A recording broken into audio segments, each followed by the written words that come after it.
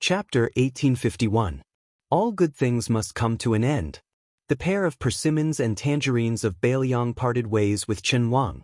The latter continued on his way to his hometown, and the young eunuch naturally acted as Chen Xiaobao's coachman. After the former turned into the dangerous Tongguan Pass at the eastern gate of Liangzhou, he paused for a moment before continuing his journey west. According to Whispering Water's spies, the entourage of the Liang imperial court delivering the edict was less than half a day's journey away from the young king. The three python-clad eunuchs of the Directorate of Ribbon Insignia could never have imagined that the king of Bailiang, who was supposed to stay at Mount Qingliang to receive the edict, was actually hanging on their tails. Following the main courier route, which was far more developed than the Central Plains, the two parties continued their journey west. Su Fengnian and Su Beiji refused the escort of the elite cavalry at Tongguan, so they only had Fan Xiaochai and Mi Fengjie as their retainers. The four of them and their horses looked like the sons of a rich family leisurely traveling through the mountains and rivers. Mi Fengjie had originally reached the Finger Mystery Realm step by step. After the battle in the rain on the small street, he had comprehended a lot and vaguely showed signs of a bottleneck loosening. On the other hand, Fan Xiaochai had not benefited at all. This was probably their own fated chance that could only be understood and not explained.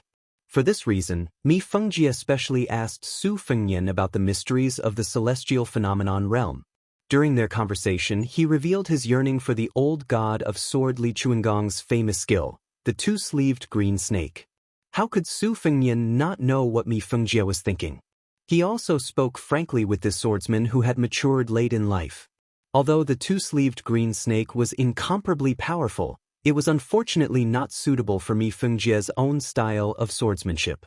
It was especially unsuitable for him to change his style at this time. After some thought, Mi Fengjie understood the crux of the matter, but he inevitably felt some regret. He was different from Su Fengnian. He had trained hard for more than 40 years, and his swordsmanship and sword will had long become a set. The two-sleeved green snake needed to integrate the essence, qi, and spirit of the swordsman. It was not that Mi Fengjie could not study the two-sleeved green snake, nor could it be that he could not break through and improve. At this moment, Mi Fengjie had just touched the threshold of the celestial phenomenon realm, so there was no need for him to gamble at this critical moment.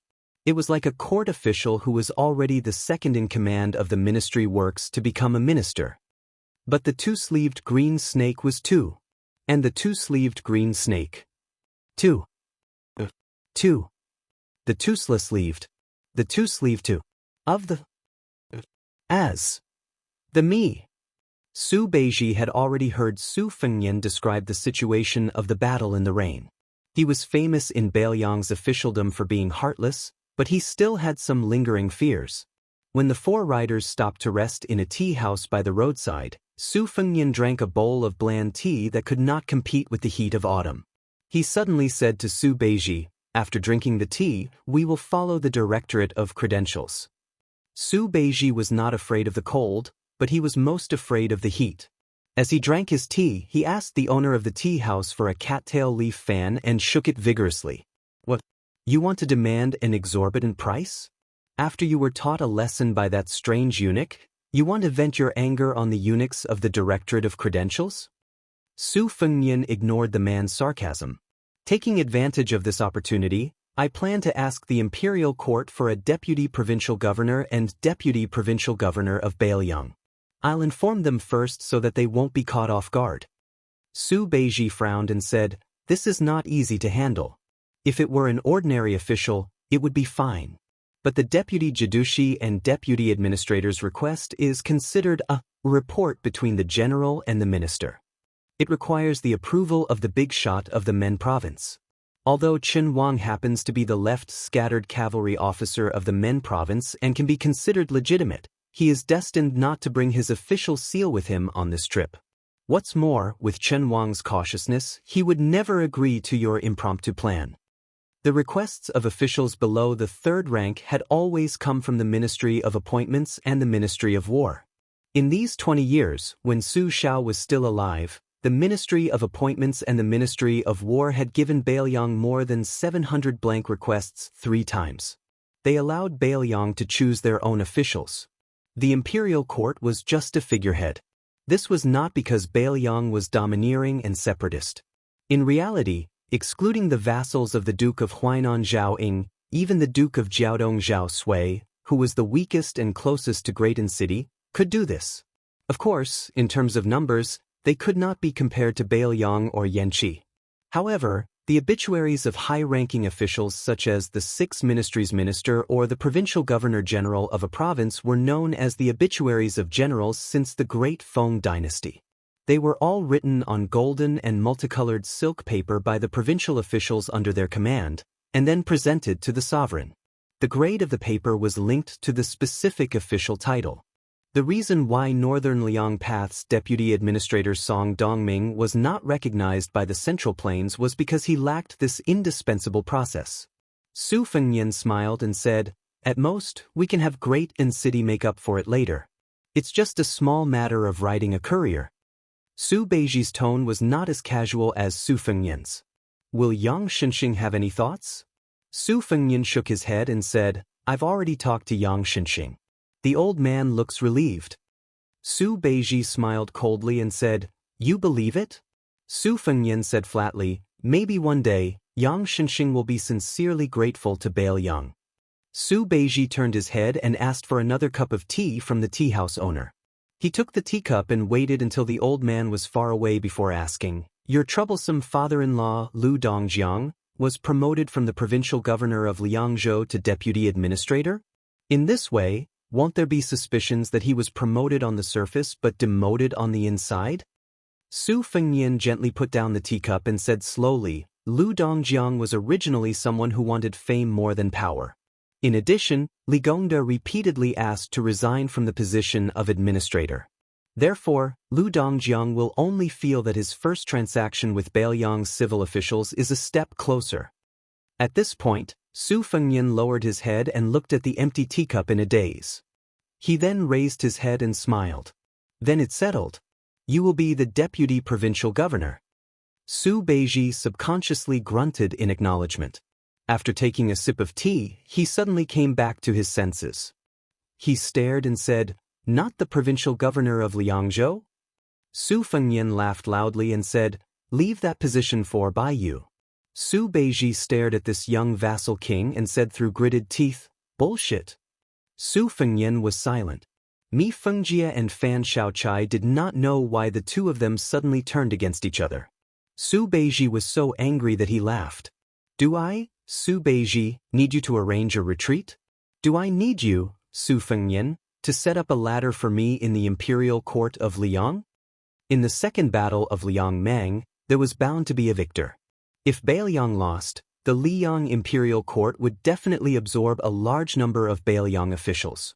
Bailiang's generals would usually die outside the pass. Although there were fence-sitters, there should not be many of them. At most, people like Cao Xiaojiao would leave the northwest. After the fall of Bailiang's civil officials outside the pass, there was not much meaning to their existence. Su Fengnian would not force them to defend Bailiang to the death or leave the northwest. Therefore, Su Beiji, as the deputy provincial governor of Bailiang, would be the highest-ranking military official if nothing unexpected happened. He would be viewed as the most desirable person by the Liang imperial court. What did it mean to be a second-ranked general of Bailiang? Everyone knew by now what it meant to be a second-ranked general of Bailiang. If Bailiang was lucky enough to win, this deputy provincial governor position would naturally be the icing on the cake. At that time, only God knows how many of Bailiang's 300,000 iron cavalry would be left. The integration of Bailiang and the Central Plains officialdom was very likely to be the trend of the times.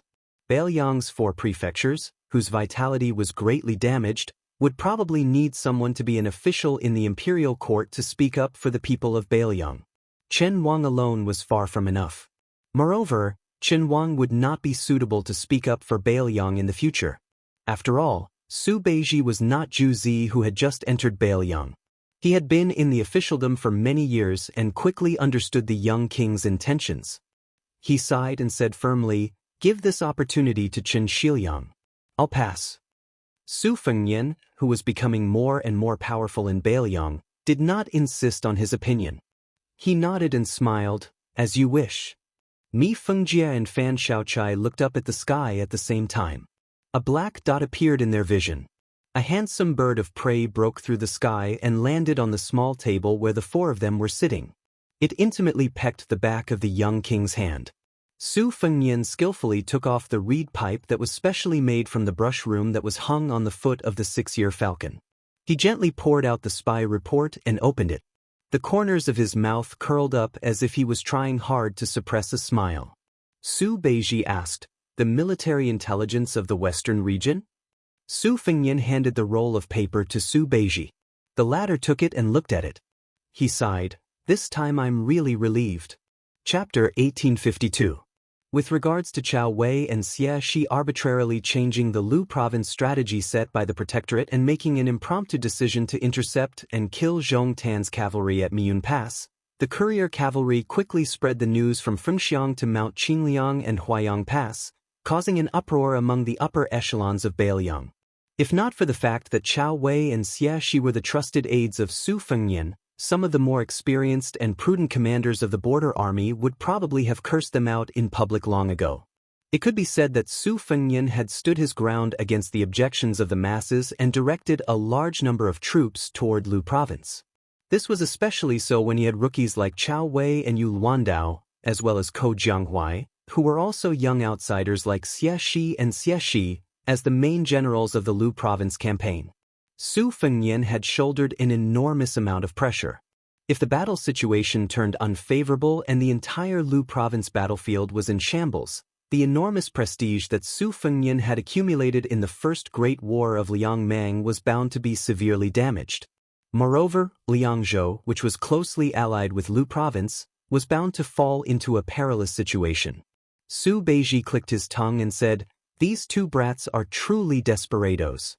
They actually managed to take down Zhong Tan's cavalry right under the noses of the monk soldiers of Mount Lantuo." Su Fengnian beamed and said, "Chao Wei and Xie Shi have risked their lives to create such a good situation. We can't let it go to waste." Su Beiji said unhappily, "I already know what kind of shit you're going to shit on. Fine, let me, the temporary deputy provincial governor of Beiliang, make a trip to Mount Lantuo." Su Fengnian said playfully, "Why did you change your mind?" Su Beiji said something strange. "To me, it's all the same." Su Fengnian did not pursue the matter. He turned to Fan Xiaochai and Mi Fengjie. "The two of you will escort the deputy regional governor to Mount Lantuo. At the same time, have Fu Shuifang send a message to Chao Weixie on the western border. After he cooperates with the three of you to ascend the mountain and persuade Mount Lantuo to form an alliance with Beiliang, they will no longer be under the control of the Liuzhou Provincial Governor's Office, Mount Qingliang, or the Protectorate General's Office." Su Beiji suddenly stood up. Su Fengnian asked, "Is there a need to be in such a hurry?" Su Beiji rolled his eyes and walked towards the riders. Su Fengnian had no choice but to stand up and send him off. When Mi Fengjie was paying the bill with the owner of the tea house, Su Fengnian suddenly laughed and said, "Give me more copper coins. I want 2 more bowls of wine." After Su Beiji mounted his horse, he looked down at the young vassal and said with a serious face, "Remember, don't get carried away." Su Fengnian said innocently, "I've seen all kinds of storms and waves. How could I?" Su Beiji laughed coldly and said, "Your smile is almost reaching your ears." Su Fengnian was resentful, but he did not retort. Mi Fengjie and Fan Xiaochai exchanged glances. The old man's eyes were full of smiles. Clearly, he was gratified by this scene of Beiliang's ruler and subject being compatible. Fan Xiaochai, on the other hand, was somewhat annoyed. He seemed to be dissatisfied with Su Beiji's attitude. Su Fengnian waved his hand to send the 3 riders off. After the 3 riders disappeared from his sight, Su Fengnian returned to the table. There were already 2 big white bowls of coarse green ant wine on the table. Su Fengnian had 1 bowl and Chu Lushan had 1 bowl of gerfalcon. Su Fengnian reached out his hand and stroked its feathers. His eyes were gentle as he smiled and said, "Old friend, drink slowly." Twice in the Yangjiangu, once in the Beimeng Jianghu, countless life and death encounters, only this old friend had always been by his side. The owner of the tea house was just an ordinary person with shallow eyes. When he saw the scene of the bird drinking wine, it was an eye-opener. He could not help but sit closer and asked curiously, "Young master, what kind of bird is this? It's so beautiful." Su Fengnian took a sip of the wine and laughed. "It's a gerfalcon from Liaodong." The old man, who had never heard of gerfalcons before, asked tentatively, "To be able to raise such a good bird with such spiritual energy, young master's family must be extraordinary, right?" Su Fengnian grinned and said, "Of course. My father fought for his entire life to accumulate the family business we have today. After he handed it over to me, many important people outside of Bailiang coveted it." The old man felt that the young man in front of him was like the sons of Bailiang generals in other places. They loved to talk about their father's military achievements and were not afraid of choking when they talked big. Who did not know that the rich people in Bailiang, even the rich men in Lingzhou, would not be able to straighten their backs when they met the masters of the neighboring provinces and counties? They would never dare to say that they had a lot of money in their pockets. Su Fengnian took off the jade pendant hanging from his waist. "Old brother, I'm in a good mood today, so I'll treat you to a drink. If you don't have money on you, just leave it here. I'll get someone to redeem it later." The old man first glanced at the jade pendant, which he did not know if was real or fake, and then glanced at the bird drinking wine on the table. He hesitated, but finally nodded and went to pick up 2 jars of high-quality green ant wine that could not be sold. The old man drank moderately at first. When the young master finished a large bowl of wine, he had only drunk half a bowl. Moreover, the old man had a good tolerance for alcohol. If he really drank to his heart's content, he would be able to drink 7 or 8 bowls. However, the old man was the only one managing the tea house. He was worried that if he really got drunk, what if the young man ran away? Then wouldn't he be scolded by his wife from today until the end of the year? Moreover, he had a young grandson who was studying in the village school.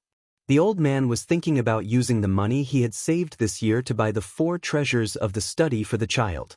Not long ago, he heard the child come home and say that a young teacher who was originally studying in the academy had come to the village school. His knowledge was greater than the sky. He told them many things about Jiangnan, about the small bridges and flowing water there, and the young teacher also talked about the scenery of his family's garden. In reality, the child did not speak clearly. The old man, who had never even touched a book before, did not understand.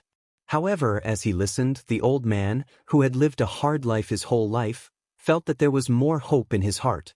Their village had about 100 families.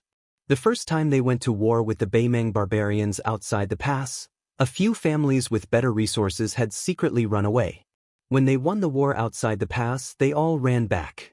In the end, they had to go to war again, so no one used the excuse of visiting relatives to go to Lingzhou or leave Bailiang. The old man who ran the tea house received and sent people off all year round. In the end, he was more knowledgeable than the villagers who dealt with crops all year round. After listening to the idle conversations of the customers, the old man unconsciously understood a basic principle. For hundreds of years, the most powerful and unified grassland power, known to have millions of cavalry and millions of soldiers, had not been able to take half a step south into the Central Plains in these 20 years. In the past, there was General Su Shao. Now, there was the new Prince Liang, Su Fengnian. In Bailiang, there were 2 generations of the Su family, father and son. The old man did not understand the harm that the feudal princes posed to the court by seizing power. He also did not understand the conflicts between Bailiang and the Zhao family in Ling. The old man who lived in Bailiang only knew that no matter how fierce the war outside the pass was, in more than 20 years within Bailiang, there had not been a single Bailiang barbarian who rode a horse and carried a sword. The defenseless commoners could live a peaceful life. As long as they were willing to put in effort, they could support their families. Was there anything more comfortable than this in the world? There was none. As time went on, the old man gradually became drunk and happy. That young master was also drunk and said a lot of nonsense. He said that when he was young, he had toasted many generals in the main hall of his home. He even used a genteel phrase, saying something like, "My son will come out to exchange for good wine." He said that at that time, there were old generals like Yan Wenluan, He Zhonghu, Chen Yunchue, and Zhong Hongwu sitting in the main hall of his home. There were also civil officials like Li Gongda and Yan Jieshi, as well as young people like Chen Zhibao, Chu Lushan, Yuan Zhuozong, Qi Dangua, Yao Jian, and Yi Shizhen. The old man, who was already 70 to 80% drunk, laughed loudly and did not take it seriously. He laughed at the young man and said, "Nonsense, nonsense." In the end, the young man, who seemed to have read some poetry, began to sing loudly, saying that he had something to say to the Central Plains. You only saw 10,000 carps jumping the Dragon Gate at Tingtide Listening Lake. You did not see Mount Qingliang, there were countless famous stone steels. You only saw a bottle gourd's mouth building the capital. You did not see under the high wall, the skeletons of the dead supported each other. You only saw a horse roaring in the west wind in the north of Liangzhou. You did not see the south of the border, the sound of books breaking out of the hut. You only saw 300,000 armored cavalry ruling the world. You did not see the people of Bailiang, every family wearing mourning clothes.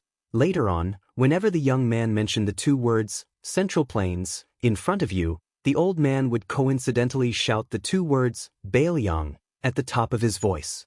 The old man did not understand anything. He just wanted to join in the fun. The young man's voice was very bleak, just like those sharp persimmon trees that could be seen everywhere in Bailiang. In the winter, they were empty and only had withered branches. In the end, the old man from the tea house lay on the table and fell asleep. The young man stood up shakily and placed the jade pendant in the old man's hand. After helping the old man hold the jade pendant tightly, he walked towards the horse. Under the setting sun, one man and one horse slowly traveled west. The young man dozed off while riding the horse. As the horse's back rose and fell, his body swayed. A person's sleep was like a small death. If he did not wake up, he would die. Chapter 1853. The old man suddenly felt a surge of energy. He raised his head to look at the sky and then turned around with a deep smile. I'm going to take a look at the fairy. Eunuch Song, Eunuch Ma, you two don't need to follow me. I'll be back soon. I'll try my best not to go back to the courier station in the dark. The eunuch in official robes sitting on the back of the young eunuch immediately stood up and said considerately, "Since we're already here, it's just a matter of one breath. What harm is there in going back in the dark? It won't delay the proper business." The tallest eunuch, Eunuch Ma, also smiled and agreed. I'm afraid this is the only chance in my life to be able to accompany Eunuch Lu on an old trip. This little journey can't be considered tiring. This time, the three of us are working for the imperial family and have walked thousands of li. Eunuch Lu smiled and nodded, his expression becoming increasingly benevolent. Although the Directorate of Credentials was not an overly prominent yamen among the 12 directorates of the Liang Imperial Palace and could not be mentioned in the same breath as the Directorate of Ceremonies under Song Tonglu, it was still not to be underestimated. After all, they were helping the monarch of a country look after those iron coupons, edicts, and yellow seals. When they were in Tian City, the Directorate of Credentials was definitely not as peaceful as it was now. It was probably because this diplomatic mission to the northwest had brought great pressure to the three elders of the Directorate of Credentials. It had truly become a case of sharing glory and suffering together. The old saying, "Looking at a mountain will kill a horse," was true. At that time, Eunuch Lu had pointed to the small ferry in the distance and still made the group of people from the Directorate of Credentials exhausted. Even Eunuch Lu had no choice but to apologize to his two sweaty colleagues in official robes. The ferry was still there, but compared to the scene of more than 20 people waiting to carry people across the river to make money, there were now only 4 or 5 people. Eunuch Lu raised his eyes and looked over, feeling a bit disappointed. The villagers were all coarse old men. There were no young men or women. There were very few travelers at the ferry crossing to the other side. Eunuch Lu had originally wanted to turn back, but he was a bit unwilling, so he walked over to the group of old men chatting idly. Those people had clearly noticed this group of people, especially the 3 eunuchs from the Directorate of Credentials. It was too fresh. Even if they were frogs at the bottom of a well that even the county magistrate looked down on a few times in their lives, as long as they weren't blind, They would know that these were influential figures that they couldn't afford to offend. They also knew that they definitely weren't customers who had come to cross the river. Although Longju River was the largest river in Liangzhou, after the government built 2 bridges over a dozen years ago, one for the garrison and the other for the common people to use, there was almost no business to speak of even during the summer and autumn seasons. There were bridges available, but they insisted on strolling along the river. Did they have nothing better to do? Unless it was a merchant or traveler from the north who was in a hurry and didn't want to walk more than 20 li to the bridge in the south, they would wade across the river. However, if it was a large merchant or tycoon who had a good relationship with the government, they could actually use the bridge in the north. However, it was said that after the young vassal king ascended to the throne, the control became stricter. The garrison and the government no longer dared to turn a blind eye to people's convenience like before. Just as Eunuch Lu was preparing to return home, someone suddenly swept across the river from the other side. His white robes fluttered, a long sword at his waist. He skimmed the surface of the river a few times before crossing. After landing gracefully on the shore, the white-robed swordsman ignored the surprised gazes of the villagers and turned to look at his Jianghu friends on the other side of the river. They were betting on who could step on the water the least to cross the river, using this to compare whose sect's qinggong was better. However, although this young Jianghu hero from a famous sect displayed an arrogant attitude that kept people at arm's length, how could he not be wary of the eunuchs behind him? Since when did Bailiang have eunuchs appear? Everyone knew that Bailiang Palace was different from the other vassal mansions of the Liang dynasty. It had never used eunuchs. After the old man named Su Tu led his iron horse into Jianghu, Liang Jianghu people either stayed at a respectful distance from the court and the government or tried to make friends with them. They had never heard of any sect that could wrestle with the family of an official. This handsome young hero standing by the river was not unfamiliar with the rules of the court, but he was not familiar with the high and mighty Great Peace City. He was not sure what position the eunuchs were qualified to wear the eye-catching red embroidered robe. However, he knew that they were not small fries. Otherwise, they would not be able to leave the palace to do business openly. The two sides were worlds apart in terms of status, so he pretended that he did not see anything.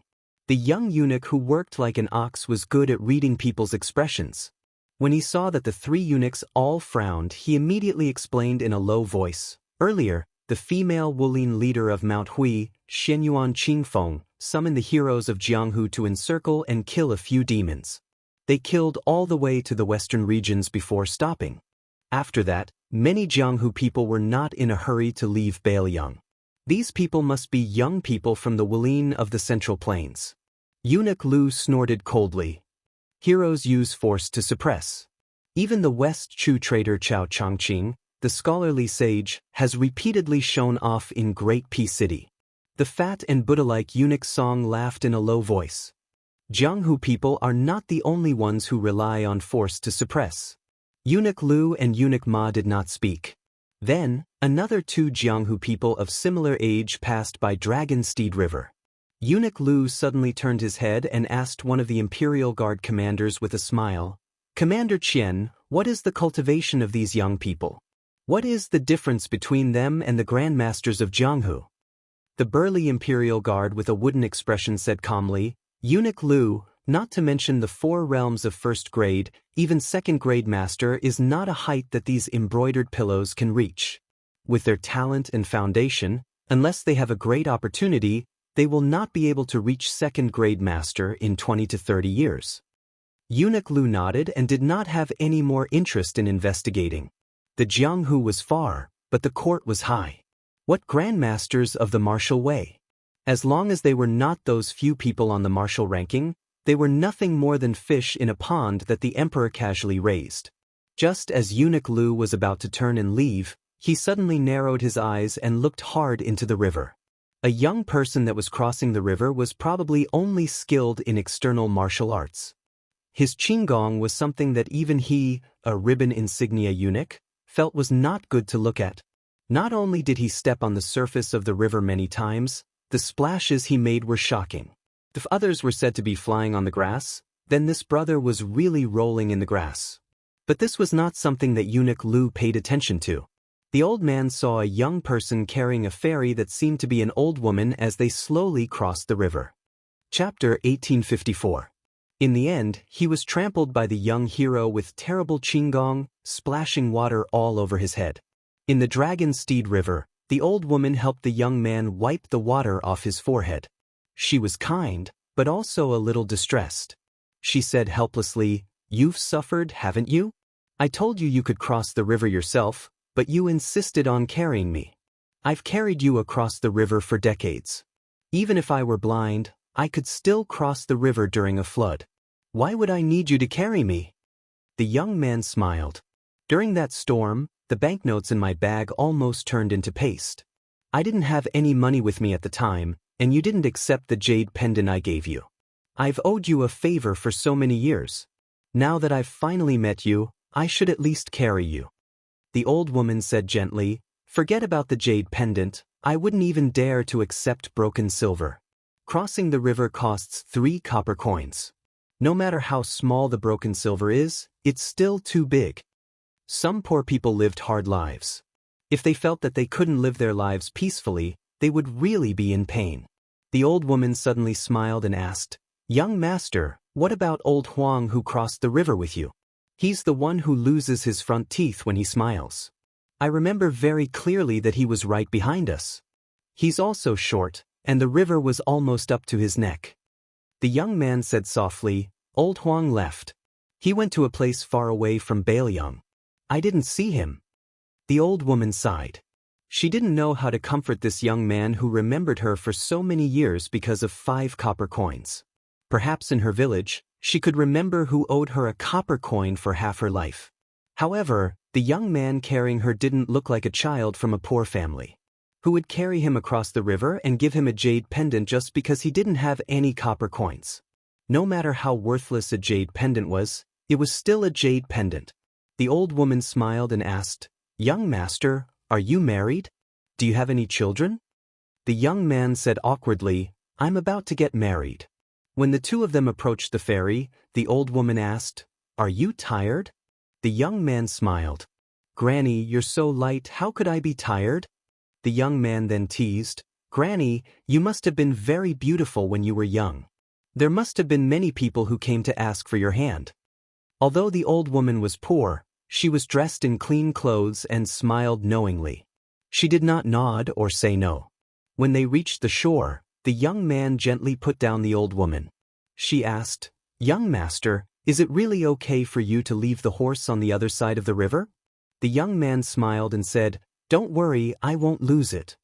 The old woman helped the young man who had rolled up his sleeves to carry her on his back and gently rolled down his sleeves.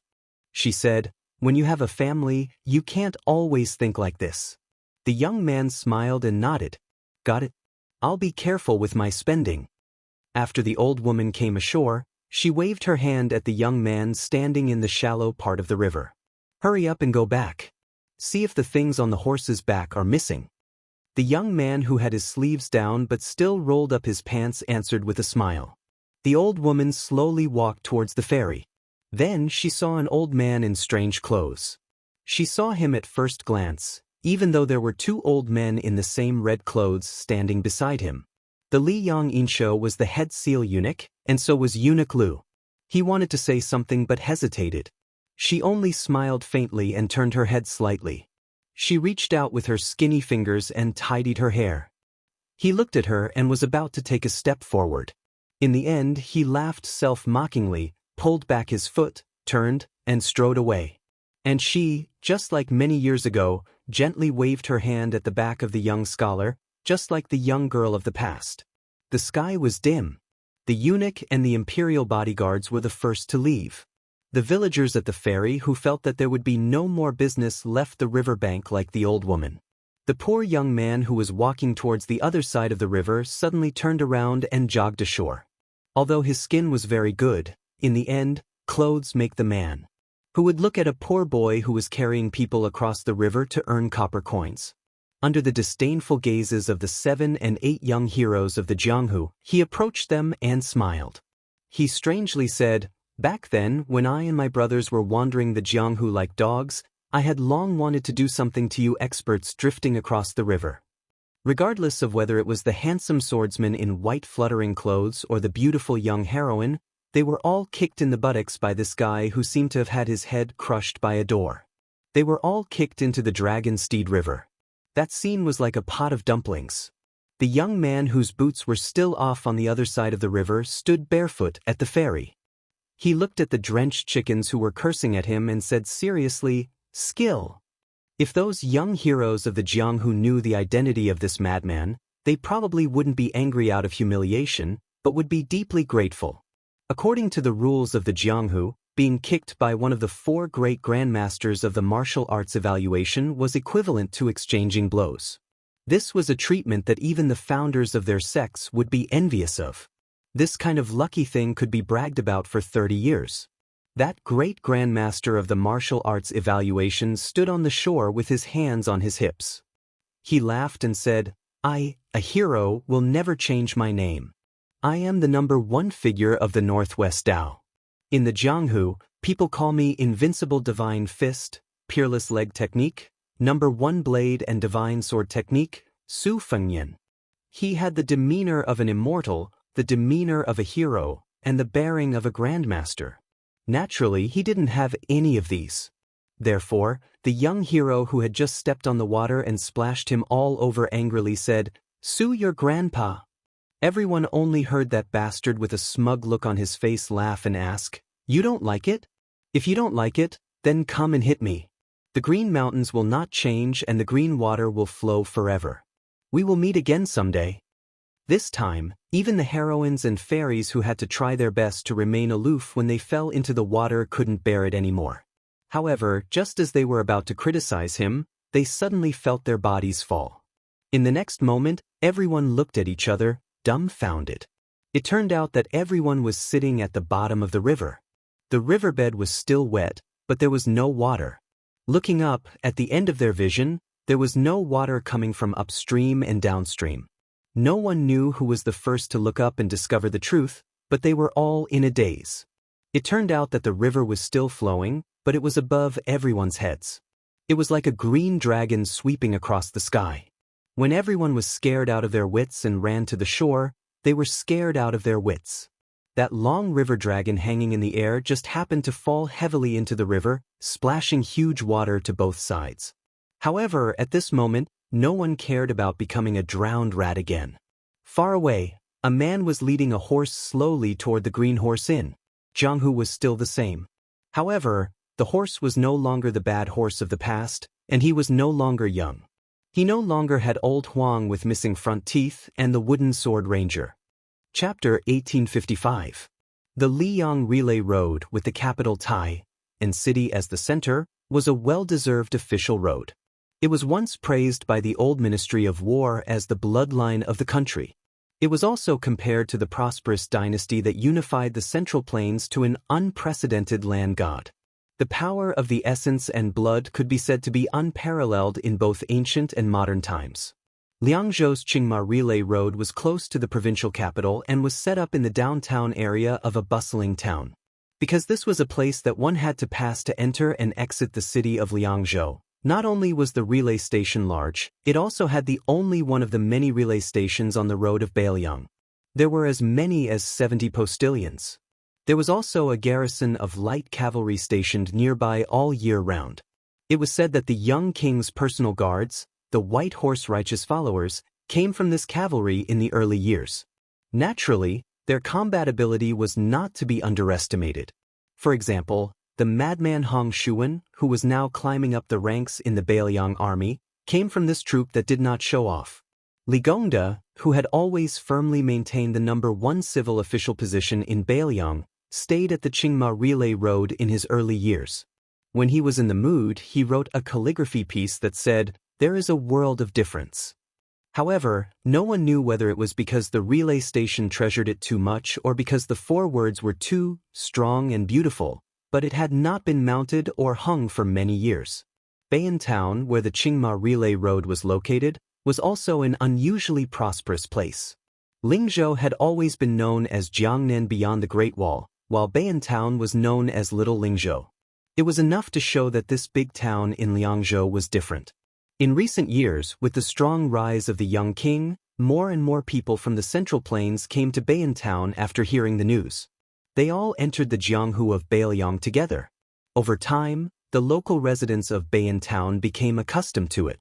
As one of the few places in Liangzhou that did not have a night ban, Bayan Town was a veritable money-squandering den. Just like the two restaurants and brothels next to each other, they worked together to advertise the two golden signboards of, "If you don't go to the 2 floors, you're in vain coming to Bailiang," and "the best wine in the world." They were very arrogant. The restaurants said that they had the best wine in the world, which was not inferior to the imperial court's tribute, and the brothels said that their girls were not inferior to the imperial court's concubines. Many Jianghu people who did not believe in heresy went to the brothels with the mentality of destroying the place. In the end, almost without exception, they all drank themselves to the ground or lay on the bed of the girls. As a result, the 2 floors of Bayan Town became more and more famous, and it was known throughout Bailiang and Lianghuai. Especially when a courtesan from the brothels eloped with a scholar from the Green Deer Cave Academy. Logically speaking, the brothels should have been furious, but instead of breaking up the lovers, they burned the contract of the courtesan.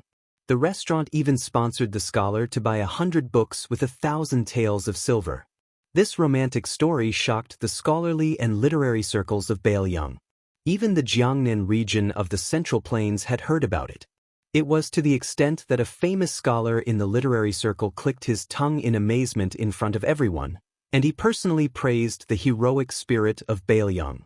If this was 3 or 4 years ago, if he dared to say a few good words for Bailiang, no matter how prestigious this famous scholar in the literary circle was, he would probably become a rat on the street, and he would implicate his family and be condemned by everyone.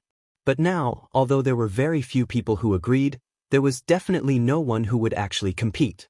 By the time the 3 eunuchs from the Directorate of Credentials returned to Bayan Town from the small crossing of Dragon Horse River, it was already late at night. Previously, the Green Horse Relay Station was afraid that something unexpected would happen, so they had no choice but to send out 20 or so elite riders from the capital to meet them. If they could not find any trace of them, the Green Horse Relay Station would definitely skip over the local government and directly notify the garrison 20 li away. After all, this group of eunuchs who delivered the edict represented the face of the Zhao clan of Liang. Eunuch Lu and his group, who had walked into Bayan Town on foot, were already hungry. As they passed by the particularly noisy restaurant and smelled the thick scent of wine, they couldn't help but be a little tempted. Eunuch Lu felt a little sorry for his 2 dog-tired colleagues, so he smiled and suggested that they all go to the restaurant to have a good meal. Eunuch Ma, who was tall and imposing and not like a eunuch, was more cautious. Although he didn't refuse, he still suggested that it was best to go back to the Green Horse Relay Station and change into ordinary clothing. Eunuch Song, who had a large body but was able to walk as light as a swallow in the royal palace, wanted to say that it wasn't a big deal. Could there be an assassin under the nose of Bailiang Palace? However, since Eunuch Lu, the head shopkeeper of the Directorate of Credentials, had nodded, Eunuch Song, who hadn't had a good time since coming to Bailiang, could only quietly swallow his words. After returning to the Green Horse Relay Station and washing up and changing clothes, the 3 eunuchs were accompanied only by the Imperial Guard commander surnamed Qian. The 4 of them walked together into the restaurant called the Restaurant. Because the restaurant next door was the most famous brothel in Bayan Town, they could vaguely hear the soft and seductive laughter. This made Eunuch Lu laugh involuntarily. If their drinking trip traveled to the capital, it would most likely become a rumor that the eunuchs of the Directorate of Credentials had gone to a brothel. That would be a great joke. The restaurant had 3 floors. Although it was late at night, the lobby on the first floor was still packed. There weren't many seats left on the second floor. The restaurant waiter, who was good at reading people's expressions, led the 4 of them to a private room on the top floor with the best view. It was called a private room, but it was actually separated by a large screen with exquisite embroidery. After Eunuch Song sat down, he leaned comfortably against the back of a yellow rosewood chair with a natural gourd-shaped wood core. He laughed softly and said, "The layout here is somewhat similar to the market on our side." Eunuch Ma, who had changed his clothes and looked more like a burly man from outside the Great Wall, looked around and was quite satisfied. Compared to the 2 floors below, it was much quieter and more elegant. He narrowed his eyes and nodded. Eunuch Lu said amiably to the young waiter who had a cotton towel on his shoulder, 2 pots of Jizhou Lao Jiao, Jiangnan apricot blossom wine, and cooked flower wine. As for the dishes and snacks, you can do as you see fit. The young waiter smiled and bowed to flatter, Master, you are really an expert. You deserve the title of wine immortal. It's true that ordinary customers are generous when they come to our restaurant, but most of them choose the West Shu tribute wine, Jian Nan Chun, to drink. In my opinion, the wine is good, but in terms of mellow aftertaste, it can't compare to the cooked flower wine. In terms of burning intensity, it is far inferior to the green ant from Bailiang. By the way, for masters, I have to say something. Our restaurant has an unwritten rule. When you come here, as long as you want to drink the green ant, you can drink as much as you want without charge. Eunuch Song asked curiously, even if you want to drink 8 or 10 pots, it's still free? Aren't you afraid that your restaurant will go bankrupt from drinking? Also, if someone comes to your restaurant and only drinks the green ant, will this rule still be valid? At the mention of this, the young waiter who was originally bowing to flatter immediately said proudly, It's valid, how can it not be valid? Everyone who comes is a guest. Our manager has already said that for those who are willing and able to drink our Bailiang's green ant, it's not a big deal to ruin their business. Just treat it as making friends with these heroes. Our manager has even set a special rule. If anyone can drink 6 pots of our restaurant's signature green ant in one go, not to mention the cost of the banquet, even if they want to sleep in the building next door for a night, our restaurant will pay for it. Eunuch Lu smiled and said, It's rare to see a restaurant open for business like this. Interesting. Eunuch Song chuckled and held the comfortable antique chair with both hands. He looked at the eloquent young waiter and said, It seems that although your manager stinks of money, he's not an ordinary person. Today, I'm in a good mood, so I'll give your manager face and ask him to propose a toast to Master Lu beside me. To tell you the truth, if you miss this chance, you won't be able to get it for the rest of your life. The young waiter listened to the fat man's official language of the Central Plains, and the arrogance he put on was even greater than the county governor. In fact, he was complaining in his heart, but he didn't show it on his face. He begged for mercy and said, Sir, I'm really sorry. Our head manager isn't someone from Bayan Town. Even I haven't seen him before. Unfortunately, the second manager who is in charge has a meal next door that he can't refuse. But please don't worry. Just based on the 6 pots of wine you ordered, as long as the second manager returns to the restaurant, I'll immediately inform him. I won't let the second manager miss the 4 masters. Eunuch Song, who couldn't be at ease again, was already unhappy. Just as he was about to explode, he saw Eunuch Lu take out a large amount of silver from his money pouch. He didn't throw it to the waiter like other rich guests. Instead, he placed it on the table and slowly pushed it forward. He smiled and said, This is a reward for you. Don't think it's too little. The young waiter had the best impression of the old man sitting in the main seat. He was like a kind-looking rich man or an old scholar who had walked out of a scholarly family. He was polite to everyone. It was rare to see him in a restaurant where the rich and the poor were all masters. The young waiter hesitated. Then he heard the burly middle-aged man, who had been silent, say coldly, If I tell you to take it, then take it. After the young waiter carefully put away the silver and left, Eunuch Lu asked in a small voice, How is it? Commander Qian, who was famous in both the palace army and the Ministry of Justice, said softly, There's nothing strange. Looking along the way, the waiters in this restaurant are all normal people who have never practiced martial arts. However, there are a few tables on the 3rd floor that are not simple. Eunuch Lu smiled faintly and said, In the worst-case scenario, this place is only 15 minutes away from the Green Horse Relay Station. The cavalry will arrive in the blink of an eye. Also, I believe that the Bailiang spies who are secretly watching us won't be useless decorations. Let's just drink and not worry. Chapter 1856. The cautious Eunuch Ma was still slightly worried, but the carefree Eunuch Song was already shouting, Let's drink, let's drink. Brother Qian, later, you have to try the ripe flower wine from our hometown. I've missed that taste for half my life. The 6 jars of wine that were renowned throughout the court were quickly brought up. The young waiter who had been rewarded even took the initiative to bring 2 more jars of first-rate green ant wine from the restaurant. In any case, he was being generous and did not feel any pain. Compared to the carefree head seal eunuch Lu and the carefree head seal eunuch Song, Commander Qian of the Imperial Army, who had been through the battlefields of the Jianghu, was more calculative. In the end, he had the safety of the 3 elders of the Directorate of Credentials on his shoulders. On a smaller scale, if any of the old eunuchs qualified to wear the official robes made a mistake, then his officialdom in Great Peace City would come to an end. On a larger scale, if a storm that could not be suppressed appeared, he, the Qian family, and even the benefactor behind him would not be able to bear the consequences. Therefore, this seemingly impromptu drinking session, this commander, who had a golden saber bestowed by the imperial family, had been observing his surroundings the entire time.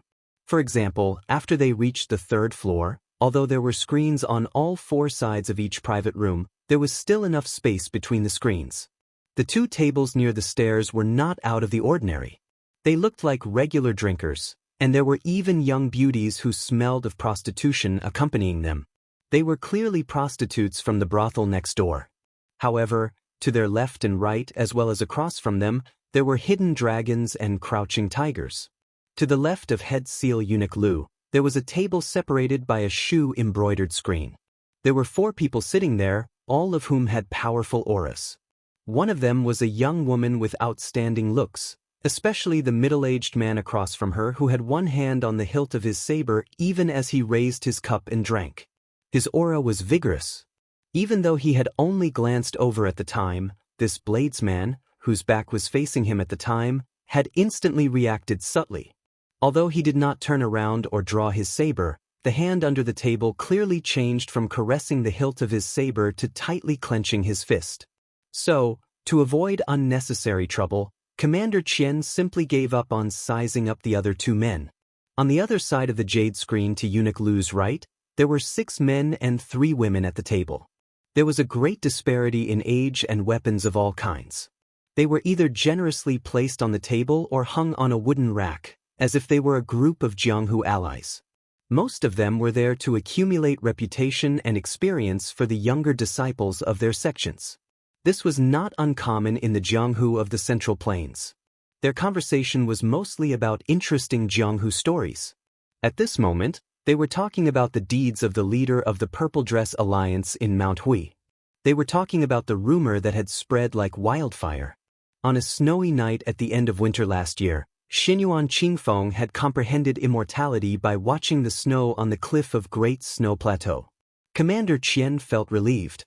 What truly troubled him was the table opposite eunuch Lu. This was also the real reason why Commander Qian chose to sit opposite eunuch Lu. Separated by 2 screens and 20 steps away, a middle-aged couple sat at the table. The man had the aura of a battlefield that Commander Qian could not be more familiar with. However, he only saw a woman with a gloomy side profile. Her looks were average, but her aura was extremely cold and fierce. She gave off a wild aura that was completely different from the ordinary experts of the Jianghu sections. The latter usually fought to learn from each other only for the sake of reputation, but she fought to the death only for the sake of killing. Halfway through the wine, another 2 groups of people came up at the same time. The first group to arrive was really coincidental. It was the Jianghu young heroes and women who flew past the small crossing of Dragonsteed River. However, for some reason, their expressions were complicated. There was respect and excitement, as if they had seen ghosts in the day. What was strange was that these young people had all changed their clothes. Did they need to bathe and change clothes just to drink? Commander Qian, who had master realm cultivation, measured their strength. Although he felt that it was a little weird, he didn't think too much about it.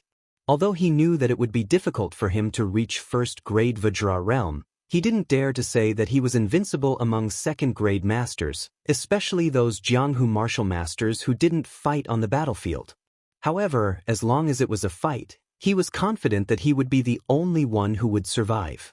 It must be known that even the world's #1 bladesmanship master, Gu Jianteng, had admired the bladesmanship of a mere commandant of the palace guards. If he had not been promoted to deputy commander by the court, perhaps he would have followed Gu Jiantang to the Liao and returned to the battlefield at the border. As for the second group of people, there were 3 men and 2 women. The young man in the lead had the air of a young hero from the pugilistic world who wanted the entire world to know about him. He wasn't worthy of Commander Qian's attention. But the next 4 people made him tremble in fear. The blind woman beside the young hero held a zither, and behind her was a middle-aged man with a sword case on his back. His sword energy was extremely heavy, but this was under the premise that he was deliberately suppressing it. Behind him, a man and woman who looked like husband and wife walked side by side. The young woman was very eye-catching, with a voluptuous and enchanting figure. She was wearing colorful tie-dyed clothes, with a string of small and exquisite silver bells hanging on her hands and feet. The bells rang before she showed up, and there was a snow-white curved short knife in a slanted scabbard hanging on her waist. Commander Qian, who had extremely high standards, could tell at a glance that this was the attire of the Miao people from the 100,000 mountains of the southwest. She was holding the arm of the short man beside her, with an undisguised look of pride in her eyes, as if her man was the top hero in the world. Under her contrast, the originally inconspicuous middle-aged man stood out like a crane among chickens. He was wearing a linen short-sleeved shirt, a green headscarf wrapped around his head, and a white cloth wrapped around his calves. Before one wave calmed down, another wave came. Commander Qian's heart almost jumped out of his throat. In less than half a glass of wine, another young woman, who was surrounded by a myriad of stars, came to the second floor. She was followed by 4 people who looked like retainers. Commander Qian's face turned green after he retracted his gaze. What status did this woman have to hire 4 top experts who were at least at the 2nd-grade master level? Just like that, a small restaurant suddenly became a place where experts were as common as dogs on the street. Even Commander Qian, who was used to seeing big waves, started to sweat. Eunuch Lu asked calmly, "Is there trouble?" Commander Qian smiled bitterly, "Not necessarily, but as long as there is a conflict, it will definitely be a huge problem. Maybe even 1 or 2,000 cavalry won't be able to solve it." Eunuch Lu waved his hand and smiled, "As long as this is Bailiang, it's enough." At that moment, Commander Qian finally had a whole new level of respect for this head eunuch of the Directorate of Ribbon Sealing. Outside the restaurant where all kinds of fish and dragons gathered, a young man with a sword and a horse suddenly stopped on the street. When he stopped, the procuress at the entrance of the brothel saw his appearance clearly. Her eyes immediately lit up, and the 2 gorgeously dressed girls beside her wished they could pounce on the handsome guy who was still rolling up his sleeves and swallow him whole on the spot. The young man who was in a daze didn't seem to hear what the procuress was saying. He allowed her to pull his arm and drag him towards the brothel. He only remembered many years ago when he, Li Hanlin, Yan Qiji, and Kong Zhenrong drank wine together. At that time, it was always Li Hanlin who paid for it. He stole the money from his stingy father in Bailiang. Every time, it was like he was going to the execution ground the next day after having fun. At that time, Yan Qiji, who had been given the nickname Eating Chicken Yen, couldn't let go of himself.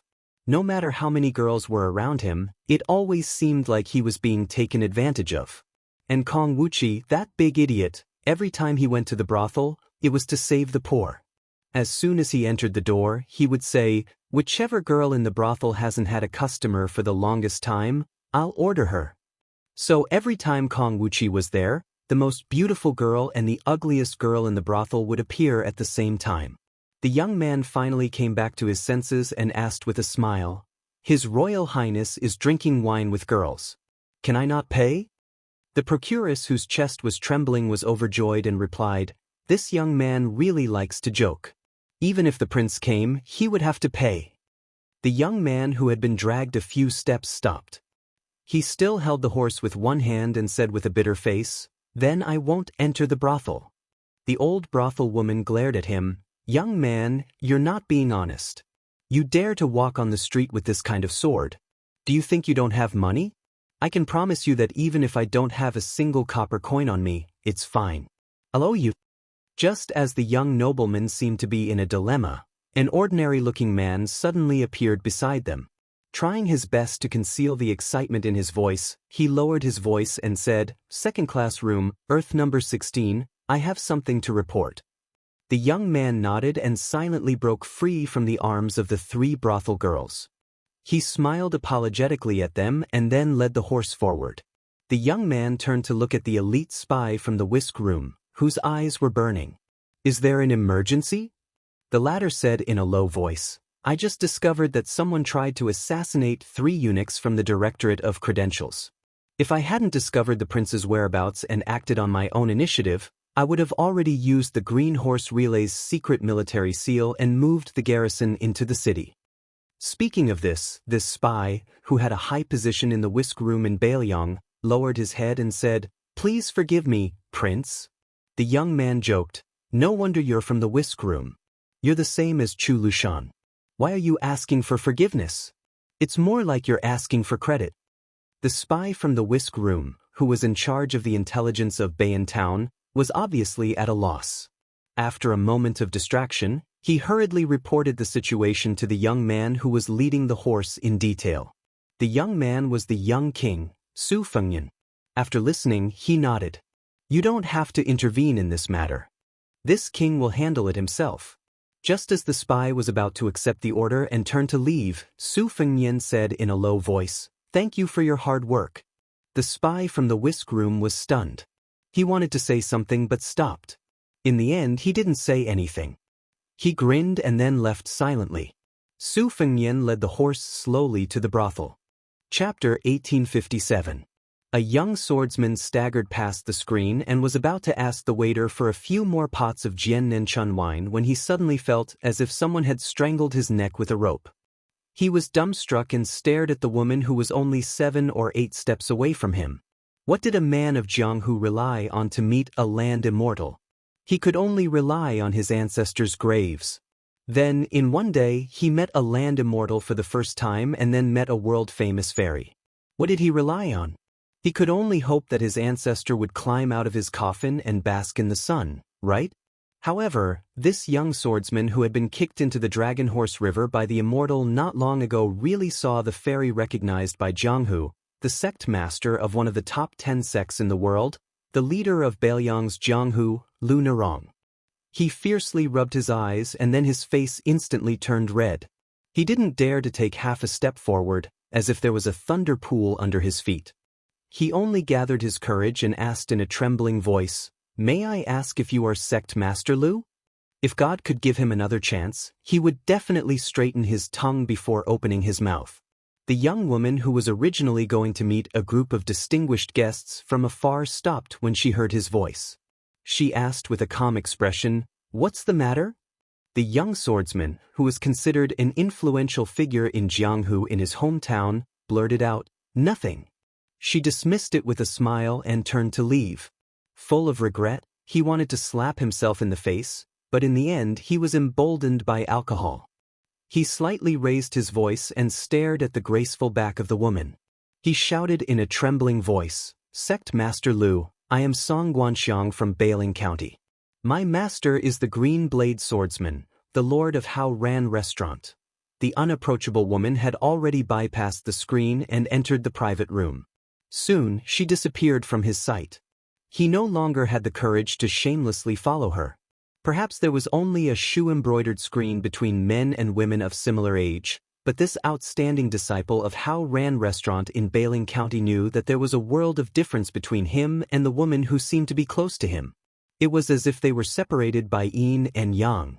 After Liang changed its name from Eternal Hui to Auspicious Talisman, a clear dividing line appeared in Liang's Jianghu.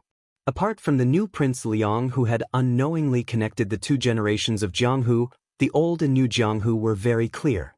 Wang Xianxia from Woolly City, Spring and Autumn Sword God Li Chungang, Huang Longshire of Spring and Autumn 3 Jia, Catman Han Xingxian, Wang Mingyan, Dongyue Sword Pool Song Yanqing and so on had passed away. With the disappearance of the Peach Blossom Sword God Dong Tai and Chao Changqing's death outside Tai and City, the conclusion of the Eternal Hui Jianghu was even more clear. Today's auspicious talisman Jianghu had a new atmosphere, and a figure that people took delight in talking about was Mount Huizi, who commanded the heroes of the Central Plains as a woman. She was the leader of the 12 auspicious talisman Jianghu and the 4 sages. She was the leader of the Quick Snow Villa by the Spring God Lake, Jinsua Knife Villa, Gangnamdo Black Gutai, and Yin Villa. She was the young banished immortal of Taibai sword sect who had made rapid progress in sword Dao and single-handedly sent a second-rate sect into the top 10 sections. She was the young fairy of Southern Border Dragon Palace Lin Hongyuan and Black Gutai Lu Huanxian who had attracted countless heroes. In today's Jianghu, people liked the new and did not remember the old. When the old people talked to the young people about the Wu family's sword tomb, the latter would say that the banished immortal of the Taibai sword sect, who had broken through 3 realms in half a year, would definitely be able to flatten the Wu family's sword tomb. When the old people talked to the young people about Wang Xianxia, who claimed to be number 2 in the world for 60 years in the martial emperor city, the latter would probably say that it was fortunate that the old man surnamed Wang died early. Otherwise, if the banished immortal of the Taibai sword sect and the master of the Jin Qiudao manor, these martial art geniuses would have practiced the saber and sword for a few more years, those old fellows would be considered shameless enough to claim to be number 20 in the world. Only when they talked about the new Prince Liang, who had 300,000 cavalrymen under his command, there was rarely any doubt. It was believed that if that young Prince Liang had the opportunity to go to Liang again, he would definitely feel unfamiliar. This was not a case of the river flowing east for 30 years, but a case of the river flowing east for 3 years. Lu Narong was already numb to this kind of inexplicable flirting. In the beginning, she would still take this matter seriously, believing in her father's generation of Jianghu's so-called treating people with sincerity and treating everyone as an equal from the bottom of her heart. However, after suffering once, she began to involuntarily give up on her father's set of golden rules and jade rules. Previously, there was a handsome man from a sect in the Central Plains whom she had only met once, but he actually told the public that he had fallen in love with her, the leader of the Fish Dragon Gang, at first sight. As a result, the entire Bailiang Jianghu was in an uproar. Afterwards, before she could react, 2 secret consecrators in the gang brazenly killed him and hung his bloody head directly on the martial arts field flag of the Fish Dragon Gang's headquarters in Lingzhou. As for the Jianghu talent who was convicted because of his words, not only did the sect not denounce him, but instead sent a secret letter to the Fish Dragon Gang, full of carefully worded apologies. From that moment on, she truly realized her identity. Even if she practiced martial arts for another 100 or 200 years, she still wouldn't be able to enter the martial arts rankings. However, as long as the Fish Dragon Gang, which had a large number of members, still existed, she would be one of the most powerful figures in Jianghu. This had nothing to do with her family name. Today's Jianghu was so snobbish. She knew that her beauty was far from being a devastatingly beautiful woman. Not to mention Xinyu, Jiang and I, who had made it onto the martial arts rankings, or Huishan Zi Xinyuan Qingfeng, whose appearance had been reborn as his martial arts realm rose, even compared to the other 3 who were known as the 4 fairies of Liang, Lin Hongyuan of the Dragon Palace, Tong Shanquan of the Jinsua Saber Village, and Lu Hunxian of the Black Gutai, Lu Hunxian. Lu Narong also admitted that her appearance and temperament were far inferior. Now that she was busy with work and occasionally had some free time, she would let her imagination run wild. She felt that those seemingly heroic men in Jianghu, whom they admired, were just her identity. Even if she was a bit uglier, even if her personality was violent and temperamental, there would still be countless people fighting to be her subject. Therefore, she missed the time when she was desperate and became a Beimang bodyguard. She was an ignorant young girl in Jianghu. After bypassing the screen, Lu Narong quickly put away her ridiculous thoughts and looked at the 4 distinguished guests from Nanjiang who came from afar. As a well-deserved local tyrant, she still did not hurry to take a seat. Instead, she raised her hand and cupped her fist to apologize. We were delayed on the road for 2 days. Palace Master Lin has been waiting for a long time. The man closest to the leader of the Fish Dragon Gang was the machete man that Commander Qian of the Imperial Guards was very afraid of. Although he had already noticed the 4 people behind Lu Narong when she went up the stairs and waited until Lu Narong stood beside him at this moment, the machete man turned a deaf ear and continued to drink and eat meat. However, he loosened his hand on the hilt of the machete man, presumably to show that he was not an evil guest. As for whether Lu Narong understood or not, the old man with black hair actually didn't care. He was indeed qualified to not care. Because he was Mao Shulang. As one of the few machete men masters in the world and an old man who had personally experienced the brilliant era of the Spring and Autumn 13 armors, he was called Northern Li and Southern Mao together with Li Chungang at his peak. Unfortunately, he lost the 2 most important battles in his life. He lost to Li Chungang in the battle between machetes and swords. That battle was also regarded by many old Jianghu people as the battle between machetes and swords. Later, Gu Jiantang showed his outstanding talent and went all the way to the south to challenge Mao Shulang.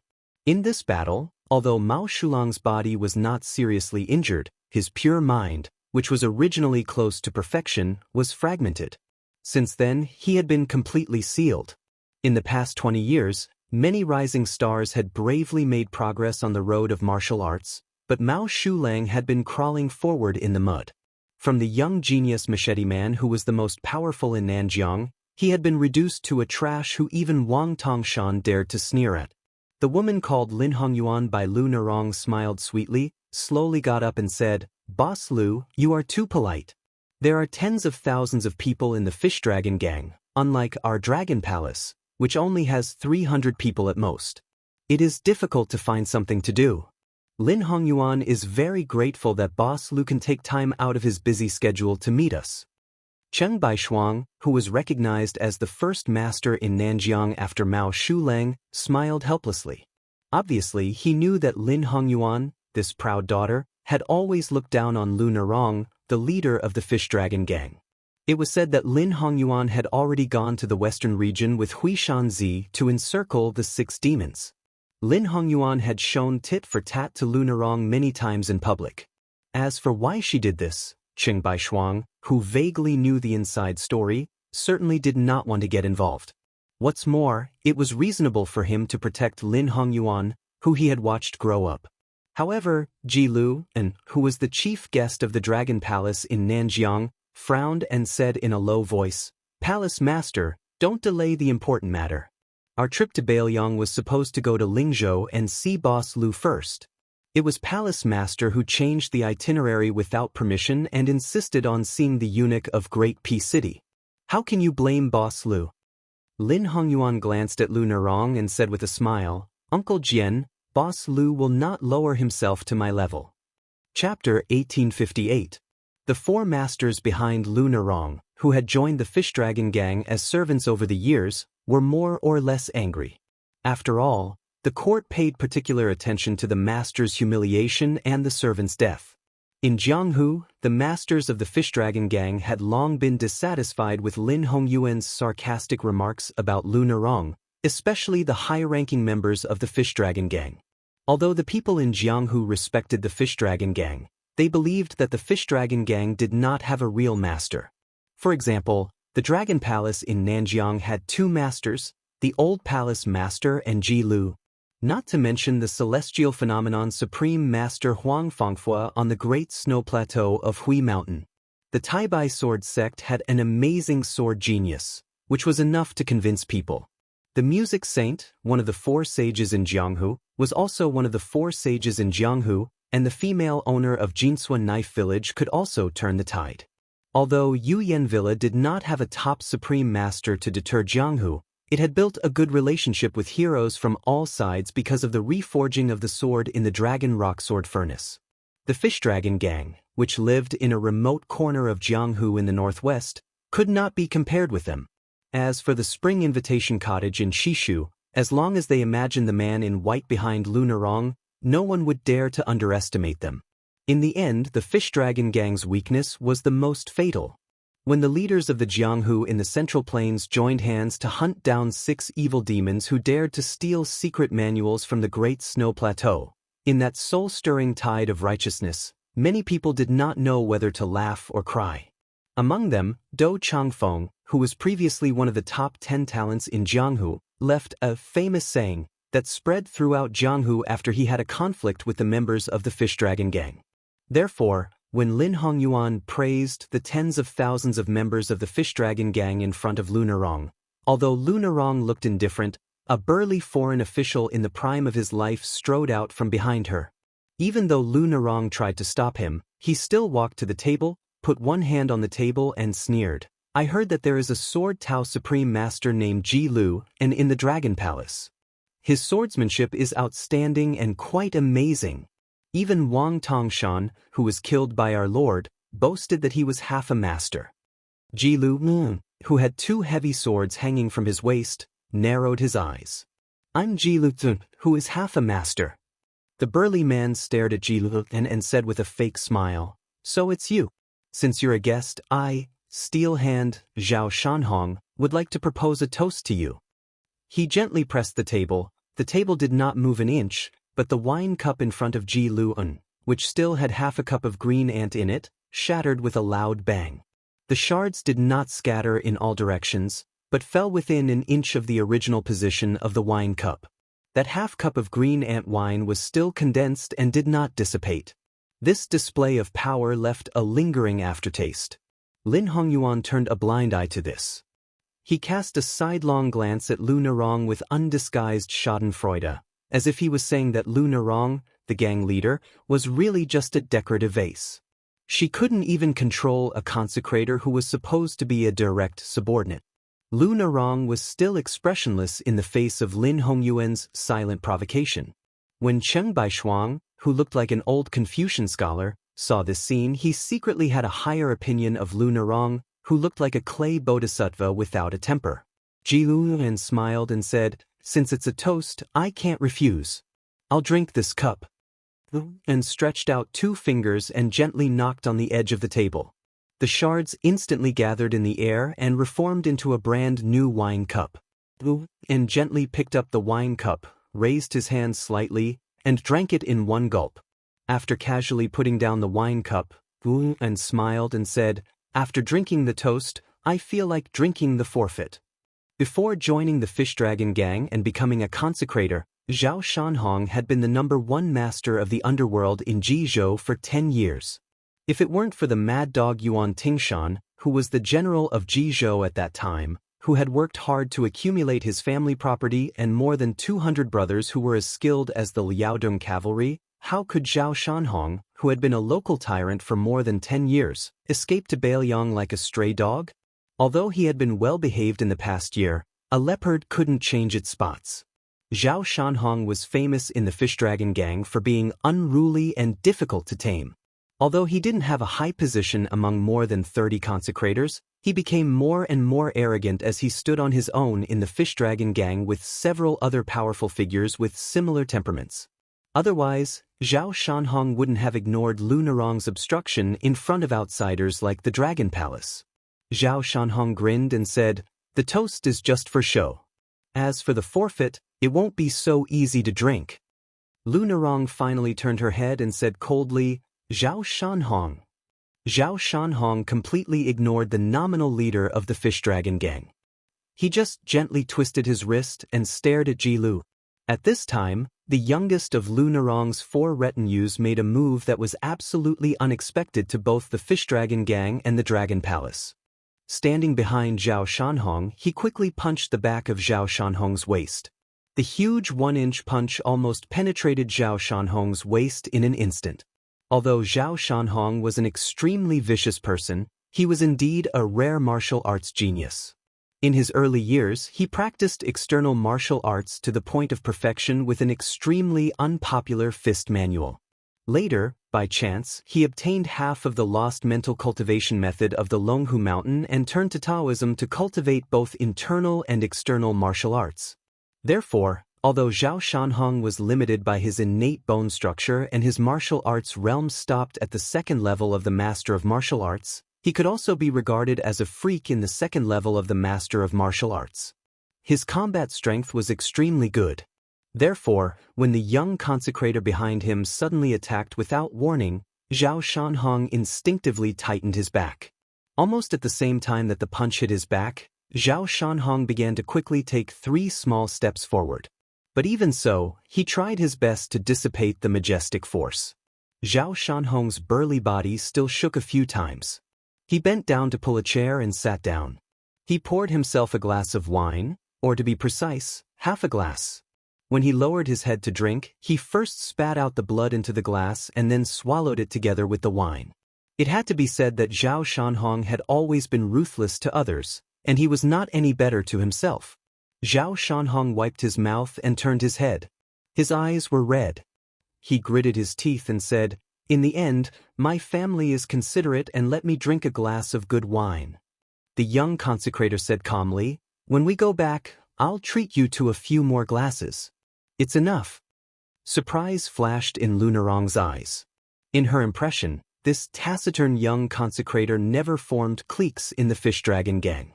He was one of the few loners, so his influence was far less than Zhao Shanhong's, who liked to group up. Now there were many leaders in the fish dragon gang. For example, the 2 old men behind her were her trusted subordinates. However, the so-called trusted subordinates were only relative to the young consecrator or the steel opener Zhao Shanhong, who had been watching coldly before today.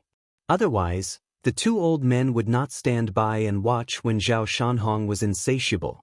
However, generally speaking, in some internal affairs, the 2 old men could agree with Lu Narong, the leader of the gang. Zhao Shanhong had 3 or 4 consecrators on each of the 3 internal mountains, and they often arm-wrestled with Lu Narong. The remaining 2 groups of people formed their own alliances. There were not many people, but they were quite powerful. One group was privately called the Cold Blade Department, and they had a good relationship with the local general schools in Lingzhou. The other group was ridiculed as the Civil Official Department. Previously, they followed the leader of Lingzhou, Song Yan, blindly. After Song Yan left his post and was promoted to Yuzhou, they were now in a heated relationship with the new provincial governor of Lingzhou, Chang Sui.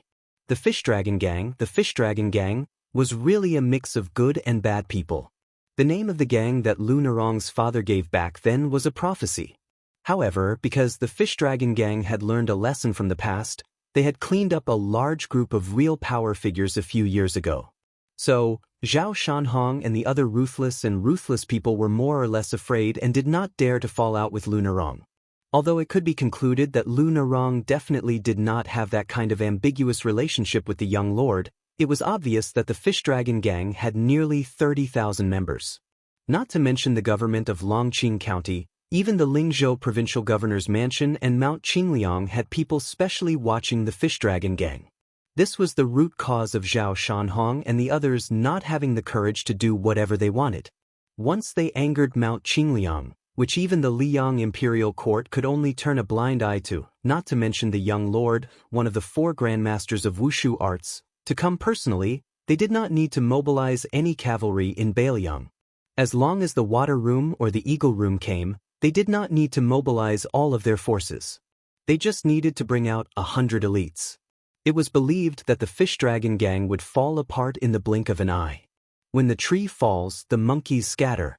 Then they would go back to their own homes. Of course, the premise was that they were not included in the must-kill list of those spies and men of sacrifice.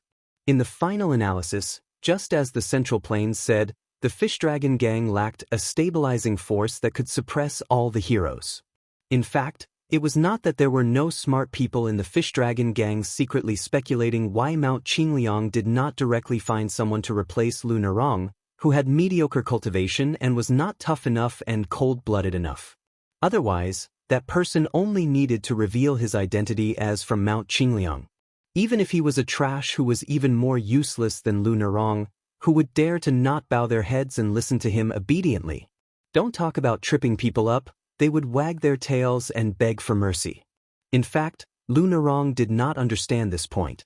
At first, she thought that that person wanted an easily controlled underground dynasty to appear in Bailiang.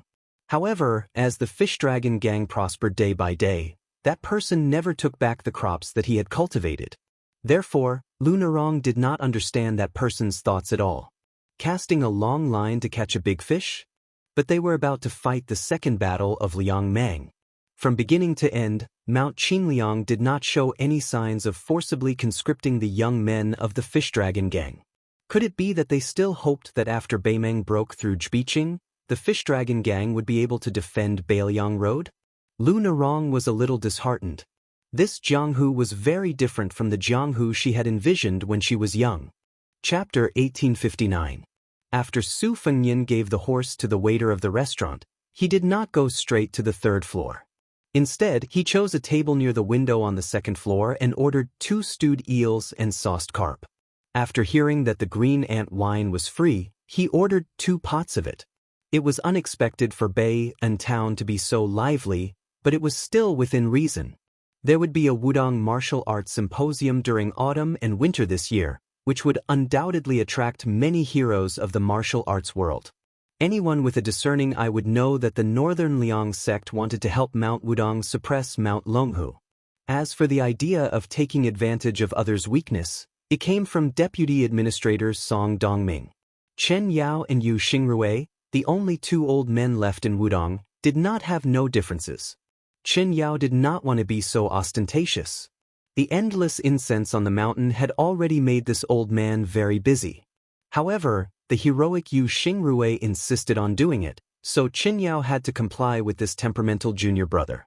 In the end, the reason why Chen Yao took a step back was not the hint of Mount Qingliang, nor the fact that he could not persuade the current leader Li Yufu, such a good disciple, but the 4 words on the mountain gate's memorial arch Wudong will prosper. Li Yufu's words also made Chen Yao completely relieved. When there is no one on the mountain, I cultivate peace. When there is a sea of people on the mountain, I also cultivate peace. Compared to the time when the purple clothes of Mount Huishan attracted the righteous people of Jianghu to the western region, the Wudong martial arts competition this time might be bigger. The real boss of the Snow Plateau, Huang Fangfua, had already spread the news to the Central Plains. At that time, all the guests of Mount Huishan would go to Wudong together. The Snow Villa and Yuyan Villa nodded almost at the same time, followed by the Dragon Palace and Dark Drum Stage. The young banished immortal of Taibai Sword Sect, who was in the limelight for a while, even announced that he would discuss Dao with Wudong's leader Li Yufu in the Purple Virtual Palace, and that he would discuss martial arts with the king of Bailiang, Su Fengnian, on the top of Little Lotus Peak. In this way, including the fish dragons in Bailiang, 7 of the top 10 sects in Liyang had already decided to participate in the Wudong Martial Arts Symposium. Dongyue Sword Pool and Jinsua Dao Zhuang remained silent. Only the Spring Invitation Cottage was left. Since Bailiang's hostility with Western Shu was known to everyone in the imperial court, presumably Xiexie, who had won 2 consecutive Rouge reviews, would not participate in this liveliness that would only benefit others. Xianyuan Qingfeng was one of the 12 champions of Auspicious Talisman, which originated from the 13 armors of Spring and Autumn. He alone occupied 3 of the 12 champions, while the other 9 almost all left. Among the 4 sages, including the music sage of Black Drum Station, 3 of them would also come to Mount Wudong. At least half of the top 10 loose immortals and top 10 young masters of Jianghu would definitely appear in this event. The Quick Snow Villa, Yuyan Villa, Taibai Sword School, and Black Drum Station, whose foundations were not stable, indeed needed to show their faces in public. Taibai Sword School, who relied on only one person to carry the burden, needed the most to prove themselves to Liyang Jianghu. And the young master, who was known as the 3rd person in the Jianghu in the last 100 years in the Jianghu, had won countless cheers for Taibai Sword School after he issued a shocking and heroic challenge to the young king. It was said that some famous heroines and fairies in Jianghu who admired this banished immortal had already publicly cheered for him. The general wording was the same. It was nothing more than that even if he failed in this martial arts symposium, with his amazing talent in the Jianghu and his rapid progress in cultivation, he would be able to drag the young king down from his throne in 10 years at most.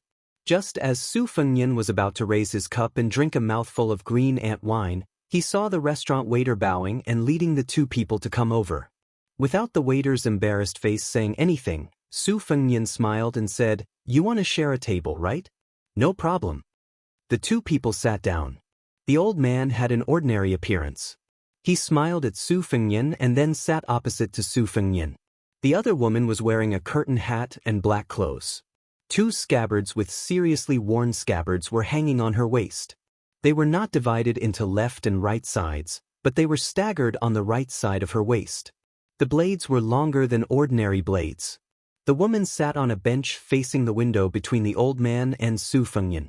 She took off her curtain hat and put it on the table, revealing a heroic face.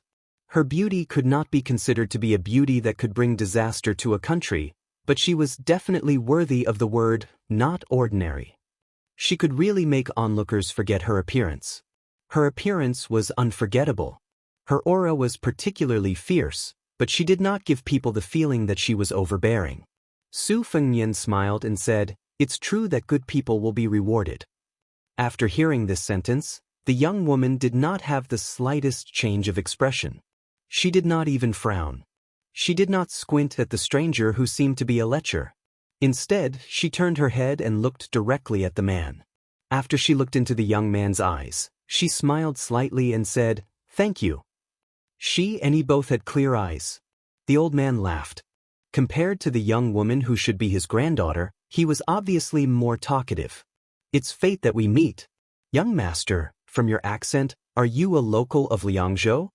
Su Fengyan nodded and said, "My ancestral home is Jinzhou, Liaodong. However, my family has settled down in Beiliang for a long time." The old man said happily, "My surname is Tong. I can barely be considered a dabbler in Jianghu. You can call me Brother Tong. If you don't mind, you can also call me Uncle Tong." Su Fengyan smiled and said, "Just call me Brother Tong. Calling me Boss Tong makes me feel like an outsider. There's too much of a difference in seniority. By the way, my surname is Su." The old man nodded vigorously and said, "This is to my liking. I want to eat 2 more bowls of rice later." The old man soon frowned and sighed. "I didn't expect to spend so much in Beiliang. It's only been a few days and I'm almost out of money. Otherwise, this old man would have gone to the 3rd floor to drink and eat meat." Su Fengyan smiled and said, "As long as I can eat my fill." The old man was stunned. He gave a thumbs up and said, "Brother Su, your words are interesting. I can tell at a glance that you're a learned person." Su Fengyan couldn't help laughing. After so many years, there were only a few people who praised him for being learned. Of course, Chu Lushan, Li Gongda, and the other well-known sycophants of the Su family didn't count. When he looked back, the old man's eyes were so sincere. Su Fengyan hurriedly poured a glass of wine for the old man. He glanced at the young woman. She shook her head, so Su Fengyan didn't pour wine for her. The old man said with a bitter face, "Unlike my granddaughter, asking her to learn needlework is like asking for her life. She wants to play with knives no matter what. After playing for a while, she doesn't even have a partner. She's almost 30 years old. In our hometown, at this age, she'll be able to hold a grandson in a few years, let alone be a mother. Brother Su, tell me, how can I not worry?" Su Fengyan couldn't help but laugh. However, he couldn't say anything in front of the young woman. The young woman with the 2 knives seemed somewhat helpless. She obviously couldn't do anything about her grandfather's innate enthusiasm. The old man carefully glanced at his granddaughter. He sighed and drank a mouthful of wine. He said softly, "Borrowing other people's wine glasses to pour on your own blocks." The young woman was indifferent. As he said, the old man was embarrassingly short of money. He was even worse than Su Fengyan, who ordered 2 dishes. Although they were both dishes, the price was much lower. Fortunately, Su Fengyan kept urging him to drink, so the old man was in a good mood. However, the old man's alcohol tolerance wasn't good. His alcohol tolerance was also mediocre. After drinking half a pot of green ant wine, he was already drunk. His face and ears were red, his voice was loud, and his saliva was flying everywhere. He also liked to drop his book pouch. From time to time, he would say some empty words that made the listeners not know whether to laugh or cry. Drinking good wine with a young man, shooting to the top of the West Mountain. Brother Su, after drinking with you today, this trip to Beiliang was not in vain. Brother Su, although I don't have any ability, I can't study, and I'm not good at martial arts, but I've always believed in retribution. I believe that in saving an ant, I'll be the champion, and in burying a snake, I'll enjoy the glory of being the prime minister. Do you believe me? Rich people have everything, but when they die, they'll bear the word love. No matter who wins or loses in this life, I think the king of hell sitting high in the hall reading the book of life and death will only laugh loudly, right? Brother Su, don't you think so? Su Fengnian finally understood. It was true that this brother Tong had studied for a few days, but his words were often incoherent. Simply put, he was rote memorizing, but it was not to the extent that he was completely ignorant. The old man stepped on the stool with one foot. He was just short of pulling Su Fengnian to a drinking game. Brother Su, don't think that I'm drunk. I'm not drunk. Su Fengnian could only laugh. Of course, even if I'm drunk, Brother Tong won't be drunk. The young woman just sat upright and still. She leisurely picked up the food with her chopsticks and chewed slowly. The old man suddenly looked out the window and sighed. As the old saying goes, the scholars of the south are the generals of the north. The yellow soil of the northwest buries the emperor. Your Bailiang obviously has the thickest soil in the world, but you can't grow the most abundant crops. Fortunately, you've raised an invincible Bailiang cavalry. You haven't wronged this land. Su Fengnian followed the old man's gaze and looked at the brightly lit street. He remained silent. Chapter 1860. The old man retracted his gaze and suddenly slammed the table. I'm just a Jianghu brute. I don't care about the matters of the battlefield. Brother Su, we're family now. To put it bluntly, please don't take it to heart. Along the way, I've looked down on the fish dragon gang in Bailiang. What do you mean by one of the top 10 gangs? You're just like a nest of snakes and rats. I don't understand. Just like the southern border dragon palace, which was given to Nailan Yusi by the king of Yen, how good is the fish dragon gang in Mount Qingliang? It's nothing more than the second tide listening lake of that young King Su. 20 to 30,000 gang members. What's the difference between them and the 10,000-tailed carp in Mount Qingliang? Of course, the drum platform in Gangnam-do is the same. It's said that it was created by the eldest grandson of the Pillar State, Yu Jiankong. Who knows if the otherworldly Lu Hunxian is the lover of some great eunuch's son? The old man lowered his head and looked at the wine in his cup. He was somewhat sentimental. Even if it's the Dongyue Sword Pool, a sect with hundreds of years of history, why did Song Nianqing die? Why did Chai Qingshan appear on the city walls of Great Peace City? Brother Su, you're still young, unlike me who's lived for so long. There are many things that you probably don't understand. When Wang Xianji was overseeing Martial Emperor City, or rather the entire Jianghu, the Jianghu wasn't like this back then. Even Mount Longhu, which had the closest relationship with the imperial court in the early years, was like a king of the mountain. They could look down on dukes and marquises. Not to mention, the two Zen temples had a white-clothed monk who was personally received by the old Emperor Liang. The old man kept muttering, the Jianghu wasn't like this back then.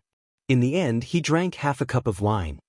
He looked at Su Fengnian blankly and said bitterly, how could Wang Xianji lose to that young King Su? How could he die?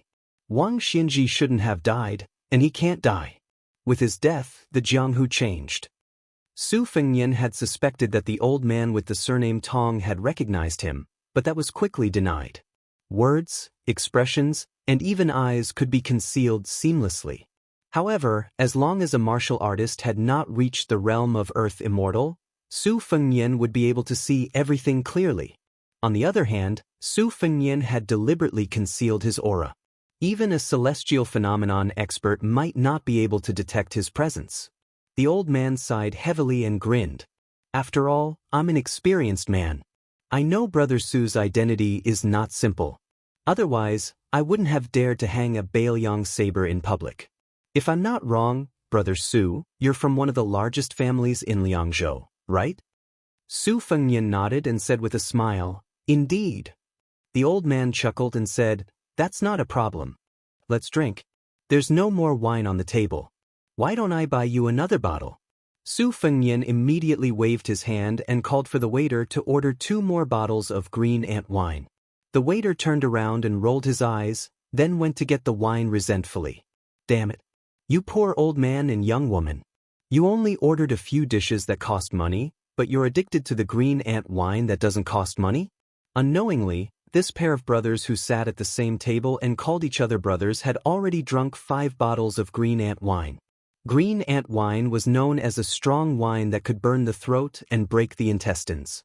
Therefore, the young woman reminded softly, "Grandpa, it's about time." The aftereffect of this wine is not small. The old man's vision was cloudy. He swayed and said cheerfully, "It's rare for Grandpa to drink to his heart's content. You've never drunk before, so you don't know that wine is the coolest medicine in the world. Otherwise, why would the ancients say that fame and fortune are thicker than wine, making people drunk and unable to wake up?" Then the old man clinked his cup with Su Fengnian's and gulped down another big mouthful. Previously, the old man raised his cup and swayed it back and forth. Su Fengnian finally clinked his cup with the old man's. However, the old man's speech was much clearer than when he drank the second bottle of wine. He probably woke up from his drunken stupor. The old man revealed a meaningful smile and raised his eyebrows at Su Fengnian. It was the first time he used the title of Young Master Su. He asked, "What do you think of my granddaughter?" Su Fengnian was speechless. Was he trying to matchmake Su Ke? It seemed that the old man had really woken up from his drunken stupor. The young woman took a deep breath, then held her breath and focused her mind. The old man sighed and said, "Don't be nervous. I'm old and my eyesight is not bad. Although you'll be a good match for many women in the world, unfortunately, you're not the kind of man my granddaughter will like." The old man's eyes became brighter and brighter. He twisted the wine cup with 2 fingers and said to himself, "When I was young like you, I liked to wander the Jianghu. So, I was lucky enough to meet many old guys. Some of them were like dragons, such as sword god Li Chungang, Fengdu's green robe, spring man Lu Yingong, and so on. I also met many small figures in the Jianghu. Now, even I can't remember their names.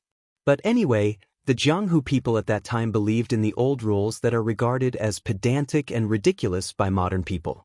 They were willing to honor their promises and were willing to disregard life and death. So, I don't like the fish dragon gang in Bailiang, nor do I like the current Liang Lake. The current Jianghu is a pool of stagnant water under the steps of the temple. No matter how many immortals there are on Earth, it's still boring. After all, the Jianghu people want to wander the Jianghu, not watch and listen to the Jianghu. Speaking of this, the old man looked at his granddaughter with kind eyes. "But it's good that she likes it." The old man smiled. "If you want to talk about what I dislike the most, it's still the Su family in Bailiang." Su Fengnian's expression was as usual. He lowered his head and took a sip of wine. The old man who spoke without thinking said sadly, 20 years ago, Liang Lake didn't dare to talk about strength of character in front of the Su family's iron horse. They were trampled inch by the Su family's horses. Now, that butcher finally went to see the king of hell, but Liang Lake still doesn't dare to call itself a master in front of the Su family. This Jianghu seems to be regressing. Back then, Butcher Su Shao relied on his invincible iron horse to dominate the Jianghu. But now, Su Zhao's eldest son alone is enough to make the whole Jianghu suffer. Su Fengnian raised his wine cup. "Brother, come, let me toast you." The old man who had originally planned to stop drinking hesitated for a moment, but still poured a full cup of green ant wine. He asked with a smile, "Why? Brother, your surname is Su. Are you related to the Bailiang Palace in Mount Qingliang?" Su Fengnian narrowed his eyes and smiled. "Because it's free to drink green ant wine in this restaurant." The old man's mouth twitched. "What? It doesn't cost money to drink?" Su Fengnian nodded. "The food is extremely expensive, and it can't be less than a copper coin. Only the green ant wine doesn't cost a copper coin." The young woman held back her laughter. The old man was dumbfounded. He suddenly came back to his senses and shouted, "Waiter, bring 2 more pots of green ant wine." Su Fengnian held back his laughter. "Brother Tong, I really can't drink anymore." The old man glared at him and said angrily, "Brat, don't call me Brother Tong. Call me Uncle Tong." Suddenly, the young woman reached out and pressed the hilt of a saber. She said in a low voice, "Upstairs, there's a murderous aura." Su Fengnian's expression became strange. The young woman thought that this young master from Liangzhou had an ordinary aura and didn't take her words seriously.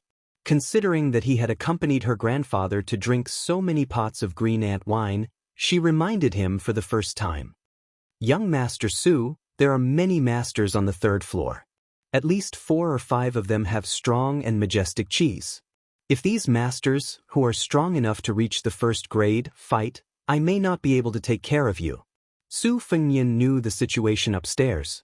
Cheng Baishuang, the number 1 master in Nanjiang, Mao Shulang, the saber master, and Ji Lu, the chief visiting officer of the Dragon Palace. Wei Miao, the number 1 master in Nanzhao, and Xue Songguan, the blind zither player. There were already 5 of them. Su Fengnian's expression was strange because the young woman's words about murderous aura reminded him of 2 catchphrases he had said countless times. There's murderous aura in my crotch. My crotch is very depressed. Every time 2 fledgling Jianghu wanderers took off their pants and peed together, they would compete to see who had more murderous aura. In the dead of night, when he was tossing and turning, or when he woke up in the morning, he would look down at his crotch and say, "Brother, I'm so sorry. I'm such a useless big brother. Bear with it." She still remembered back then when that fellow cooperated with her as a fortune teller to cheat people of their money. There was one time when he threw a stick of bad luck into the pot behind her back. In the end, it was picked by a young lady who was led by an elder to draw lots for marriage.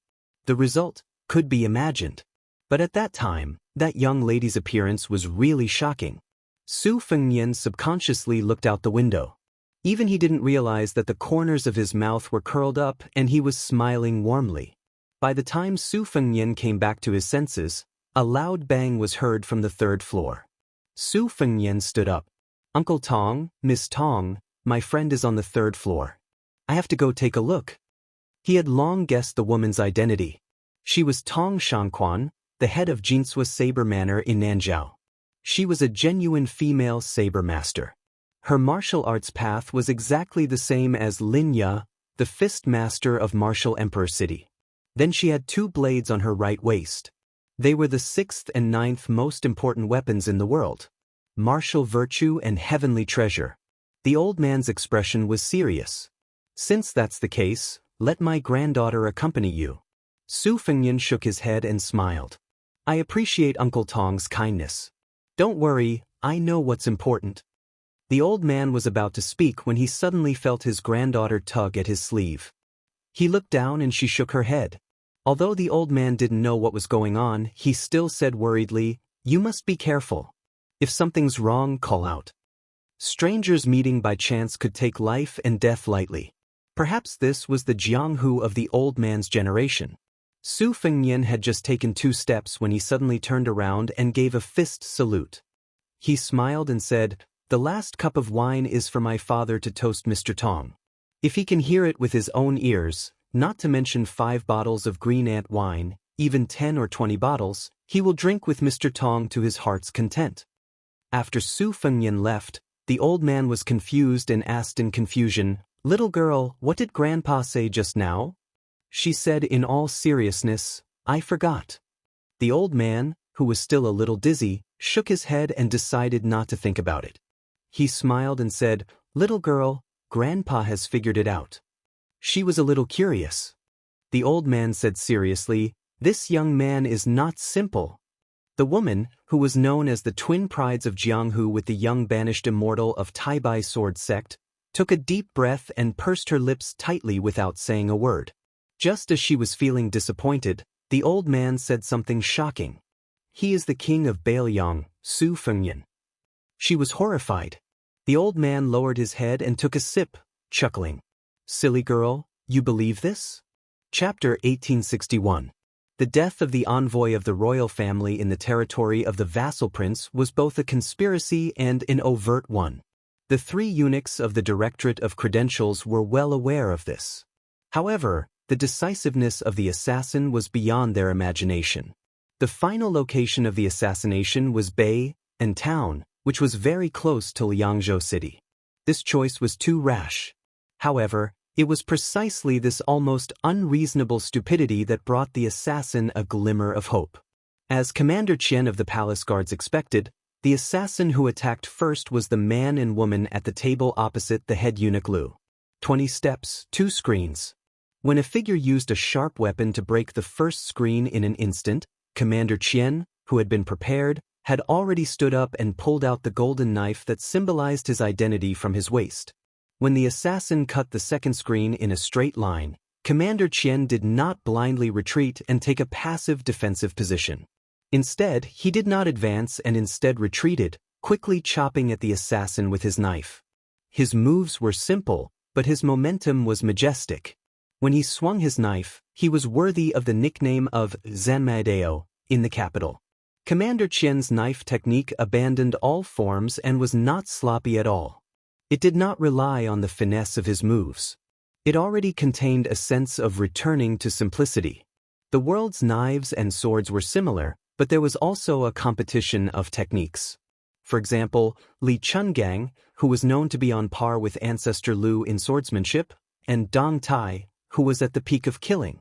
Another example was Yu Groom and Lu Huang, who were also disciples of Wang Xinji in Wu City. They respectively pointed out 2 paths to the peak of swordsmanship. As for the masters of the knife technique, there was Mao Shulang, who was known to know all the knife techniques in the world, and Gu Jiantang, who surpassed him with only 2 moves.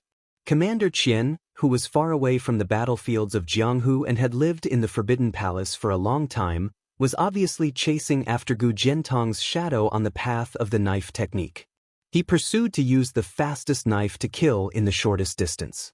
This kind of suspicion of shallow martial virtue was the most common in the battlefields, but it was extremely rare in Jianghu where people understood each other well.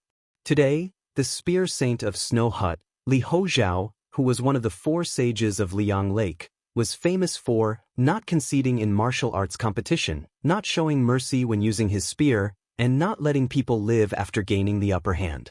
Under the famous spear, Great Snow All, few people survived. Therefore, he was also called the 3 UNS. Although his combat power was at the top of the 4 sages, his ranking in Jianghu was at the bottom, which caused the entire Snow Hut to not even be considered as a quasi-first-class sect. The music saint of Black Drum Platform even said that Li Hozhao's martial arts were too great, but his martial virtue was too little. Although they were both 4 sages, they were ashamed to be in the same group. Sure enough, Commander Qian killed the enemy with a single strike. If the previous assassin was said to have split the screen in half with a single strike, then Commander Qian was said to have split the assassin and his weapon in half with a single strike. Commander Qian was completely indifferent to the horrifying knife wound on his shoulder. He quickly exhaled and replaced it with fresh air. Normally, if Commander Qian wanted to fight to the death with this powerful assassin, even if he was destined to have the upper hand, he would not have succeeded in killing him with 1 strike. However, Commander Qian did not leave any leeway. He did not hesitate to be injured in exchange for a life, which was a stark contrast to the assassin who had deliberately stored up his strength for a last resort. This created a great situation where Commander Qian was only lightly injured and did not have any combat power. In a battle between Jianghu masters, there was a world of difference between fighting for victory and fighting for life and death. It seemed that Commander Qian, who was no stranger to the battlefields of Jianghu, understood this principle, but the assassin who had never fought on the battlefield did not. Behind Commander Qian, the head eunuch Lu did not move and continued to raise his cup and drink. The head eunuch Song pressed his hands on the edge of the chair. The white fat on his cheeks trembled and his lips were blue, as if he was mumbling something. Eunuch Ma, who was as tall and sturdy as a man outside the Great Pass, had already put down his chopsticks and stood when Commander Qian attacked. He walked steadily to Eunuch Lu's side. This hidden eunuch Qian did not show any joy when he saw Commander Qian cut the body in half. On the contrary, he quickly warned, "Be careful." After noticing the abnormality on the 3rd floor of the restaurant, Commander Qian, who was always walking on thin ice, naturally would not lower his guard. In reality, he was waiting for the assassin's true move. Even that seemingly hurried breath was a feint to lure the snake out of its hole. So when the gloomy woman who had left a deep impression on him arrived at almost the same time the man's body was cut in half, she could be said to have come straight from the 2 halves of the body. This scene was indescribably strange and bloody. Commander Qian opened the door to welcome the guest, at least 70 to 80% faster than she had imagined. It was still a heavy chop that could cut through a mountain. The woman did not use her sword to block the momentum of the chop at all.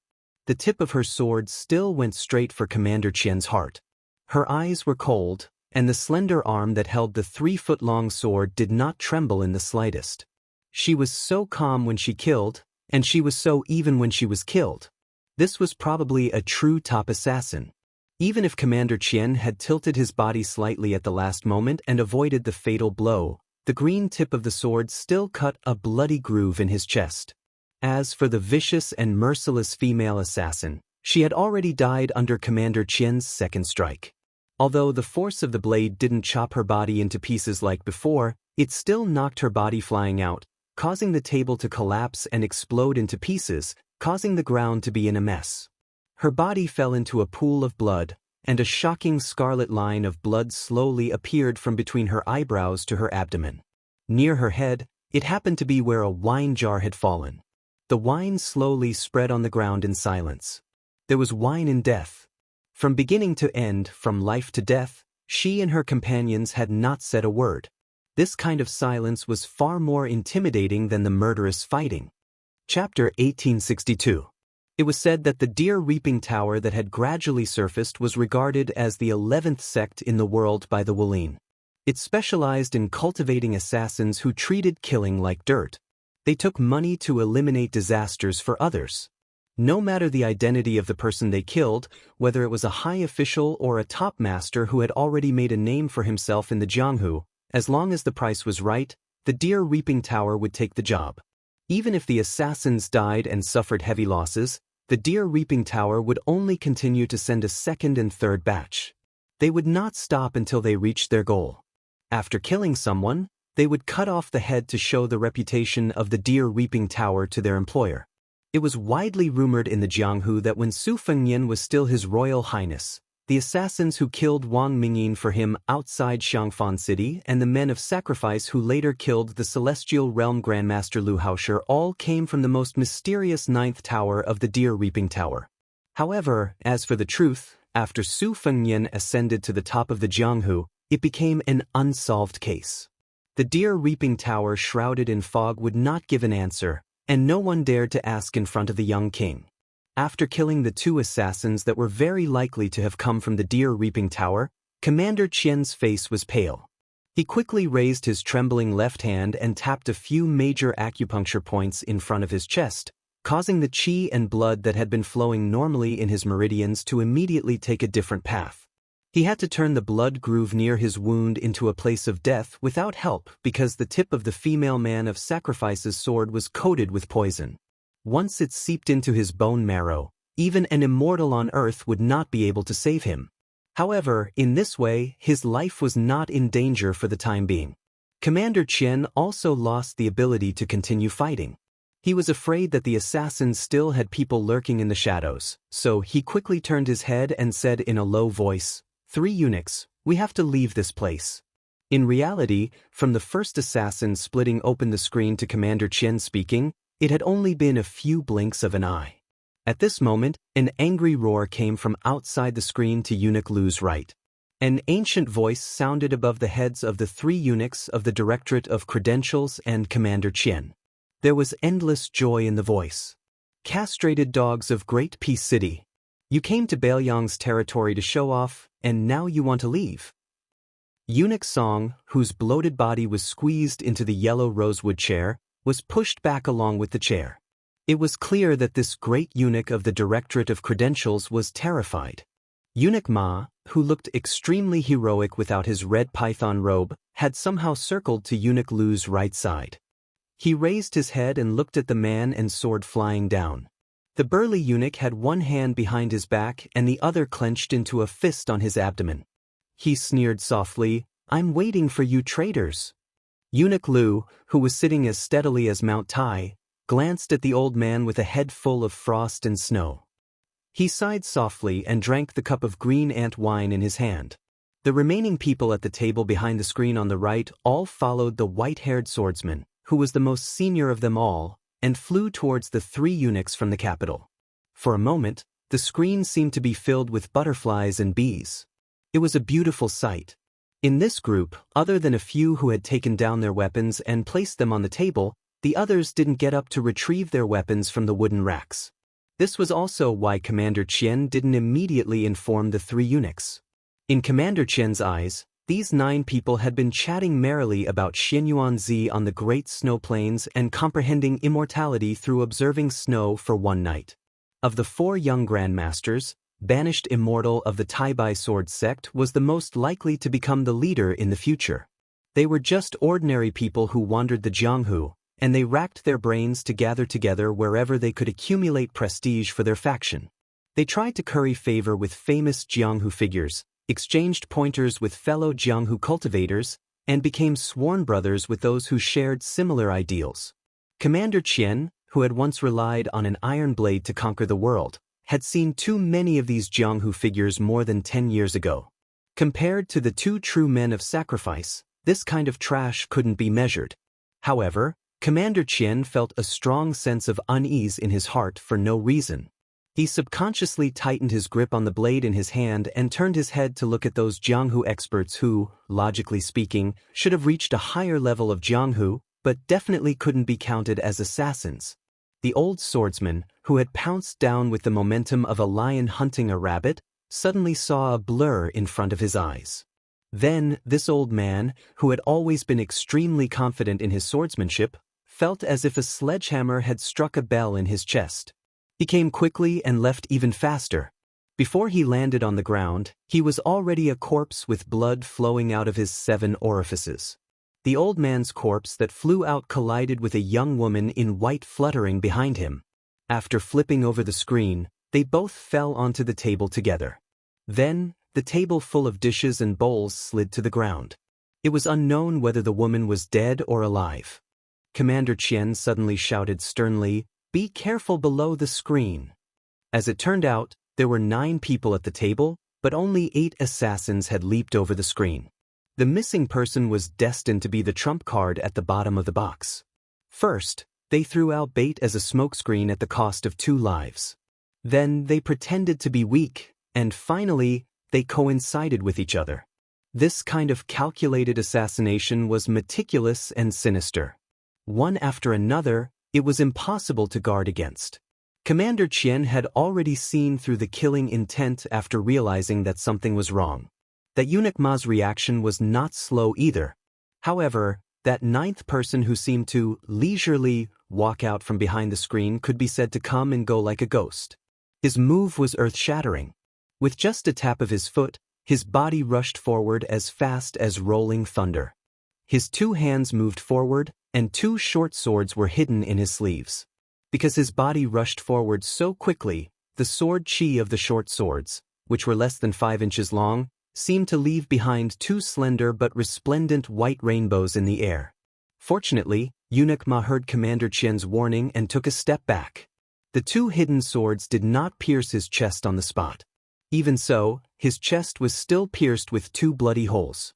Eunuch Ma, who was so angry that he laughed, opened his eyes wide. Although he was seriously injured, his vigorous aura did not drop in the slightest. His 5 fingers were like hooks, grabbing the assassin's head. With a casual swing, he threw the corpse, which had 5 nails nailed into the head, against the wall. When the hidden sword assassin died, he sat on the ground with his back against the wall. There was a smile at the corner of his mouth. He seemed to have already seen the glory of the final battle. Chapter 1863. Eunuch Ma felt helpless. Like Commander Qian, he had to flick his finger to open his acupuncture point. There was poison in the hidden blade. It did not appear to be fatal at the moment, but based on the craziness of these people, it was probably fatal. It was just a matter of time.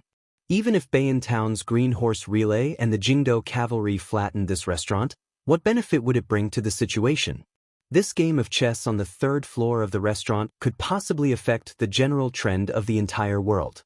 The front and right-hand screens of the head eunuch Lu were no longer there. Then the remaining screen appeared particularly out of place. Eunuch Song stealthily stood up with his hand on the edge of the chair. This seemed very reasonable. In a situation like this where his clothes were of no use, it was normal for him to run away. At this time, Eunuch Lu's brow furrowed. For the first time tonight, he completely put down his wine cup and turned his head. A dark voice sounded by the ears of the three major eunuchs. You dare to wantonly gather people and kill people on the streets of Bailiang? Do you think the fish dragons do not exist? The owner of the voice quickly showed his true appearance. The screen was cut in half. It had been cut in half by his hand. Lu Narong didn't stop her trusted subordinate from interfering in that inexplicable disturbance without permission. While she did not know the beginning and end of this assassination, the phrase, Jingdo eunuchs, had made her realize that this matter was unusual. In these years, as the head of the fish dragons on the surface, she had interacted with the various governments of Bailiang. She knew that Great Peace City had mustered a large force to enter Liangzhou to announce the edict. No matter what the attitude of the Wangfu in Mount Qingliang, the special identity of the eunuchs in the procession delivering the edict could not be publicly killed. Otherwise, not to mention the young emperor of Liang who had already given in to the 300,000 Bailiang cavalry, he would definitely be furious. The world would also question the motives of the Su family in Bailiang. As the head of the fish dragon gang on the surface, Lu Narong had interacted with the various local authorities over the years. Although she never got tired of it, her horizons were no longer the same as a woman from a few years ago. As the head of the Jianghu in northern Liang, no matter how powerful the fish dragon gang was, it was still a flood dragon that flopped about in the lake that was northern Liang Path. Even if it didn't bow its head and be loyal and devoted to the prince's mansion on Mount Qingliang, at this sensitive time, there was absolutely no reason for it to stay out of this matter when faced with a murderous situation that was just a few steps away. Therefore, Lu Narong would not stop the consecrator from taking action. She even knew that in this complicated and obscure situation, she had to cut the Gordian knot. Sitting at the same table with Lu Narong was the chief visiting official of Dragon Palace, Ji Lu. As a powerful Wu Dao grandmaster, he could see that the eunuchs of Great Peace City were at their wits' end. Even if the remaining 5 assassins were not worth mentioning in his eyes, they might be lucky enough to succeed in this chaotic situation. After getting the nod of Palace Master Lin Hongyuan, Tilu, and smiled slightly and waved his hand. 5 white porcelain wine cups on the table flew in front of him and kept spinning. Between the wine cups full of spiritual qi, the soft knocking sounds were exceptionally crisp and pleasant, like 5 little white sparrows chirping. The wine cups flashed and disappeared. The next moment, before the 5 assassins could get close to Eunuch Ma and Commander Qian, their heads all swayed backward and they fell to the ground. The foreheads of the 5 pitiful creatures were all red without exception. Without the screen blocking their view, Eunuch Ma and Commander Qian could see the 5 wine cups. After returning to the table, they shook slightly, as if they were asking for credit. Eunuch Ma narrowed his eyes and remained calm. Commander Qian held the golden saber in his hand and turned to Ji Lu and to thank him. This bloody storm, which should have ended here, became particularly moving because of a certain someone's hidden action. Lu Narong's face was aghast. Even Lin Hongyuan, who had been happily watching from the sidelines, was slightly stunned. His handsome face had some annoyance and shame from playing with fire, and there was uneasiness hidden in the depths of his limpid eyes. Cheng Baishuang, the first master of Southern Border who looked like an old Confucian scholar, frowned and there was clear anger between his brows. This old man had been thinking about a major event that involved the fate of the country, so he was absent-minded for a moment. It turned out that no one had thought that the servant of the fish dragon gang who went to rescue would actually slap the head of the fat eunuch who had just stood up trembling with fear. With this palm strike, he could easily cut through the screen as if he was cutting tofu. Wouldn't he be able to easily smash the entire head into smithereens? Mao Shulang, who had been drinking with his head lowered, had actually held the hilt of his saber, but he suddenly released his fingers. Mao Shulang gave up midway and Cheng Baishuang was caught off guard. The 2 grandmasters of Southern Border didn't make a move, so it was reasonable to say that this slap would definitely cause blood to splash. However, the mad servant of the fish dragon gang did slap the head, but he didn't succeed, because his arm was broken. Therefore, the broken arm that fell on the head of Eunuch Song was like a family elder patting the head of a younger generation intimately. Behind a screen in the distance, on the table in front of a blind female zither player, There was a simple and unadorned scorched-tail Guqin. Her little finger was bent. Purely based on her deep understanding of the Shen finger realm, she was firmly in the top 3 in the world. Not convinced? However, this was the conclusion of a certain Grandmaster of Martial Arts evaluation. Chapter 1864. The top 3 were Dong Tai, who had long become an Earth Immortal, Cat Han Xingxian, who was good at killing celestial phenomena with his fingers, and the blind woman who was unknown in the Central Plains. She was the female Guqin player who came to Western Shu from Beimang, Shuesongguan. Eunuch Lu cast a glance at his colleague, who had just escaped from the gates of hell but still had a confused look on his face. Under the eunuch's long stare, Eunuch Lu finally put away that comical expression of a layman in the world of martial arts. He chuckled, and his expression was gloomy and conceited. It was not until this moment that Eunuch Ma realized that his comical colleague was actually a martial arts master whose cultivation was not lower than his. Tonight, the mantis stalks the cicada, unaware of the oriole behind, and all kinds of slingshots that had been shot and not shot. Was there an end to it? Eunuch Ma had mixed feelings. A ghostly wailing voice suddenly rang out. This. What the hell is going on? In the aisle between the left and right private rooms, a middle-aged man in bright clothes looked as if he had lost his parents. Why are so many people dead? How can our restaurant continue to do business? Then, when he saw the frosty expression on Lu Nerong's face, it was as if his parents had died, followed by his son. His face was full of despair. Head shopkeeper, listen to me. These people killing each other really has nothing to do with me. This is an undeserved disaster. Eunuch Ma glanced at the middle-aged man and then turned to stare at Lu Nerong. He sneered, "What a fish dragon gang." Eunuch Song also turned his head while rubbing his neck. He laughed and said, "What a fish dragon gang in Bailiang." Lu Nerong's face instantly turned pale. The young minister of offerings beside her was full of anger and murderous intent. Zhao Shanhong, the steel opener, was gloating.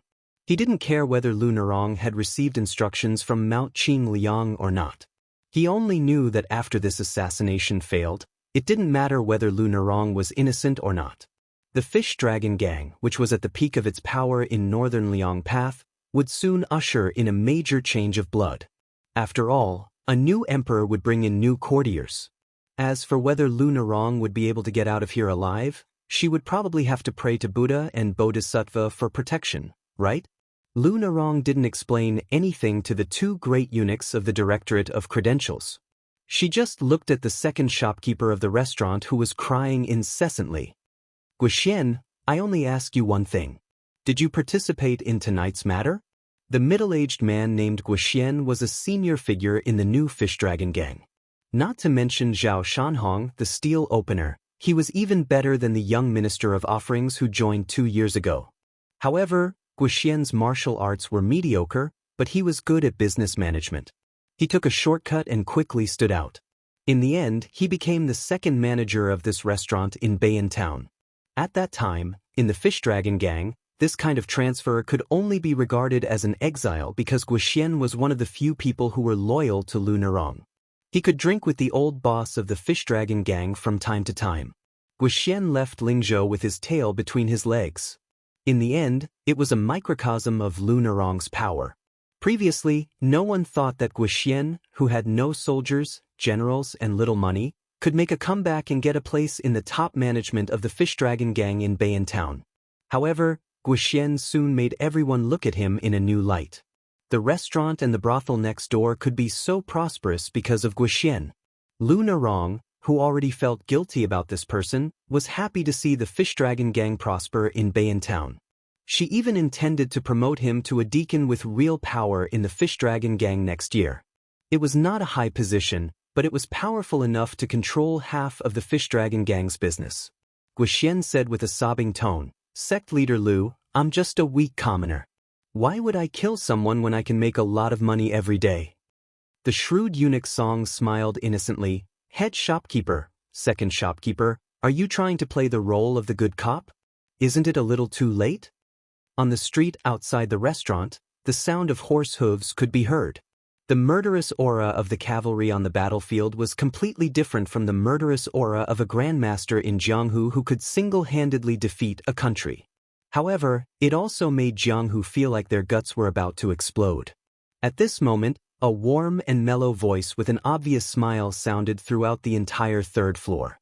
It was filled with inappropriate teasing. "Eunuch song, you can't say that. Otherwise, I'll charge you for tonight's green ant wine." The voice was actually right beside Guoxian's ears, but he had no idea why there was someone beside him. He was already full of anger. Now that he was being pushed into the fire pit by this guy with bad intentions, he could not put on a good face. He turned his head and said angrily, "Charge your mother's money. I have the final say on whether the green ant wine will charge or not." Then he saw a handsome young face. Then he saw that this person had his hands hidden in his sleeves and a Bailiang blade hanging from his waist. In the current northern Liangdao, there was no longer any young general who dared to carry a cold saber in private. Not a single one. A hero with such courage was either still in prison or had already been in prison. In Bailiang, apart from the border army and the internal garrison, there were only two kinds of people who were allowed to openly wear cold blades by Mount Qingliang. One was the generals who had made outstanding military contributions but had already retired from the army. The other was the veteran soldiers who were born in the old barracks. These two kinds of people were mostly old people. Otherwise, they were high-ranking officials who were in the prime of their lives and had already transferred to the officialdom. The young man looked at Guoxian with a smile and then looked around. Finally, he smiled and said, "In Bailiang, I have the final say." Chapter 1865. The ordinary guests who came to the restaurant to spend money were all scared witless. For example, the official who squatted under a table and cried bitterly.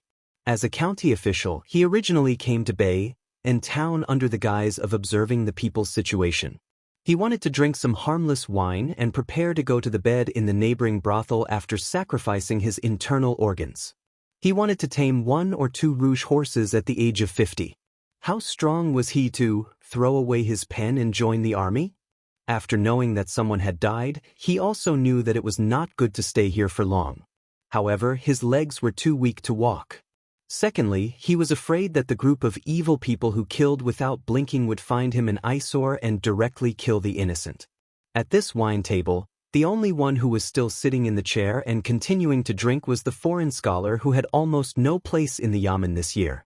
As a weak scholar, he even slowly moved the screen away just to broaden his field of vision and take a glance at the bloody battlefield where the Jianghu immortals were fighting. What did it mean to be calm in every big event? That was probably it.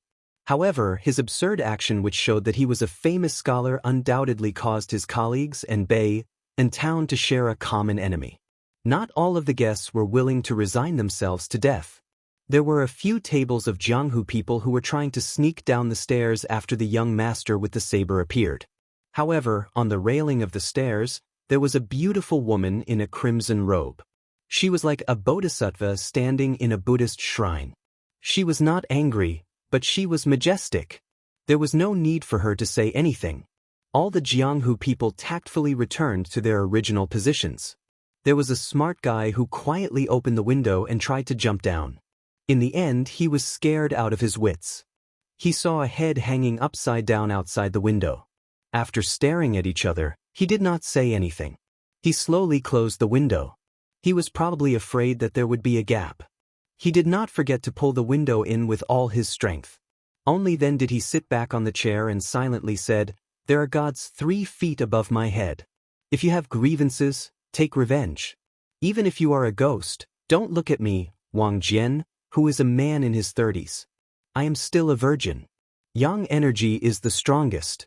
If you find me, be careful that both of us will be hurt." At this moment, the atmosphere was extremely subtle. Over at the blind female Guqin player Shui Songguan's side, the screen had already been knocked down by a young Miao woman in gorgeous clothes. She sat cross-legged on the chair and was in high spirits. She stared at the side profile of the young master with the saber, licked her lips and said, "So handsome." As her husband, Wei Miao, the #1 martial artist in Nanzhao, smiled and nodded. This unremarkable man had never cared about his wife's deviance. There were countless good things in the world, and it was best if his wife was happy. Su, whose real identity was the crown prince of the fallen Western Shu kingdom, had mixed feelings after seeing that guy again. Jealousy surged in his heart. Just based on this point, he could be considered as a fellow sufferer with the sword tomb sword crown, Wu Luding. At Lu Narong's table, other than Mao Shulang, Cheng Baishuang and Ji Lu, and had already left their chairs. Lin Hongyuan, who was now the master of Southern Border's Dragon Palace, even jumped up. Farther away, the young hero of Bailing County, who had seen the immortals of the land and the fairies of Jianghu in one day, seemed to be about to cry. He felt that today he had already walked through Jianghu for the rest of his life. Even if he retired from Jianghu tomorrow, he would have no regrets. It seemed that the only person left who was still in the dark was the restaurant's second shopkeeper Guxian. He was about to angrily glare at the young man who yawned like a toad, but he immediately shut his mouth, because he found that the fat man called Eunuch Song looked as if he had been struck by lightning. His chubby cheeks trembled violently, but he couldn't say a word. A middle-aged assassin who was smashed to the ground by Ji Lu, An's wine cup gritted his teeth and said, "Su Fengnian." Almost at the same time, Eunuch Lu, the head of the ceremony directorate who hadn't stood up after sitting down tonight, finally slowly stood up. He bowed slightly, modest but not obsequious. His voice was steady as he said, "I greet the king of Bailyang. Earlier at the Dragon Horse River crossing, I was lacking in manners. I hope the king will be magnanimous enough to forgive me." The eunuchs of Graydon City, regardless of their rank, had no reason to kneel and greet a king of a different surname, not even a king of the imperial family. Once they held an imperial edict, even the relatives of the imperial family had to kneel and receive it. However, facing this king of the Northwest, Eunuch Lu, the head of the Directorate of Ribbon Insignia, didn't dare to have such extravagant hopes. Even Song Tonglu, the head of the Ceremony Directorate, didn't have such thoughts. In the past, it was because of the 300,000 cavalry of Bailyang behind him. Now, there was another reason related to him, and that was the battle between the Celestials and the Imperial Astronomer. The portraits of the ancestors of the Dragon Tiger Mountain, which had been worshipped by the Zhao family of Li Yang for generations, were not many left now. Guxian, who was slow to realize, was about to make up for his mistake when he heard the young king laughing softly, "Second shopkeeper, that's enough, stop acting." Guxian froze on the spot. Su Fengnian looked at the three eunuchs and Commander Qian of the Imperial Guards, who looked as if he was facing a great enemy. After retracting his gaze, he looked at the second shopkeeper of the restaurant in front of him again. There is no need to use martial arts to kill people. Whether it's the group of weaklings lying on the ground, the 4 assassins of the deer-reaping tower, or even the servant hiding in the fish dragon gang, none of them are the real killing moves. In the end, it still depends on you, the backbone, and the poison you put in their food and drink, right? The Miao woman in the distance clapped her hands and cheered, "You have a handsome appearance and a good eye." Guxian's face was uncertain, but in the end he felt relieved. He quietly straightened his back, turned around and looked at the young king and laughed, "You are indeed one of the 4 grandmasters of martial arts. You are worthy of the king of Bailyang. You are worthy of the son of the butcher Su Shao." 3 worthy, in a row. This middle-aged man, who was too smart, laughed crazily and desolately, incomparably tragic. Su Fengnian looked around again, the assassins of the deer-reaping tower who had died, the remnants of the spring and autumn period who had died, the eunuchs of the ribbon-sealing supervisor who were standing, and Lin Hongyuan's table further away. He said to himself, "It's all technical work." Guxian sneered, but he was not afraid. Su Fengnian curled his lips. "The poison you bought with a lot of money or carefully made is very slow to take effect. When they are terminally ill, they should have died before they arrived at Mount Qingliang. It was a method used by the imperial court of the spring and autumn period to deal with the grandmasters of Jianghu. It is said that it can easily destroy the invincible body of Vajra." Guxian's eyes were filled with bone-deep hatred and pleasure, and he laughed evilly. "What, do you think you can pry the formula of the antidote out of my mouth?" Su Fengnian wanted to say something, but stopped. In the end, he just shook his head and said indifferently, "I don't expect it. There are some things that don't make sense. Chapter 1866. A trace of blood suddenly oozed out from the corner of Guoxian's mouth. It was dark and horrifying. Before he fell to the ground and died, this remnant of the spring and autumn period who painstakingly created this assassination murmured, "Guoxian Xiang, have lived half of my life. It's a worthy death." The middle-aged man on the ground who shouted the name of Su Fengnian raised his arm high and was about to smash his head to commit suicide. However, a young woman who fell not far from him, who was supposed to enjoy the adoration of countless young men in Jianghu, looked up at the young king. She broke down and looked pitiful with tears and snot all over her face. She cried, "King of Bailiang, don't kill me. I don't want to die. I really don't want to die. I've sacrificed too much for revenge. I don't owe my family anything." The woman's mournful cry echoed in the restaurant. Perhaps no one realized that this was the only cry in tonight's battle where everyone was fighting for their lives. Some of the remnant of the 8 kingdoms of spring and autumn who regarded Su Shao as the culprit of the fall of the Central Plains chose to die for their country in the face of the tragic situation where the mountains and rivers were destroyed. Therefore, in the capital of Western Shu, there were many people who chose to escape. These people formed Hongjia who ran to the north, and some people who chose to hide. Therefore, in the various Jianghu sects where the dynasties were destroyed, there were many unfamiliar worshippers and young disciples, many rich and powerful families with deep courtyards, many babies in swaddling clothes, and many men and women who seemed to be hurriedly married because of love at first sight. In many temples, academies, and even brothels, there were many more scholarly old men in the former, and many more beautiful women who were clearly graceful like the daughters of noble families in the latter. In the War of Spring and Autumn, Su Shao, the great general of Liang, killed so many people that the Central Plains was filled with the smoke of war. He killed so many powerful clans of Spring and Autumn who had sat and watched the founding and fall of the previous dynasties become a thing of the past. After that, Su Shao led the Iron Horse in Jianghu from the south to the north and almost killed everyone in Jianghu. However, he still couldn't kill all the people in the sects and clans who hated their country.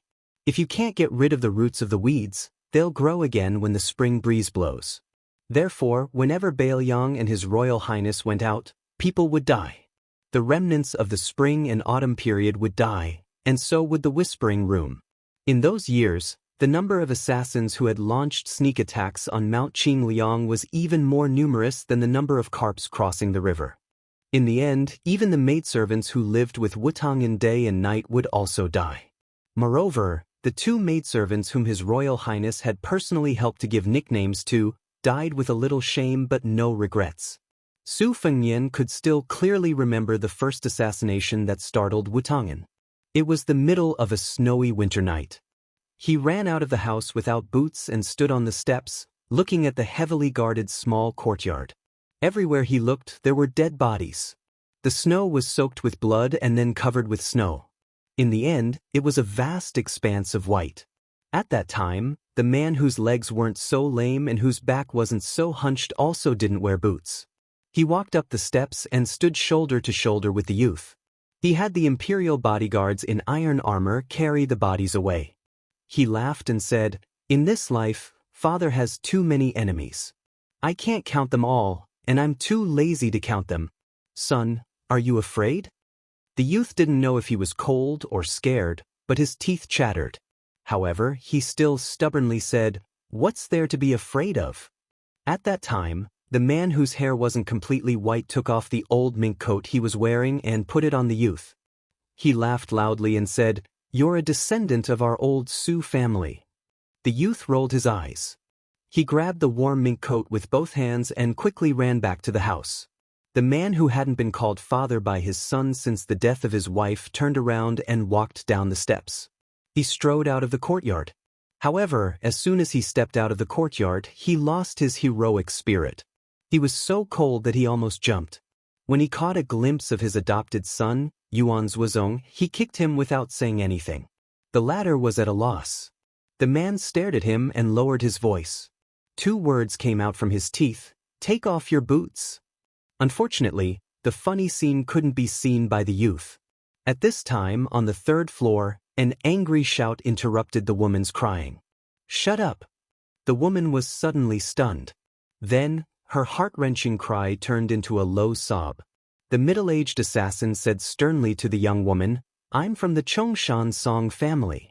We've been loyal for generations. We'll never shame our ancestors."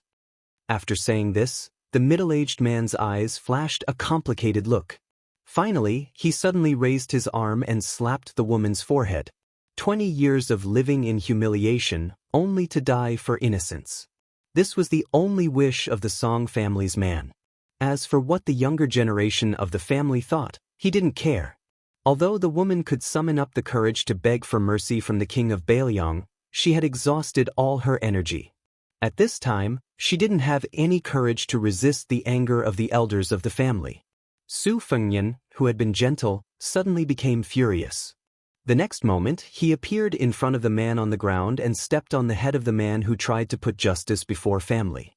The assassin, who was killed in an instant, slid several feet away. Su Fengnian took a deep breath and quickly stabilized the qi in his body. Ordinary martial artists did not feel much pressure from the sudden burst of aura. Even Lin Hongyuan only felt a little suffocated. However, Wei Miao, Mao Shulang, Cheng Baishuang, Ji Lu, and Shui Songguan, these 5 martial arts grandmasters, almost simultaneously raised their auras to the peak. The blind female zither player even pressed her hands heavily on the zither strings. Mao Shulang, who had stood up, almost pulled out his saber from its sheath. Su Fengnian looked at the young guardian beside Lu Narong and nodded. The latter silently stepped forward and made a cryptic gesture. As the young guardian made this gesture, 3 men and women of completely different identities quickly walked out from the 3rd floor. One was a bartender from a neighboring brothel, one was an old waiter with a cotton towel on his shoulder and a wine jug in his hand, and the last was a local of Bailiang who had originally been accompanying a group of new heroes to watch the show. The 4 began to clean up the battlefield together, carrying all the survivors of the spring and autumn period who were still alive down the stairs. No one was interested in whether to drag them out and kill them, or torture them until they were better off dead. If no one recognized the identities of these 4 people by now, then they really had been kicked in the head by a donkey. They were either spies raised by the water-whisking room, or men of sacrifice raised by the eagle-raising room, or both. The restaurant belonged to the fish dragons, but Lu Narong had always been an outsider. Su Fengnian turned his head to look at the 3 eunuchs of the Ribbon Insignia Directorate and said expressionlessly, "Don't worry about the poisoning. Also, when you reach Mount Qingliang, put down the imperial edict and you can return to Great Peace City." Eunuch Lu didn't speak and led the way to the stairs. But when he passed by the young king, he intentionally or unintentionally slowed down, his eyes full of questions. When the head eunuch of the Ribbon Insignia Directorate brushed past him, Su Fengnian whispered as if he was speaking in riddles, "Tell him, she's fine." Eunuch Lu looked straight ahead, but bent his waist slightly and then sped up. Chapter 1867. After the group of powerful but slightly embarrassed eunuchs left, Su Fengnian walked to Lu Narong's table. Before he sat down, he waved at Su and the others and said with a smile, "Shortcake, Miss Shui, and Uncle Chi, come and sit here. The more people, the merrier." Su Fengnian was the first to sit down. Lin Hongyuan, Mao Shulang, Cheng Baishuang, Ji Lu, Lu Narong, Zhao Shanhong, and another old consecrator from Fish Dragon Gang. In addition, Shui Songguan, the swordsmith surnamed Qi who once gave Su Fengnian the famous sword, Spring and Autumn, and Wei Miao, a woman from Yaojiang. The woman in a vermilion gown was naturally Su Ying, and the female ghost who hung upside down outside the window to bask in the moonlight was obviously Miss Jia Jia. Both of them had just arrived at Bei, in town tonight. The reason was simple, it was boring to stay in Mount Qingliang. Su Weisheng was also worried about Su Fengnian, so he asked them to bring them here. A table could only fit 9 chairs at most, but there were so many chairs here. Naturally, it was impossible for everyone to have a seat. Fortunately, Su Ying and Miss He did not care to sit on the chairs at all. The 2 of them rushed to a screen not far away that had been spared from the disaster. Su Ying stood while the girl squatted. The latter gnawed on a roast chicken that she had stolen from somewhere and spat out bones all over the floor in just a few bites. Then, she wiped her greasy hands on Su Ying's red robe. Su Ying smiled happily. After Su Fengnian, it was actually Su Su, who could be defeated by anyone with a single hand, who moved a chair over and sat down first. Zhao Shanhong was the first to kneel down. With both hands on the floor, he said to the young vassal king in a trembling voice, "Zhao Shanhong from Fish Dragon Gang greets the prince." This #1 expert of the underworld in Jibei was beaten up like a stray dog by the mad dog Yuan Tingshan, and that was the reason why he came to the Fish Dragon Gang to live under someone else's roof. If his memory served him correctly, this young vassal king had once beaten the arrogant mad dog Yuan to death in front of Gu Jiantang, the great pillar of Great Pea City. For Zhao Shanhong, who believed that the fist was the law, he sincerely thought that kneeling down in front of the leader of the Bailiang cavalry was the blessing of his previous life. Su nodded, "Get up." Then, he turned to look at the leader of Fish Dragon Gang and asked with a smile, "Of course, why don't you sit down? Don't tell me you're putting on airs now that you've become the gang leader?" Luna Rong, who originally wanted to just stand, hesitated for a moment. In the end, she still sat in her original seat, which happened to be on Su Fengnian's right. The old consecrator, who used to put on airs in front of Luna Rong, swallowed his saliva. If there was a hard brick in his hand, he would have knocked himself out. After Zhao Shanhong got up, he quietly came behind Luna Rong and stood side by side with the old consecrator, who also had a solemn and respectful face. On the 3rd floor of the restaurant, except for them, no one had left. In addition to the joy of surviving the disaster, there were also some thoughts that were not known to outsiders. In Jianghu, in addition to ability, experience was very important. Experience. Once you met someone, it was the same as getting to know someone. Since you know Su Fengnian, who was both an Earth Immortal and the Northwest Vassal King, you can brag about it for 7 or 8 years in Jianghu. Lin Hongyuan, Mao Shulang, Cheng Baishuang, and Ji Lu, and sat down again. Su Su, Wei Miao, and the women from Yaojiang moved their chairs and sat down. No matter how Su Su tried to persuade him, Xue Songguan just stood behind him with his zither in his arms. The swordsmithing master surnamed Qi also did not sit down. In this way, there were exactly 9 people. Su Fengnian opened the clay seal of a pot of green ant wine and poured a cup of wine for Luna Rong and Mao Shulang, who were close to him. After pouring a cup of wine for himself, he smiled and said, "I will not be polite. Everyone, please pour your own wine. How good you are when you are drunk, you can't be persuaded to drink. As for the people who persuade others to drink, they are even worse when they are drunk." Ji Lu and raised his cup to the young vassal king and drank it in one gulp. Dragon Palace Ji Lu, and is honored to meet the prince. Cheng Baishuang also raised his cup. Nanjiang commoner Cheng Baishuang, this cup of wine is the same as Brother Ji's. Wei Miao drank a cup of wine by himself and said in a deep voice, "Wei Miao." Su Fengnian returned a cup of wine to each of them. Lin Hongyuan was just about to raise his cup, but for some reason he gave up after meeting the young vassal king's eyes. The Miaojiang woman didn't use a cup. She directly picked up the wine pot and drank a big mouthful of wine. She stared at Su Fengnian's face and said with a smile, "You look so handsome, your mother must be very beautiful." Su Fengnian smiled brightly and said, "This sister looks like a straightforward person." Wei Miao smiled knowingly. Only Su Su crossed her arms in front of her chest and snorted coldly. Su Fengnian glanced at his old friend from Biming. "Yo, Shortcake, no, now I have to call you Master Su. I heard that you have made a name for yourself in Shishu and Nanzhao. What? This time you also came to Bailiang to participate in the Wudong Martial Arts Symposium. You are not afraid that with you here, the others can only compete for the 2nd place in the world?" Su Su's face turned red and she almost had internal injuries on the spot. She blurted out, "Surnamed Su. Bullshit." Su Fengnian hurriedly poured himself a cup of wine and pretended to panic. "You are indeed Master Su, the invincible master of Shishu and Zhao.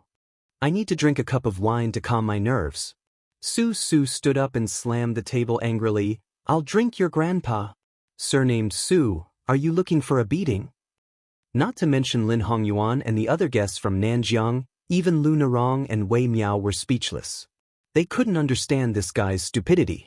Did he come from his mother's womb? This surnamed Su guy's martial arts were terrible, but they didn't expect him to be so daring. Zhao Shanhong and the consecrator firmly believed that this seemingly mediocre young man must be a top master in the world. Su Fengyan laughed. Come on, I beg you. Su sat down at lightning speed and said righteously, a gentleman uses his mouth, not his fists. Zhao Shanhong's eyes almost popped out of their sockets. After Su's ruckus, the originally dull atmosphere became much more relaxed. Everyone at the table had complicated backgrounds, so it wasn't easy to talk about anything. Su Fengyan drank about a jug and a half before saying that he wanted to go downstairs to say goodbye and end the table. Lin Hongyuan and Lu Narong met here because they had something to discuss, so they stayed on the third floor. Su and the others didn't want to stay either, but Wei Miao took the initiative to toast Cheng Bai Shuang and Ji Lu. Both sides could be considered old acquaintances. Earlier, they each represented the Prince of Shu, Chen Jibao, and the Prince of Yen, Zhao Bing, to a small town in Liaodong to meet with the Great Pillar State, Gu Genting. At that time, the three sides parted on bad terms. The world was unpredictable, and no one could have predicted that in the end, these two vassal kings would join forces to rebel. Between the heroes of the world, even if they served different masters, it didn't prevent them from appreciating each other. Moreover, they were now considered a family, so there was no need to hold grudges. Su Fengyan returned to the second floor and saw that it was empty. There was only the grandfather and grandson sitting at the table by the window. Seeing that Su Fengyan returned safe and sound, the old man was relieved. Although the head of Jinsua Knife Manor, Tong Shanquan, was expressionless, his brows relaxed a little. Chapter 1868. After Su Fengyan sat down, the old man asked, "How is it?" Su Fengyan, who had drunk quite a bit tonight, let out a long sigh. Other than the smell of alcohol, he was also depressed. He smiled and said, "It's fine now. When we're outside, we have to rely on our friends. Although there's a lot of commotion upstairs, my friends can handle it." She wasn't a young virgin, but she was a young saber master. She frowned again and said in a low voice, "Just now, there was someone with a particularly strong aura. He's at least a heavenly phenomenon expert." The old man said unhappily, "It must be that way, Miao." After that fellow joined the king of Shu, he became even more confident. Instead of being a master of the pugilistic world, he chose to be an official's lackey. I must have been blind to think that he was a real man a few years ago. Su Fengyan didn't say a word about this. In an instant, Tong Shanquan had already stood up. Her left hand pressed on the hilt of a long saber on her right waist. The saber was unsheathed by an inch. However, it was unknown whether the saber she was holding was a martial virtue or a heavenly treasure. Su Fengyan was helpless. The three of them were near the window. At this moment, two heads were hanging upside down, staring at the three of them. Su Fengyan rubbed his forehead and smiled bitterly. "Manor Lord Tong, don't misunderstand. They're my family." The old man surnamed Tong was dumbstruck. He looked at Brother Su, then at the two heads outside the window. Even with Tong Shanchuan's unwavering determination, his mouth was slightly agape. From this, it could be seen that Su Ying and Miss He weren't very well received, especially at night. Jia chuckled 3 times, curled his lips, and disappeared in a flash. Su Ying followed suit and chuckled 3 times before disappearing as well. The atmosphere was awkward. No one spoke. Fortunately, Su and the others came down from the 3rd floor. Su clicked her tongue and said, "Yo, Su, you're spending time with a stranger again. How busy?" Then, Su raised her voice and said sincerely to Tong Shanquan, "Miss, please ignore that pervert. He already has 3 wives and 4 concubines. Even his children can climb trees and dig out bird nests." Su Fengyan laughed angrily. "Scram." Su gave him a thumbs up. "You teach me first?" Su Fengyan pretended to get up, but Su simply ran away like a wisp of smoke. Wei Miao and the Miaojiang woman came downstairs after Su, Shui Songguan, and the swordsmith. The old man with the surname Tong turned his head and snorted coldly. This made Wei Miao, who wanted to greet the old man, continue to go downstairs. However, the Miaojiang woman with the enchanting figure threw a wink at Su Fengnian and did not forget to give him a thumbs up. The old man, who hadn't drunk a single drop of wine since Su Fengnian had entered the building, subconsciously reached out to pick up the wine jug. He shook it a little, but it was empty. After putting down the jug, he said unhappily, "Young Master Su, why don't you tell this old man everything? Tell me straight." Su Fengnian said seriously, "How about I drink 2 more jugs with you? Otherwise, I'm afraid I won't be able to drink anymore." The old man's face darkened. "I'm not drinking." Su Fengnian continued, "According to the restaurant's rules, if someone can drink 6 jugs of green ant wine in a day, they won't even charge for the food. I'll drink 1.5 jugs." The old man was indeed experienced. He immediately said decisively, "Then drink." This time, it was Tong Shanquan who rubbed his forehead. There were no more waiters on the second floor. So, Su Fengnian had to personally go to the counter and rummage through the cabinets to get the 2 jugs of wine. He also got 2 plates of peanuts. He held the jug between his arms and held the plates with both hands. The only thing missing was a white cotton towel on his shoulders. When Tong Shanquan saw him like this, he asked in a low voice, "Grandpa, can this be that person?" At that time, the old man was just casually talking nonsense to his granddaughter. The corners of his mouth twitched, but he didn't say anything. Drinking was drinking, but silence was silence. Su Fengnian was bored to death. He would occasionally point at the table. After drinking 2 jugs of wine, the old man stood up shakily and said calmly, "I'm leaving." Su Fengnian nodded. "Then I won't see you out." The old man waved his hand and strode away. Su Fengnian looked at Tong Shanquan's back as he walked further and further away. He asked with a smile, "May I ask Miss Tong, which one is the 6th most famous blade in the world?" Tong Shanquan stopped in his tracks. His right hand gently touched the hilt of a long blade at his waist. Su Fengnian said slowly, "A sharp blade cuts through the water. The blade doesn't damage the blade, and the water doesn't leave a trace." Tong Shanquan said the same thing when he met Su Fengnian before. "Thank you." The autumn of the 3rd year of Xiangfu was particularly eventful. The king of Yanqi, Zhaobing, and the king of Shu, Chen Zhibao, raised their troops together. Half of the territory south of Guangling River fell. The Liang imperial court had no choice but to let Lu Xingxiang and Wu Zhongshuan lead troops south again. The assistant minister of the Ministry of War, Su Gong, replaced Kai Nan, who had resigned due to illness. He was in charge of controlling the northern border army between Beiliang and the 2 Liao provinces. The imperial court conferred the king of Beiliang, Su Fengnian, as the pillar of the state. At the same time, he also conferred posthumous titles to Lu Jinu, Wang Lingbao, and all the heroes who died outside the Great Pass. He also made an exception and set up 2 deputy Jingshi and Jidushi in Beiliang. The former Liangzhou provincial governor, Lu Dongjiang, became the number 2 civil official in Beiliang. Su Beiji and Yang Xinxing were both deputy Jidushi. In the Battle of Miyun Pass, Chao Wei and an originally unknown general surnamed Xia annihilated Zhong Tan's cavalry. Only Xia Zhoubo and Zhong Tan led a dozen or so Zhong family elite cavalry to break out of the encirclement.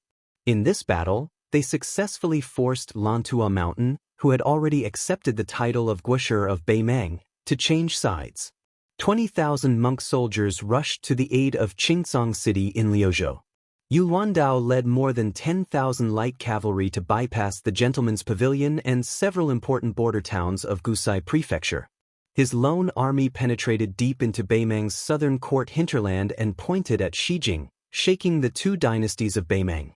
The Beimang royal court spread the news that after the empress heard about the crushing defeat at Miyun Pass, she was so angry that she fell ill and couldn't get up.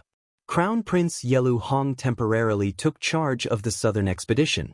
Yelu Hongkai, an elder of 3 dynasties, was given the title of Xijing's chief assistant, assisting His Highness the Crown Prince. Among them, Yelu Dongchuang, a member of the king's tent, was appointed as the right assistant minister of the Ministry of War in Xijing. At the same time, he was conferred the title of Zhenghua General, controlling 4 important military towns, including the Gentleman's Pavilion. Afterwards, the rebel army of the two kings of Liang did not immediately launch an attack to the north. Instead, they quickly nibbled away the vast territory south of the Guangling River. But just when the entire Liang officialdom and army mistakenly thought that the king of Yan was going to establish himself as the emperor, the Central Plains ushered in a huge and far-reaching shock.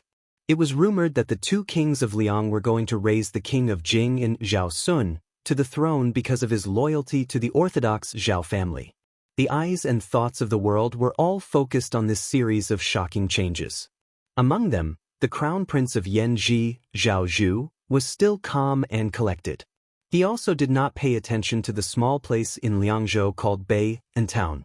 On that night, behind the thick smell of blood, there was real blood.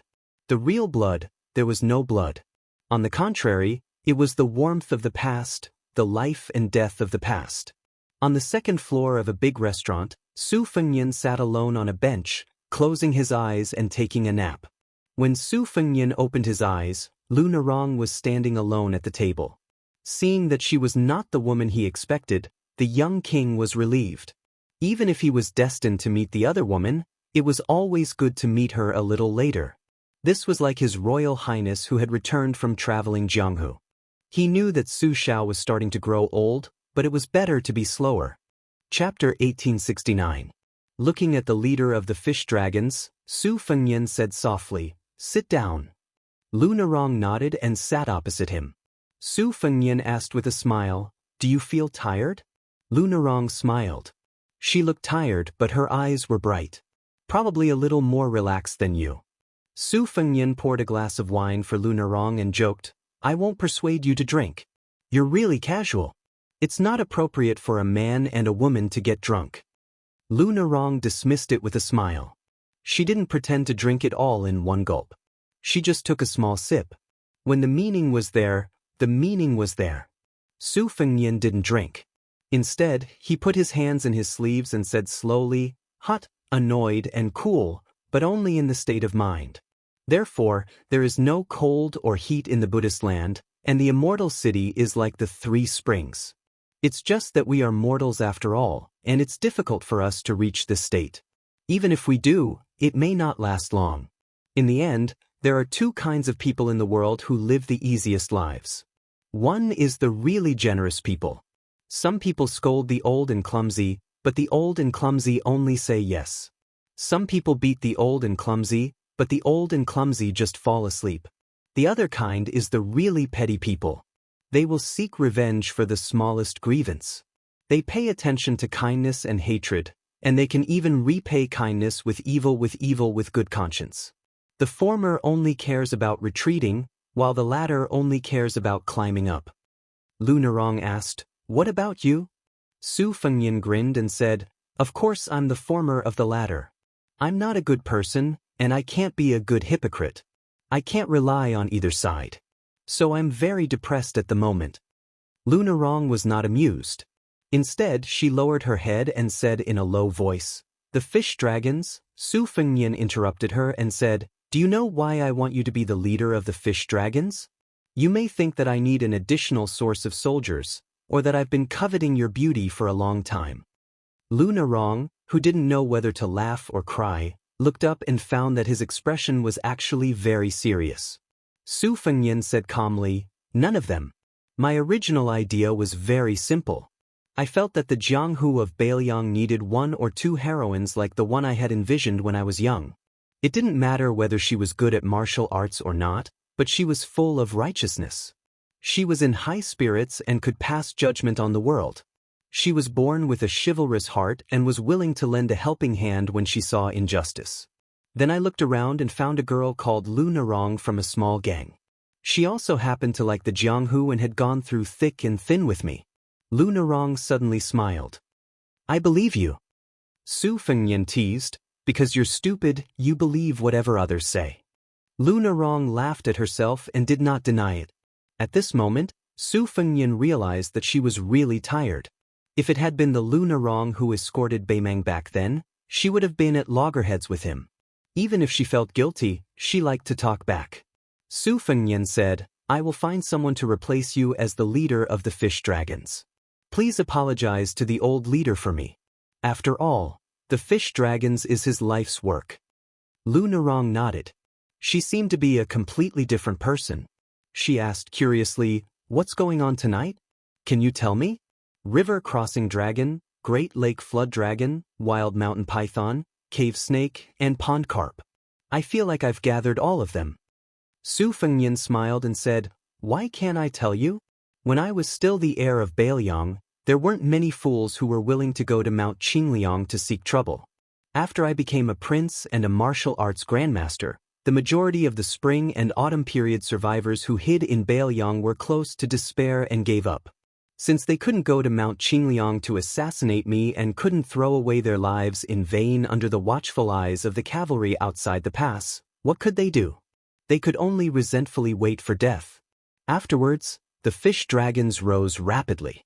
At the time, there were rumors that I had an ambiguous relationship with you. Naturally, there were many people who made a last resort and infiltrated the fish dragons, waiting for an opportunity to make a move. The second shopkeeper of this restaurant, Guxian, was one of them. His real name was Guxiang, a descendant of the martyrs of northern Han. His father and Fan Xiaochai's grandfather were both pillars of the country. One was scholarly and the other was martial arts. However, even Fu Shuifang didn't expect that the Guo family's youngest son, whose corpse had been identified, would still be alive. Moreover, he was right under our noses. As for the consecrated member of your fish dragons who attempted to smash the head of the Ribbon Sealing Bureau's eunuch into mush, he was even more deeply hidden. Even the sacrificial warrior from the eagle-raising room who stayed by your side under the alias of Qi Hanshi has not been able to uncover his true identity. Now that he is dead, it will be difficult to follow the vine to the melon. That middle-aged man who claimed to be from the Song family of Chongshan was born into one of the prominent families of the old Southern Tang. Although the destruction of the Southern Tang was caused by Gu Jiantang, I presume that the Song family had a reason for placing the blame on me. Those 4 assassins should have come from a sect called the Deer Reaping House. Their style is distinct and cannot be underestimated. I believe that while the survivors of the spring and autumn period may be able to invite ordinary assassins from the Deer Reaping House, they definitely wouldn't be able to invite that level of elite sacrificial warriors. Therefore, it's hard to say how deep the secret behind this is, but it's definitely not shallow. At this point, Su Fengnian smiled faintly, as if he had noticed that there were still some peanuts left on the plate. He took one out of his sleeve and tossed it into his mouth.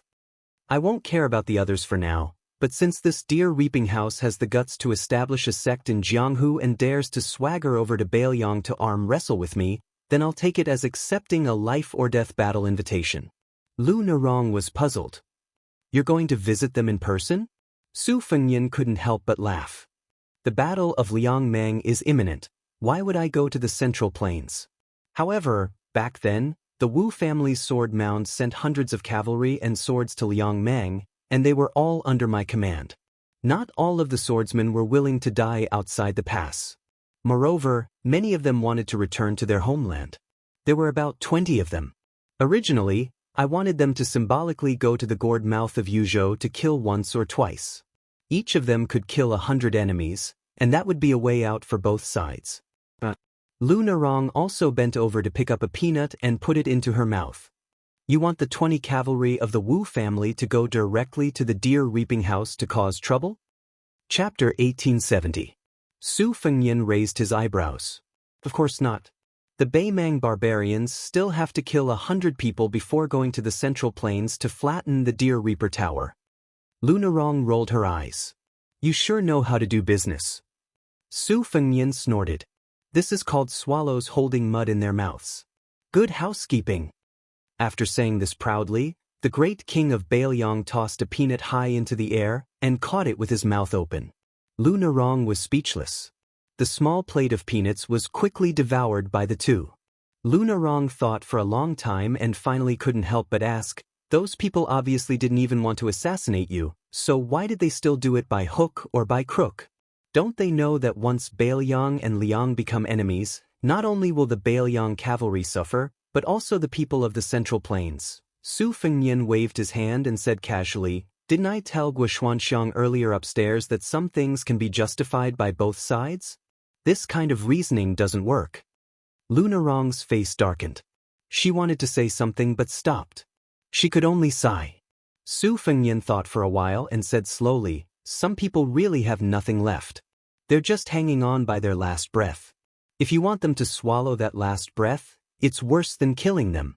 So what can you say? You haven't experienced the spring and autumn war, so some things are harder to understand.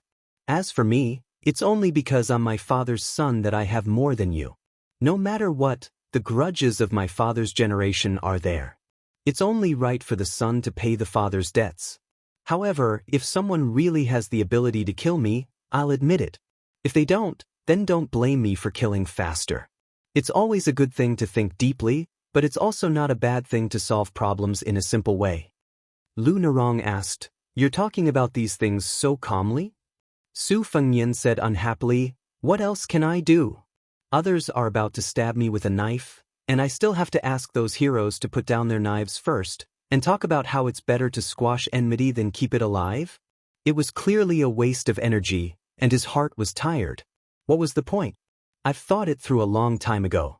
It's not worth getting angry over this kind of thing. Otherwise, with my petty temper, I would have long been driven mad by those bastards who died more righteously than the other. Lu Narong had a strange look on her face. Su Fengyan was somewhat resentful.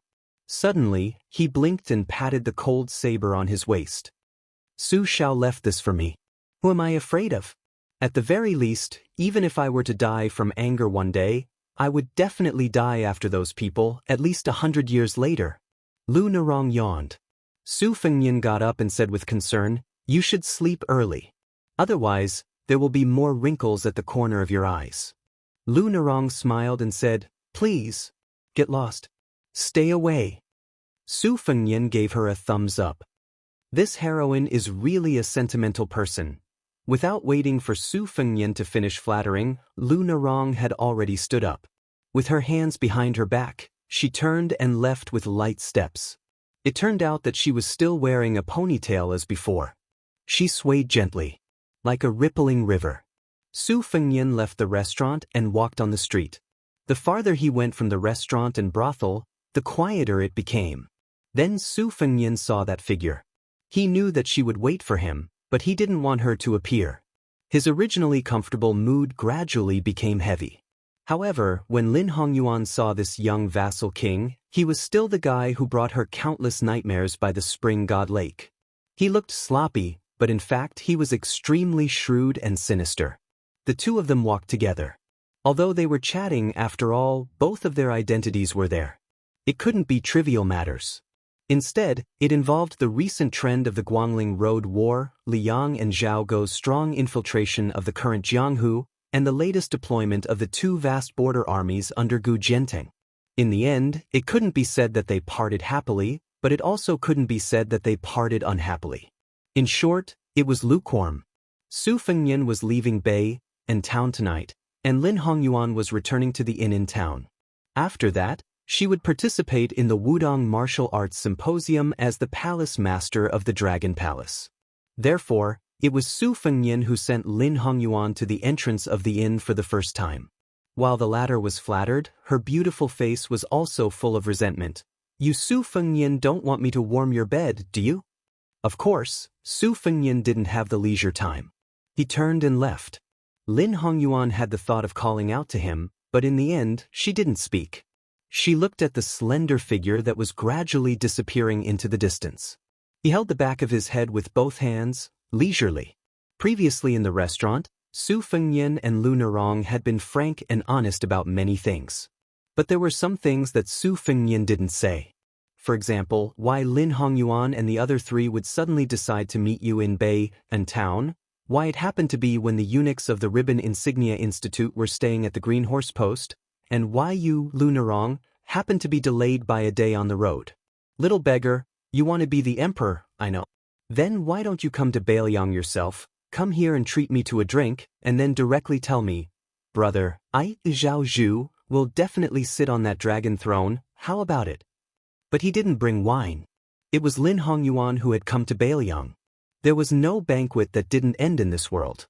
After Su Fengyan walked out of Bay and town, he headed west. Su Ying and Miss He only followed from a distance. He went to a place where people rarely went.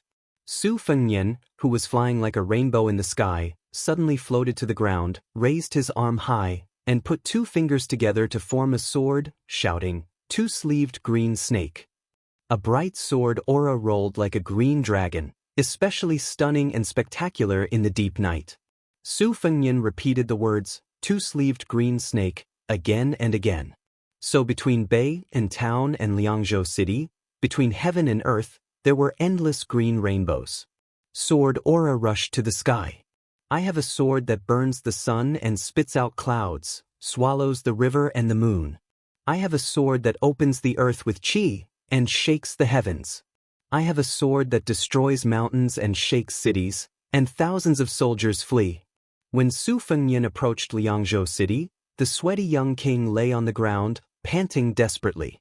Su Fengnian looked at the sky with all his might and grinned, "Without wine and beauties, I don't want to come to this world. Without fast sword friends, I don't want to stay in this Jianghu." Old man wearing a sheepskin coat, you said it well. Chapter 1871. Before Lu Province was recognized by the Liang Imperial Court as the fourth province of Beiliang, Mount Qingliang had already started to build two large courier roads. They started from Qingyuan military town, which controlled the west gate of Liangzhou, and Jishou Pass, which was northwest of Lingzhou. They led to Qingcang City, where the provincial governor's mansion was located. The tragic Battle of Miyun Pass had just ended when three caravans entered Qingcang City under the protection of the elite cavalry and the men of sacrifice of the Fushui Chamber. The backbone of the three carriages was the same. They were all provincial governors and generals of their respective provinces. They were fully deserving of their titles. Liangzhou had Shifu Baiyu, Yuzhou had Song Yan, Huangfu Ji, and Lingzhou had Chang Sui and Han Laozhan. Of the six, three provincial governors had taken office in the third year of the auspicious talisman.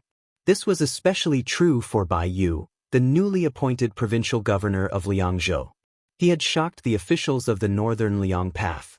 No one had expected that Mr. White Lotus of Mount Longhu would become a subject of the Su family. In comparison, Chang Sui, who was the disciple of Shangyin Academy's Dao master Han Guzi and Su Weisheng's senior brother, rose to become the provincial governor of Lingzhou in one step. As for Song Yan, who was originally from Lingzhou, he took advantage of the situation and became the #1 civil official in Yuzhou.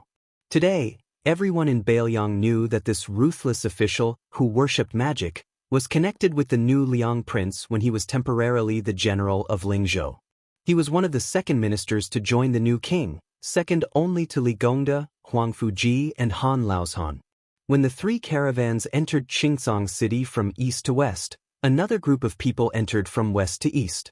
Including the provincial governor of Lu Province, Yang Guangdou, a total of 7 provincial governors came out of the city to welcome them. In Beiliang, whether it was military or political, this was an extremely rare and high standard.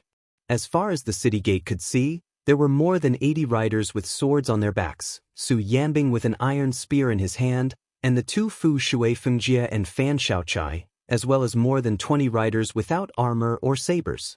The caravan stopped outside the city gates. After the leading carriage lifted the curtain, a travel-worn young civil official jumped down. After greeting the provincial governors and generals with a smile, he turned to look at the second carriage and called out, "We've arrived." Following the line of sight of the young civil official, these Beiliang high-ranking officials who were secretly meeting in Qingcang City saw a man and a woman slowly getting off the carriage. They were not old and their appearances were not outstanding. The man was tall and had a Xianbei jade belt that was unique to the nobles of Beimeng. The woman had a plump figure and there was an exquisite scented pouch on her waist that looked like lavender. It was embroidered with the pattern of a woman wearing a pipa. It was a pity that it was badly damaged. He looked at the west gate of Qingcang City with an indifferent expression. The 20 riders surrounding the carriage looked as if they were facing a great enemy. Every one of them was on high alert. Although these riders of unknown origin were unarmed and unarmed, they were veterans of hundreds of battles. They still chose to sit on the back of their horses and assumed a resolute posture, ready to charge at any time. If a rider died on the back of a horse, it would be a good death. The young man with the Xianbei jade belt on his waist said flatly in Beimeng language, "Dismount."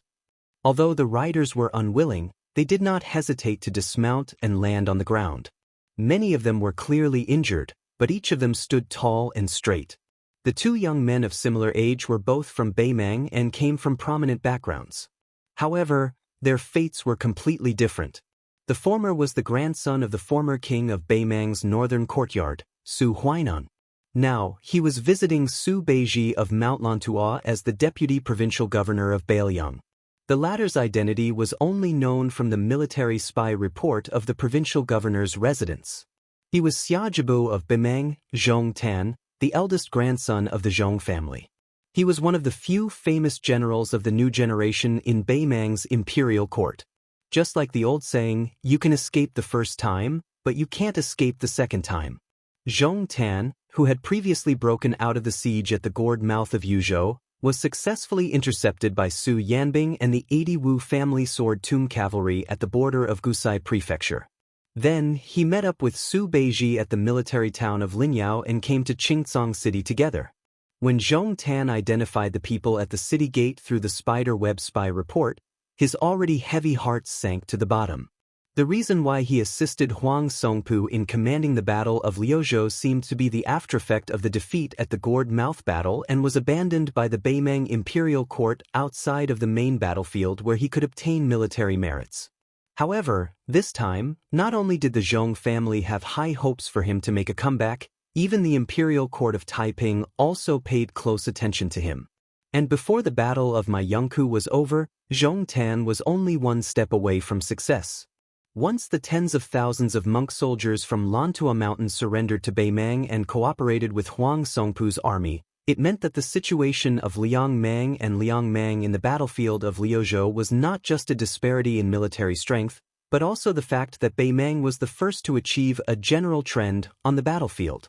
Swallowing the Longxiang army was inevitable. Moreover, to the west of Liangzhou that was supported by Qingyuan military town, and even to the entire Lingzhou that did not participate in the first battle of Liangmang, it would be a huge deterrent. No matter how Huang Songpu's victory in Liuzhou was a Pyrrhic victory, in the end he only needed 20 to 30,000 cavalry to invade the northwest of Lingzhou. Destroying Lingzhou meant destroying the vitality of the Beiliang frontier army, and the strategic depth of the Su family cavalry would also be greatly reduced. However, all of these became laughable. Not only that, Zhong Tan also saw a group of Beiliang's top officials gathered here. Only at this moment did Zhong Tan completely confirm that Beiliang was determined to make a big move in Liuzhou.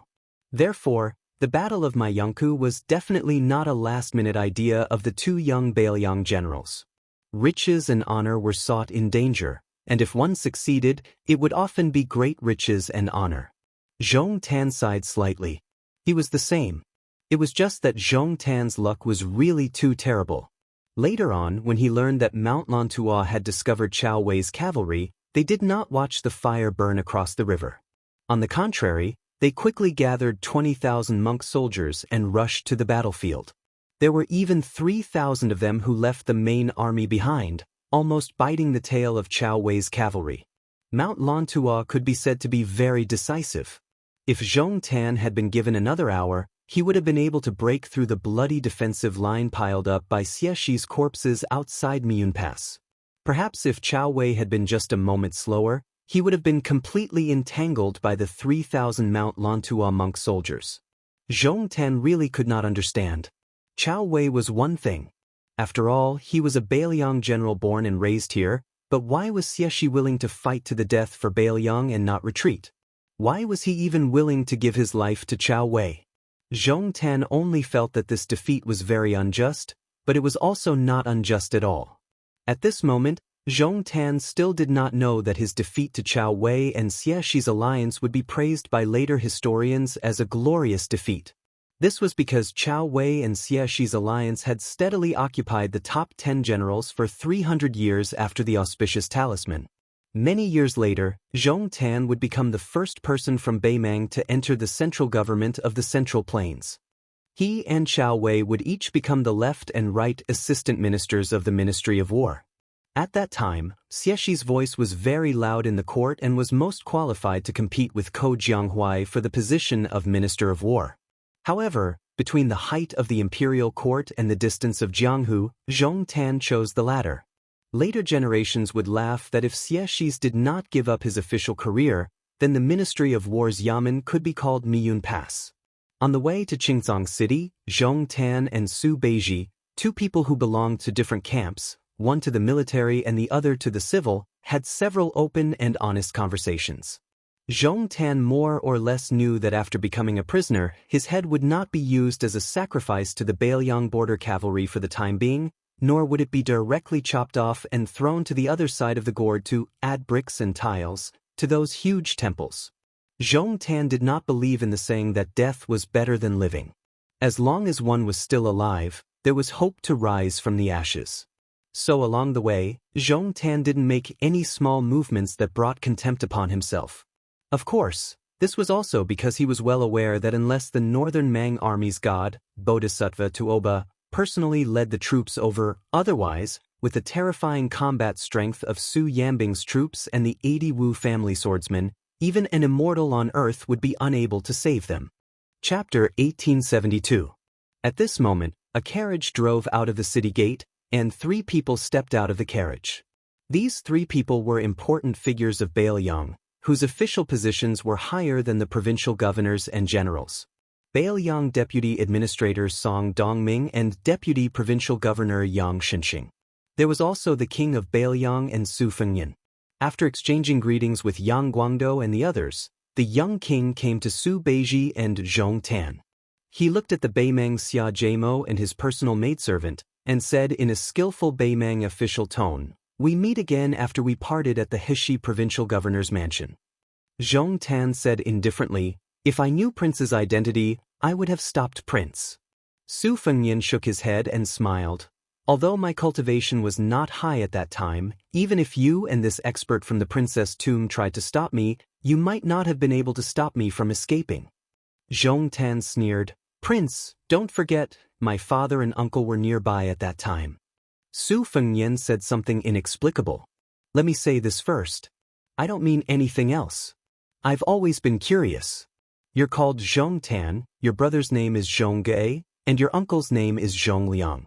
They all have 2 characters in their names. Why is your father named Zhong Shuntong?" Zhong Tan frowned and did not answer this question. Su Fengyan had Song Dongming, Yang Xinxing, and the provincial governors and generals go to the Liuzhou provincial governor's mansion first, while he pulled Zhong Tan and Su Beiji into the city on foot. The young king and the youngest deputy provincial governor of Liang walked side by side. Zhong Tan and his maidservant Lu Daogu followed closely behind.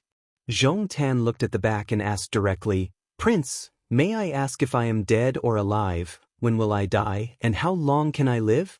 Su Fengyan did not turn around. He smiled and said, "That depends on you."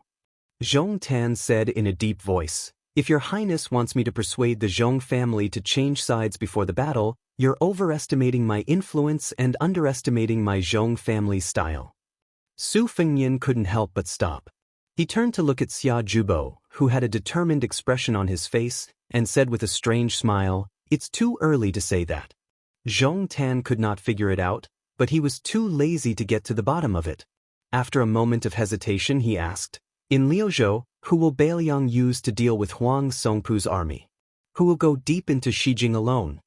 Su Fengyan slowed his steps and walked side by side with Zhong Tan. He said frankly, "Originally, my younger brother Huang Manor and Liuzhou's general Ko Jianghuai were used to deal with Huang Songpu. Now, Xie's Mount Lantua monk soldiers leading the western frontier will be added. Yu Luandao's Yuzhou cavalry will also be supported by Chao Wei's cavalry, and together they will enter the hinterland of your southern dynasty." Zhong Tan nodded. "In the battle in Liuzhou, Bailiang was originally barely able to fight, but now you're barely able to win. Our great situation has been ruined at the last moment."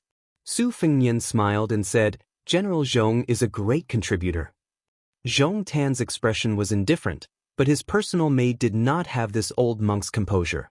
She was overflowing with killing intent. Su Fengyan was unmoved. He continued, "Earlier, When I said that you spoke too early, I meant that you don't need to be anxious. If the battle outside Bailiang's pass is unfavorable, such as the loss of Beijiqing, then you, Zhong Tan, will definitely die. However, if the battle outside the pass goes beyond expectations, such as our Bailiang cavalry being able to retake Hutsu City next year, then you will naturally have, wait. Zhong Tan said expressionlessly, then I'll wait and see.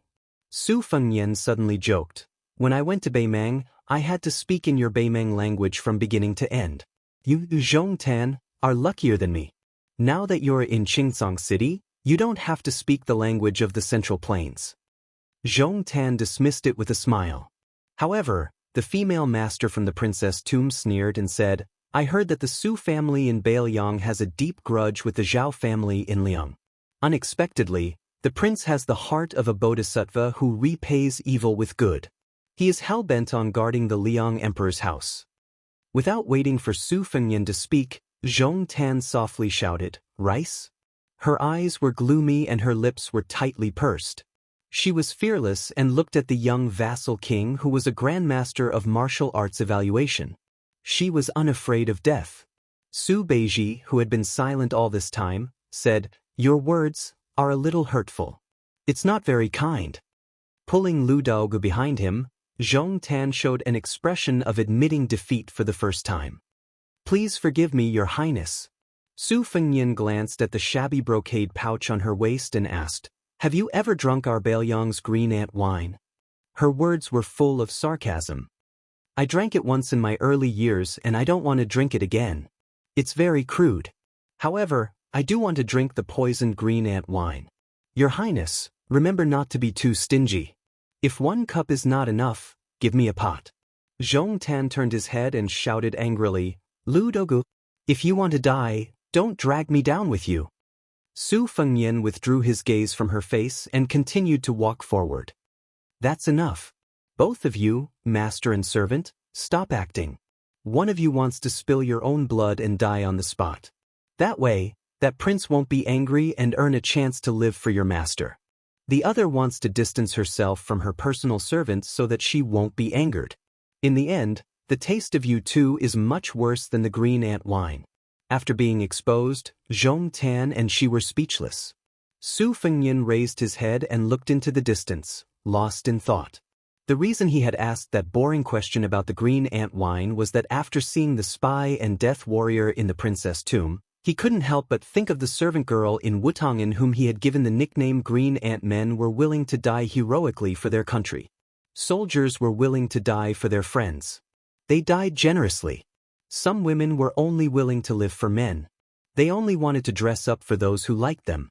In the end, even if they died with a tender heart. As they approached the provincial governor's mansion, Zhong Tan, Lu Dogu, and the 20 or so elite cavalrymen left under the escort of Mi Fengjie, Fan Shaochai, and a few spies from the Fu Shui chamber. Su Beiji stood on the steps outside the mansion and looked at the departing figures. He said self-deprecatingly, I originally thought of a way to tell you not to rush to kill Zhong Tan. It was all in vain. Su Fengyan smiled but didn't say anything. Su Beiji asked, what's wrong? You want to recruit this Beimeng Xia Gemo, who's good at commanding troops? It doesn't seem like it. Otherwise, you would have used the tactic of treating the wise with respect. Su Fengyan shook his head and said, I'll use anyone but Zhong Tan. Su Fengyan quickly added, besides, you didn't tie him up. How am I supposed to hurry up and untie him? Su Beiji grimaced and said, you're spoiling my appetite. Su Fengyan suddenly laughed and asked, how many heads do you think Zhong Tan has? Su Beiji was stunned. He rolled his eyes and said, are you kidding? It's not funny at all. Su Fengyan looked into the distance and said softly, there are 2 cities in Yozhou's Gourd, Sleeping Bao City and Lanha City. But Zhong Tan only has 1 head on his neck. It's not enough to split. Su Beiji nodded and said, then let's keep it for now. In any case, it might be useful in the future. If Beimang is really forced into internal strife by us, Zhong Tan's Zhong family can really add fuel to the fire. Su Fengyan grunted in agreement. Su Beiji seemed to have recalled something and asked curiously, Zhong Tan aside, why didn't you kill that Beimang girl? Are you taking pity on her because she's a woman? I have to say something about you. That maid's looks are so mediocre. Can you really do it? Su Fengnian said helplessly, That's not very kind of you to say. Soon, this persimmon grabbed Zhu Zi's shoulder and said cheekily, Didn't you realize that the girl was sweating profusely even though she looked like she was ready to die? Also, didn't you notice that I was emitting such a strong killing intent? I almost couldn't help but remind you, my killing intent is too strong, get out of my way. Su Beiji only replied with one word, scram. Su Fengnian twitched his mouth. Su Beiji retracted his expression and said softly, Zhong Tan said something very interesting. Let's wait and see. Beimang's Western Front Commander Wang Sui, Heshi Region's Magistrate Helian Wei, Crown Prince Yelu Hongkai, the new Assistant Minister of War Yelu Dongchuang, and some other chess pieces deeply rooted in Beimang's territory. Now there's the Zhong family.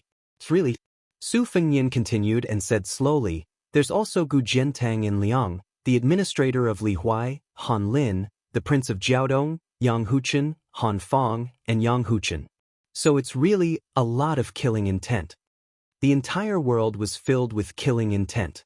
Chapter 1873. Because Fuyu Town at the foot of Mount Wudong was the starting point of the South Mountain Road of Burning Incense, and because it was rumored to be the place where Qi Jiajie's 10,000-mile sword strike ended, and because it was close to the Wudong martial arts competition, this originally unknown town suddenly became very lively. The big and small Taoist temples on Mount Wudong were already overcrowded, so many low-class rooms in Fuyu Town were sold at a high price, and the restaurant business was even more profitable. Some Jianghu people who came from afar were surprised when they recognized Yuqi Liangfu, the owner of the Snow Mountain Villa, on the street, but when they entered the restaurant, they were surprised to find Zhang Chunlin, the young owner of Yuyan Mountain Villa, sitting 2 tables next to them.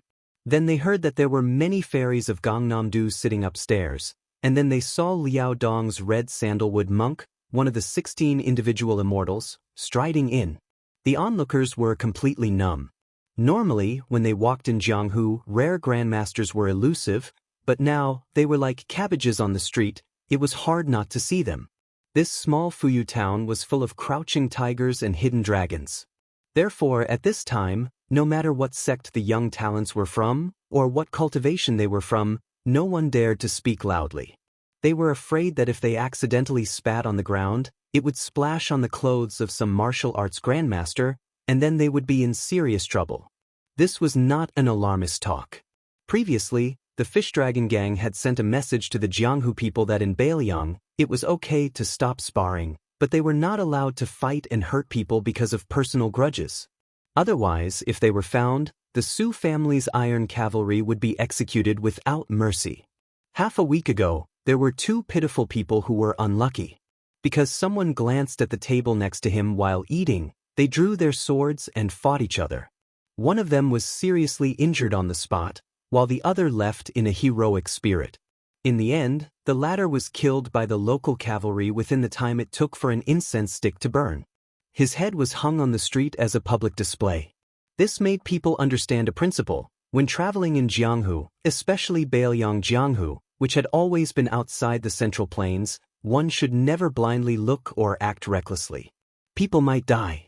In particular, many of the heroes of the Jianghu rushed over to join in the fun. They witnessed with their own eyes the unique pursuit of the cavalry. That famous master with extraordinary lightness skills was killed in a single charge by 200 Beiliang cavalrymen. Flying on the water or having the physique of a third-level martial artist, he had no power to fight back at all when faced with well-trained light crossbows. The Beiliang cavalrymen's frontal charge, circling around the perimeter, and intercepting them on fast horses were all done in one go. In comparison, the fight between the constables of the Central Plains and the heroes of the Jianghu was like a vixen clawing at a man in love. The difference was like heaven and earth. There was a tea stall on the side of the main road outside the small town. It was noon, and the stall was selling Wudong's famous calming cold tea. Coupled with the fragrant spring morning pancakes, business was booming. By the side of the road, there were tall horses resting with their owners. 6 or 7 greasy tables were filled with foreign tea guests. Everyone had an extraordinary air about them, and it was obvious that they were all Jianghu people who had come to Wudong for the martial arts competition. 2 of the tables were occupied by 8 young women with zither, kongho, hule, and other musical instruments placed in front of them. One of the tables was occupied by a strong young man who did not carry any weapons. His eyes shone with a bright light, and he sat majestically. With just a glance, one could tell that he was a master of external martial arts.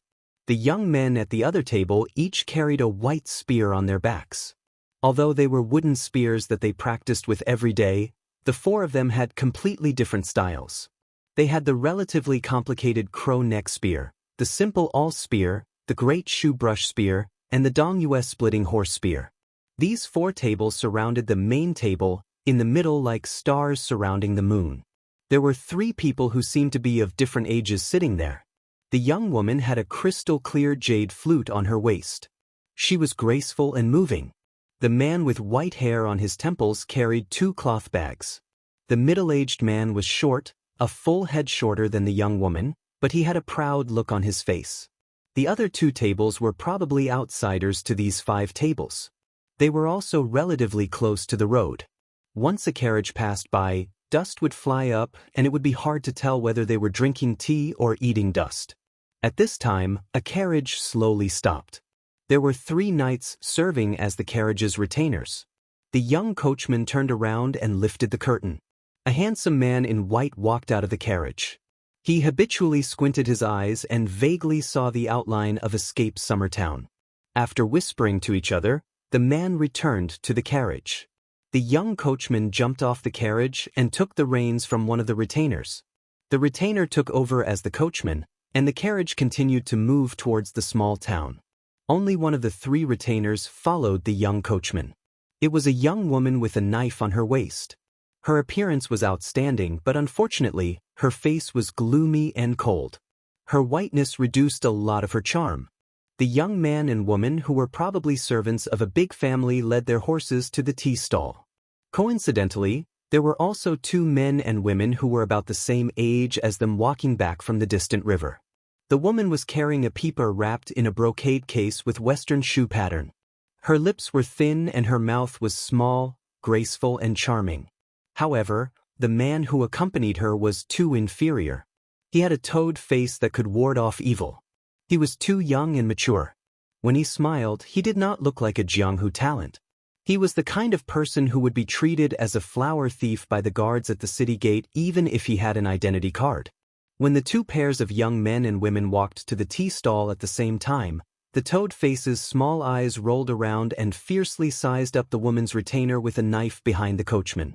This man, who already had meat in his bowl, was obviously not satisfied and was eyeing the meat in the pot. However, because of the beauty beside him, he was embarrassed to show too ugly eating manners. In the end, he did not go up to strike up a conversation. When he noticed the strange woman's cold eyes, he slightly grinned and raised his eyebrows. Then, he noticed that she was holding the handle of her knife with one hand and was about to pull it out. He was even more overjoyed. Oh, it was still a rouge horse. If it was in the past, he would have liked it the most. He could not help but stick out his tongue and lick his lips out of habit. This action provoked a sneer from the woman with the knife. The toad face did not find it strange, but the 3 people at the table in the middle almost all held their breath at the same time. It was like 2 tigers meeting on a mountain. The short man said in a deep voice, "Changfeng, come back."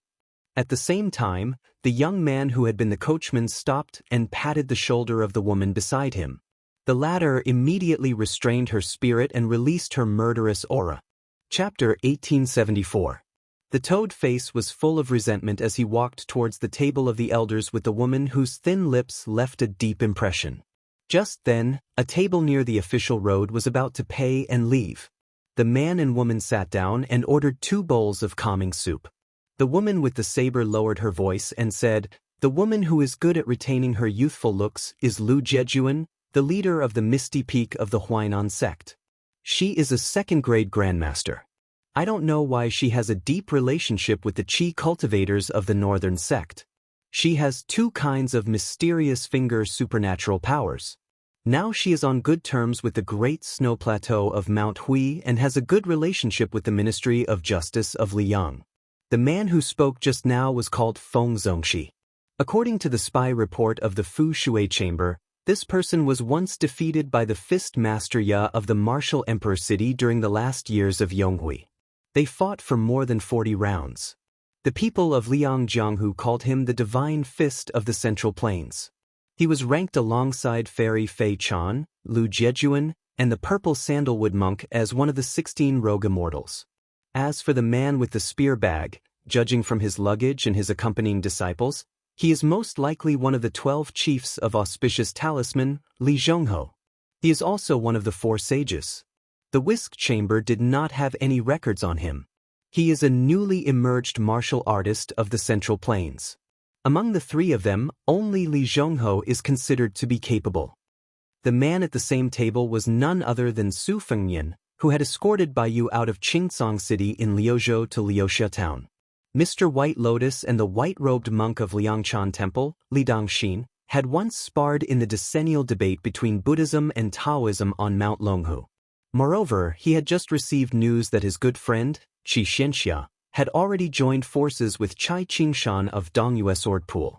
Therefore, no one wanted to miss this Wudong debate. Su Fengyan, who had his back to the table, nodded and said softly, "Although he is much weaker than Su Yanbing, his cultivation should be about the same as Han Laoshan's. His methods are also the same. Both of them are bold and powerful. Moreover, great talents mature late. He has the chance to become a great grandmaster like Spear Immortal Wang Xiu. If you fight with him, your chances of winning are not high." The woman who became the manager of the second branch of the whisk chamber with me, Fengjie, said indifferently, "I only know that I can definitely kill him." Su Fengyan could not help but laugh. What's there to be proud of? It's a loss of life in exchange for a life. Fan Xiaochai remained silent. Su Fengyan glanced at the young man in green who occupied a table not far away. Is there no record of this person in Fu Shui room? Fan Xiaochai was taken aback. He shook his head and said, "No." Su Fengyan explained, Great Peace Cities Qijiajie and Northern Mang's Sword Qi were close to Huangqing, and there was also Martial Emperor City's Lu Huang, who gave up Dao to seek skills. When they met a mortal enemy who was on par with them, they were all covered with Sword Qi. Most of the swordsmen in the world were like this. Their Sword Qi was far more important than their sword will. Even if they did not show it after returning to their original state, once they made a move, they would be able to see everything clearly. Only a very few swordsmen were born with high spirits, which is the so-called natural sword embryo. For such a rare genius, as long as they were enlightened and had a little luck, they could often achieve the achievement of a sword immortal on the land. Fan Xiaochai looked at the ordinary-looking young man out of the corner of his eye and frowned. Su Fengyan nodded. So many grandmasters of the sword have left over the years. Naturally, someone will rise. For example, if Gu Jiantang and Lu Xianlang of Nanjiang suddenly die, it will take about 5 or 6 years for someone to amaze the world. Fan Xiaochai's expression was strange. He glanced at the young king who still had a cold saber hanging from his waist. If you, the great grandmaster of saber-wielding, died, who would you bring that torrential Guangling River's blessing and grace to? Would it be Wang Xing, Yu Dilong, and Lu Yunzhang, the 3 disciples? Or the woman surnamed Jiang who was also a sword embryo? Would it help her become an earth immortal? Su Fengyan, who had guessed her thoughts, glared at her fiercely. Fan Xiaochai drank tea with one hand while the other hand under the table rubbed the hilt of the saber. Her slender hand, which had never done any household chores, was now holding the killing blood saber. Fan Xiaochai suddenly asked, "Are you really not going to climb the mountain?" Su Fengyan, who had a slightly strange expression, shook his head. "I'll pass. But if you want to join in the fun, you don't have to follow me to North Resisting City. I'll help you talk to Chu Lushan. I think you might as well go to Mount Wudong. After all, such a grand occasion may not be seen again in the future." Fan Xiaochai laughed. "No matter how high Mount Wudong is, it's higher than you." Su Fengyan rolled his eyes. "No matter how much you flatter me, it's useless. Even if I die young, I won't pass my luck to you." Fan Xiaochai laughed it off. After drinking that bowl of calming soup, she really did have a sense of calmness. Fan Xiaochai suddenly tightened his grip on the hilt of his saber, his aura surging. Even the toad-faced man in the distance could feel his strong killing intent. This was Fan Xiaochai's style. If she wanted to kill someone, she would always do it openly. There was no victory or defeat, only life or death. The young swordsman, whose strength she couldn't see through, stood up and walked towards them with a cup of tea. He sat down without any courtesy, facing the young lord. Su Fengnian smiled and didn't say anything. He didn't mind that the unknown swordsman had taken the liberty to disturb him. After the man sat down, his expression was solemn. He said seriously, "I didn't expect there to be a man as handsome as me in this world. Nice to meet you." Fan Xiaochai couldn't help but twitch her mouth. She had seen shameless people before, but she had never seen such a shameless person in her life. Then the man turned to stare at Fan Xiaochai. "Miss, your saber is good, and your saber skills are even better. Unfortunately, your saber power is not satisfactory." Fan Xiaochai smiled. "Oh." The man raised the teacup in his hand like a private school teacher. He said methodically, "In my hometown, there is a blue and white porcelain cup that is popular with the ladies of noble families. When held in the hand, the slightly slanted edge of the cup is pressed against the edge of the hand. The cup's size and weight are just right, and it fits the hand well. Therefore, it is known to be a pressure cup. Whether it's tea or wine, it can be pressed against a woman's body. On the other hand, your innate physique is not outstanding. You only relied on your family's teachings and the foundation of your sect to achieve your current level of cultivation. But in the long run, it will inevitably harm your body. You must know that momentum are the most important things. Your cultivation, however, is the opposite. It's like a woman with a mediocre capacity pretending to be bold and drinking from a big bowl. It's not a long-term solution." Fan Xiaochai said flatly, "Are you my father?" The man thought for a moment and said calmly, "Of course not, but I can be your husband." Su Fengnian, who drank tea much slower than Fan Xiaochai, almost spat out the tea in his mouth when he heard this. Fan Xiaochai smiled slightly, as if she was not angry at this lecher's licentious words. But her saber was already unsheathed. The man had been holding the cup in his right hand and resting his left hand on his knee under the table. At this moment, he suddenly raised his left hand high. It was clearly a casual and ordinary movement, but it made the head of the Whispering Room's assassins, who were numb to killing, feel their scalps go numb. They felt as if they were hallucinating. When the saber was unsheathed, it meant death. Chapter 1875. Fan Xiaochai's saber-wielding hand trembled slightly. Even against Mi Fengjie, who was superior in both martial cultivation and experience, Fan Xiaochai had never felt such fear. More importantly, she had never feared death. The young swordsman did not take advantage of the situation to attack. He only turned to the owner of the tea stall and shouted, "Add 3 bowls of calming soup." Su Fengnian smiled. "Impressive." Su Fengnian said to Fan Xiaochai, "Don't be nervous. This young master has no ill intentions." Fan Xiaochai's face was pale, her eyes gloomy. When the owner of the tea stall placed the 3 bowls of calming soup on the table, the man nodded. "Of course I have no ill intentions. Ever since I entered the Jianghu, I've always thought that I would become a divine couple with that Xianyuanzi of Mount Hui's great snow plains. But after seeing this young lady, I feel that she will definitely miss out on a good match like me." Su Fengnian had to repeat, "Impressive." The man then turned to Fan Xiaochai and said considerately, "It's fine if you want to kill me, but it's best if you drink the tea and find a secluded and spacious place. When the time comes, I won't retaliate and will let you attack me." Fan Xiaochai took a deep breath, her fingers gripping the hilt of her saber tightly. She gnashed her teeth. "Are you courting death?" The man gave an unexpected answer. His expression was incomparably serious. "I'm looking for you." Fan Xiaochai's eyes were filled with the determination to face death. She pulled out her saber without a care for anything else. Just as the tip of her saber was about to be completely exposed, her aura reached its peak. The young swordsman, who had been expressionless all this time, smiled for the first time. He leaned slightly forward towards Fan Xiaochai and pointed 2 fingers of his left hand at the space between Fan Xiaochai's eyebrows, stopping just an inch away from her. There was a great deal of meaning in this movement. Fan Xiaochai quickly leaned back in an attempt to avoid the attack. But the man released his fingers and gently pressed his palm on her shoulder. Shocking crimson blood seeped out of the corner of Fan Xiaochai's mouth. Su Fengnian narrowed his eyes. This move of his was truly impressive. It wasn't because of the amazement of his moves or his aura, but because of the depth of his intentions.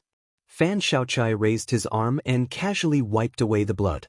The young swordsman was still holding her shoulder. He stopped smiling and said earnestly, "Miss, when it comes to imposing manner, righteousness is the same as evil and evil. The difference is that the former is like this post road where several riders can walk side by side. The latter is like a single plank bridge where there is only enough space to stand on. It is not easy to turn around. People's depression is heavy and it is hard to get rid of it. Why is there a saying that the people of the world have to speak their mind? That was the logic. Our martial arts cultivation, whether it's the saber, the sword, or the fist technique, is a long-term thing. How can you reach the top in one go? Even if you're an immortal on Earth, you still need to take a breath of fresh air when fighting to the death." Fan Xiaochai's lips were tightly shut. In fact, at this moment, her mouth was already full of blood, and she couldn't even say the word, scram. But she still didn't want to spit it out. If Su Fengnian, the king of Bailiang, was the person she wanted to kill the most in her life, then this fellow who had been kicked in the head more than once by a donkey was second. He had already surpassed Chu Lushan, who had personally turned her into a death warrior of the Fu Shui room years ago. Su Fengnian sighed and raised the bowl of calming soup that had just been delivered.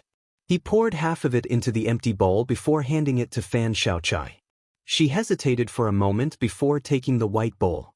She shook off the man's hand on her shoulder and turned around. Lowering her head, she spat blood into the bowl and drank it all in one gulp. Perhaps apart from Su Fengnian, only the Snow House Spear Saintly Hongho of the Jianghu people around the table had figured out the mystery. Even in the eyes of Lu Jejuan of Ethereal Peak and Feng Zongxi, the master of fist techniques, there was nothing special about the young swordsman other than his speed. And that speed seemed to be all there was to it.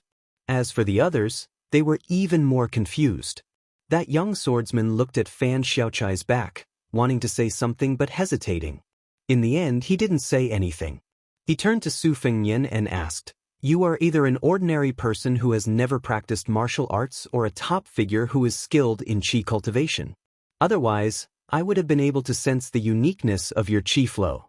But since you have the guts to walk around the city with a cold saber hanging around your waist, and you have this girl with you, I believe that you are not simple." Su Fengnian waited quietly for him to continue. But this time, the young swordsman didn't disappoint. "Then may I ask for this girl's name?"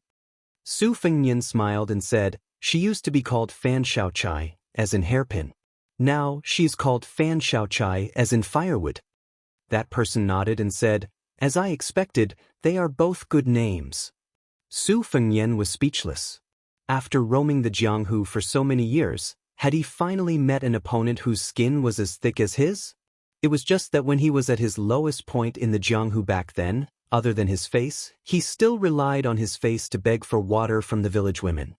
He was invincible and had never been defeated. However, the person in front of him purely relied on his face. That person thought for a moment. "Forget it. I wanted to ask you something, but there's no need for that now.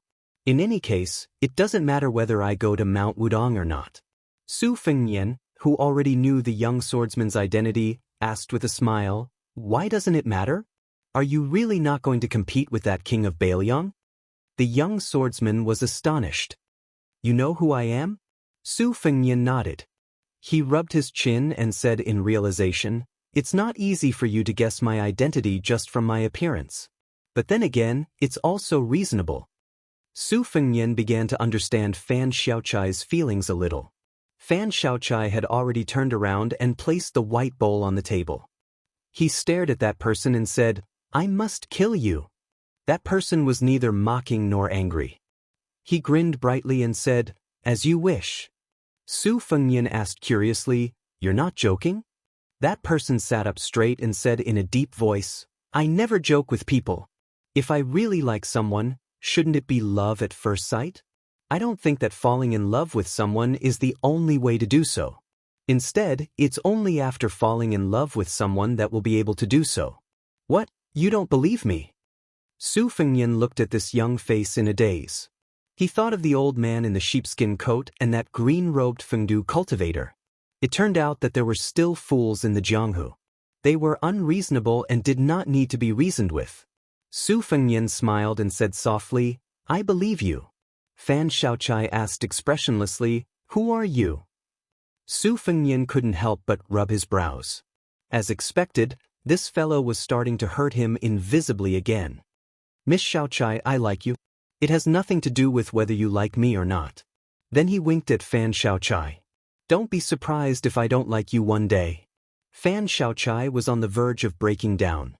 He roared, Who are you? Only then did the young swordsman put his hand on the hilt of his sword. He looked at her with clear eyes and smiled. Tai-Bai Sword Sect, Qin Tianyuan.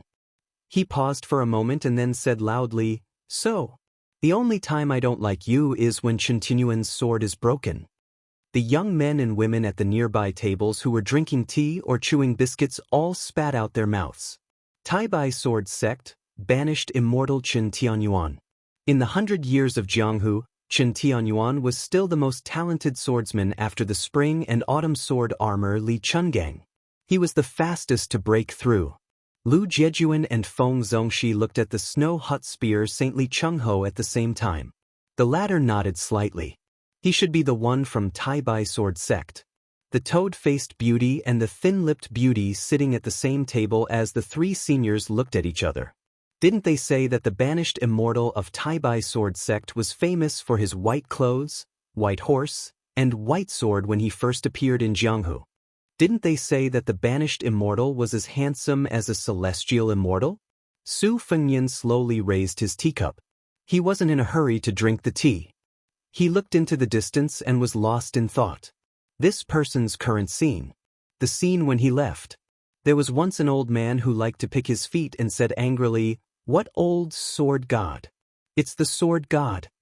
There was once a wooden sword ranger who was so poor that he didn't even make a sound.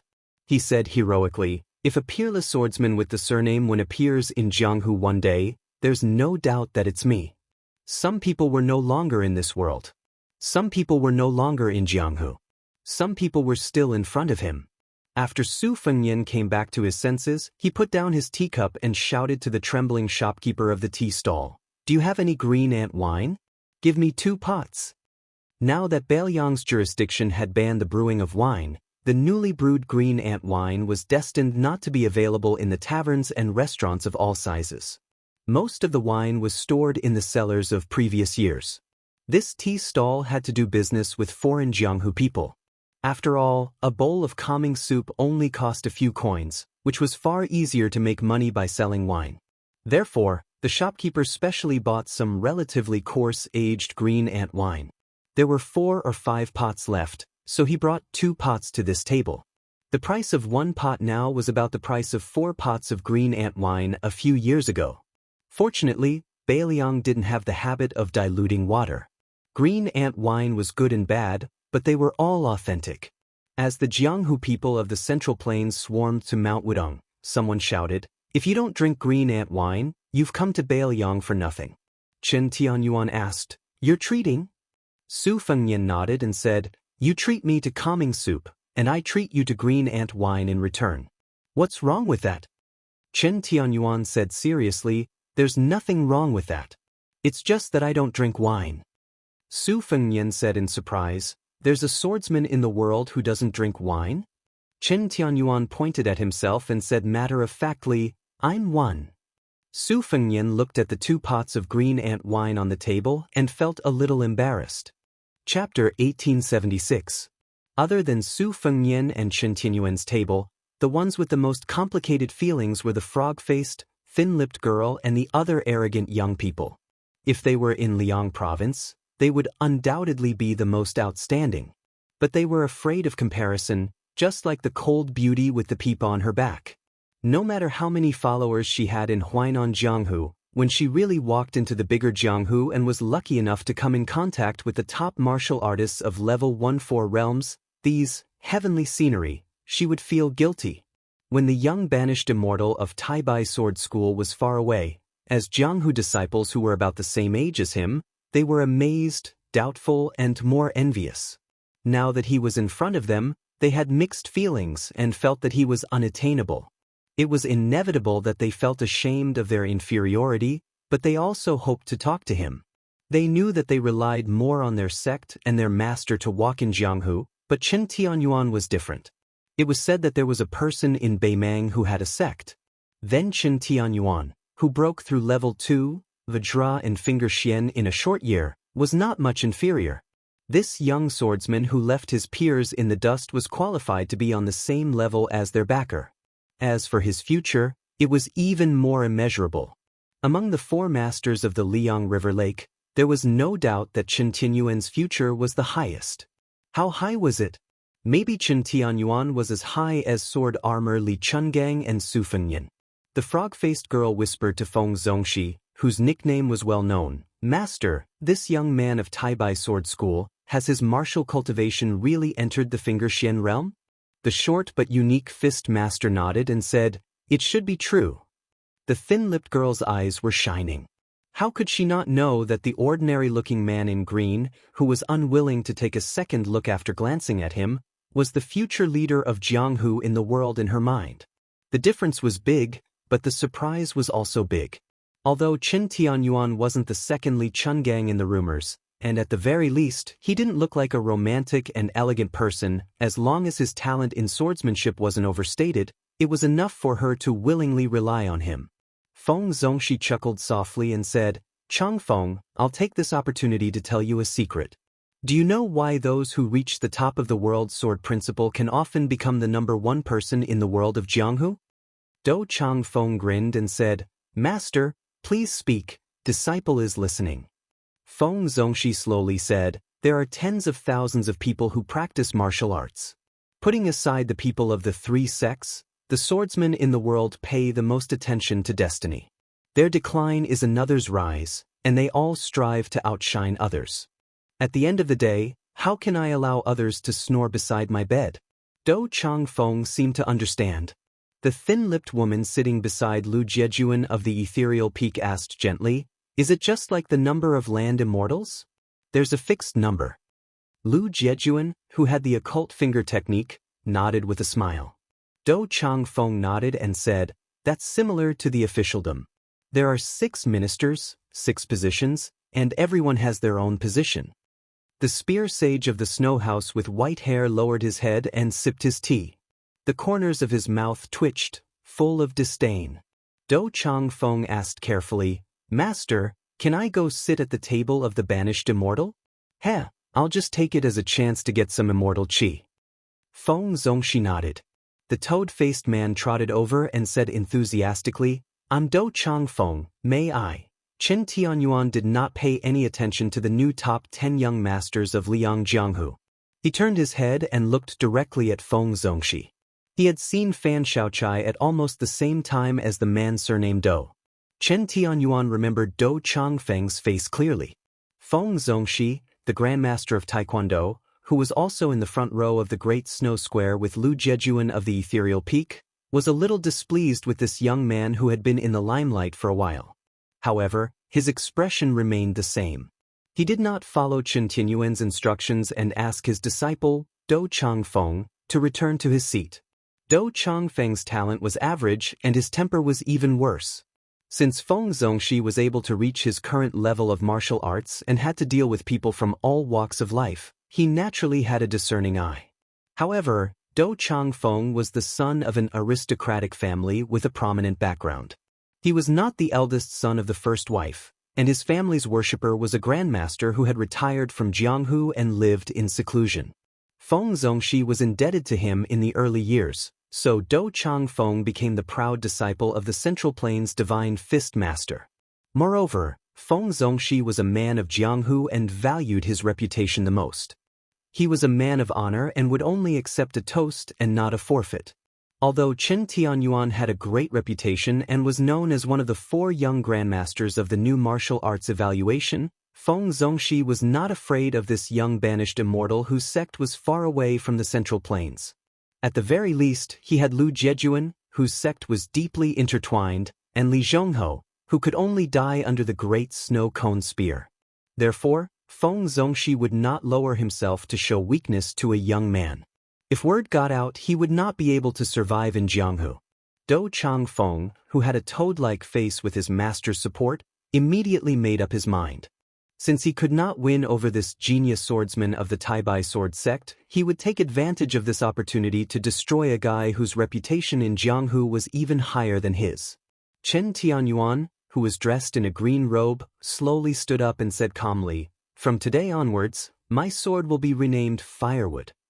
Obviously, this sentence was only for Fan Shaochai. Su Fengyan held back his laughter and glanced at her. Fan Shaochai seemed to be completely indifferent.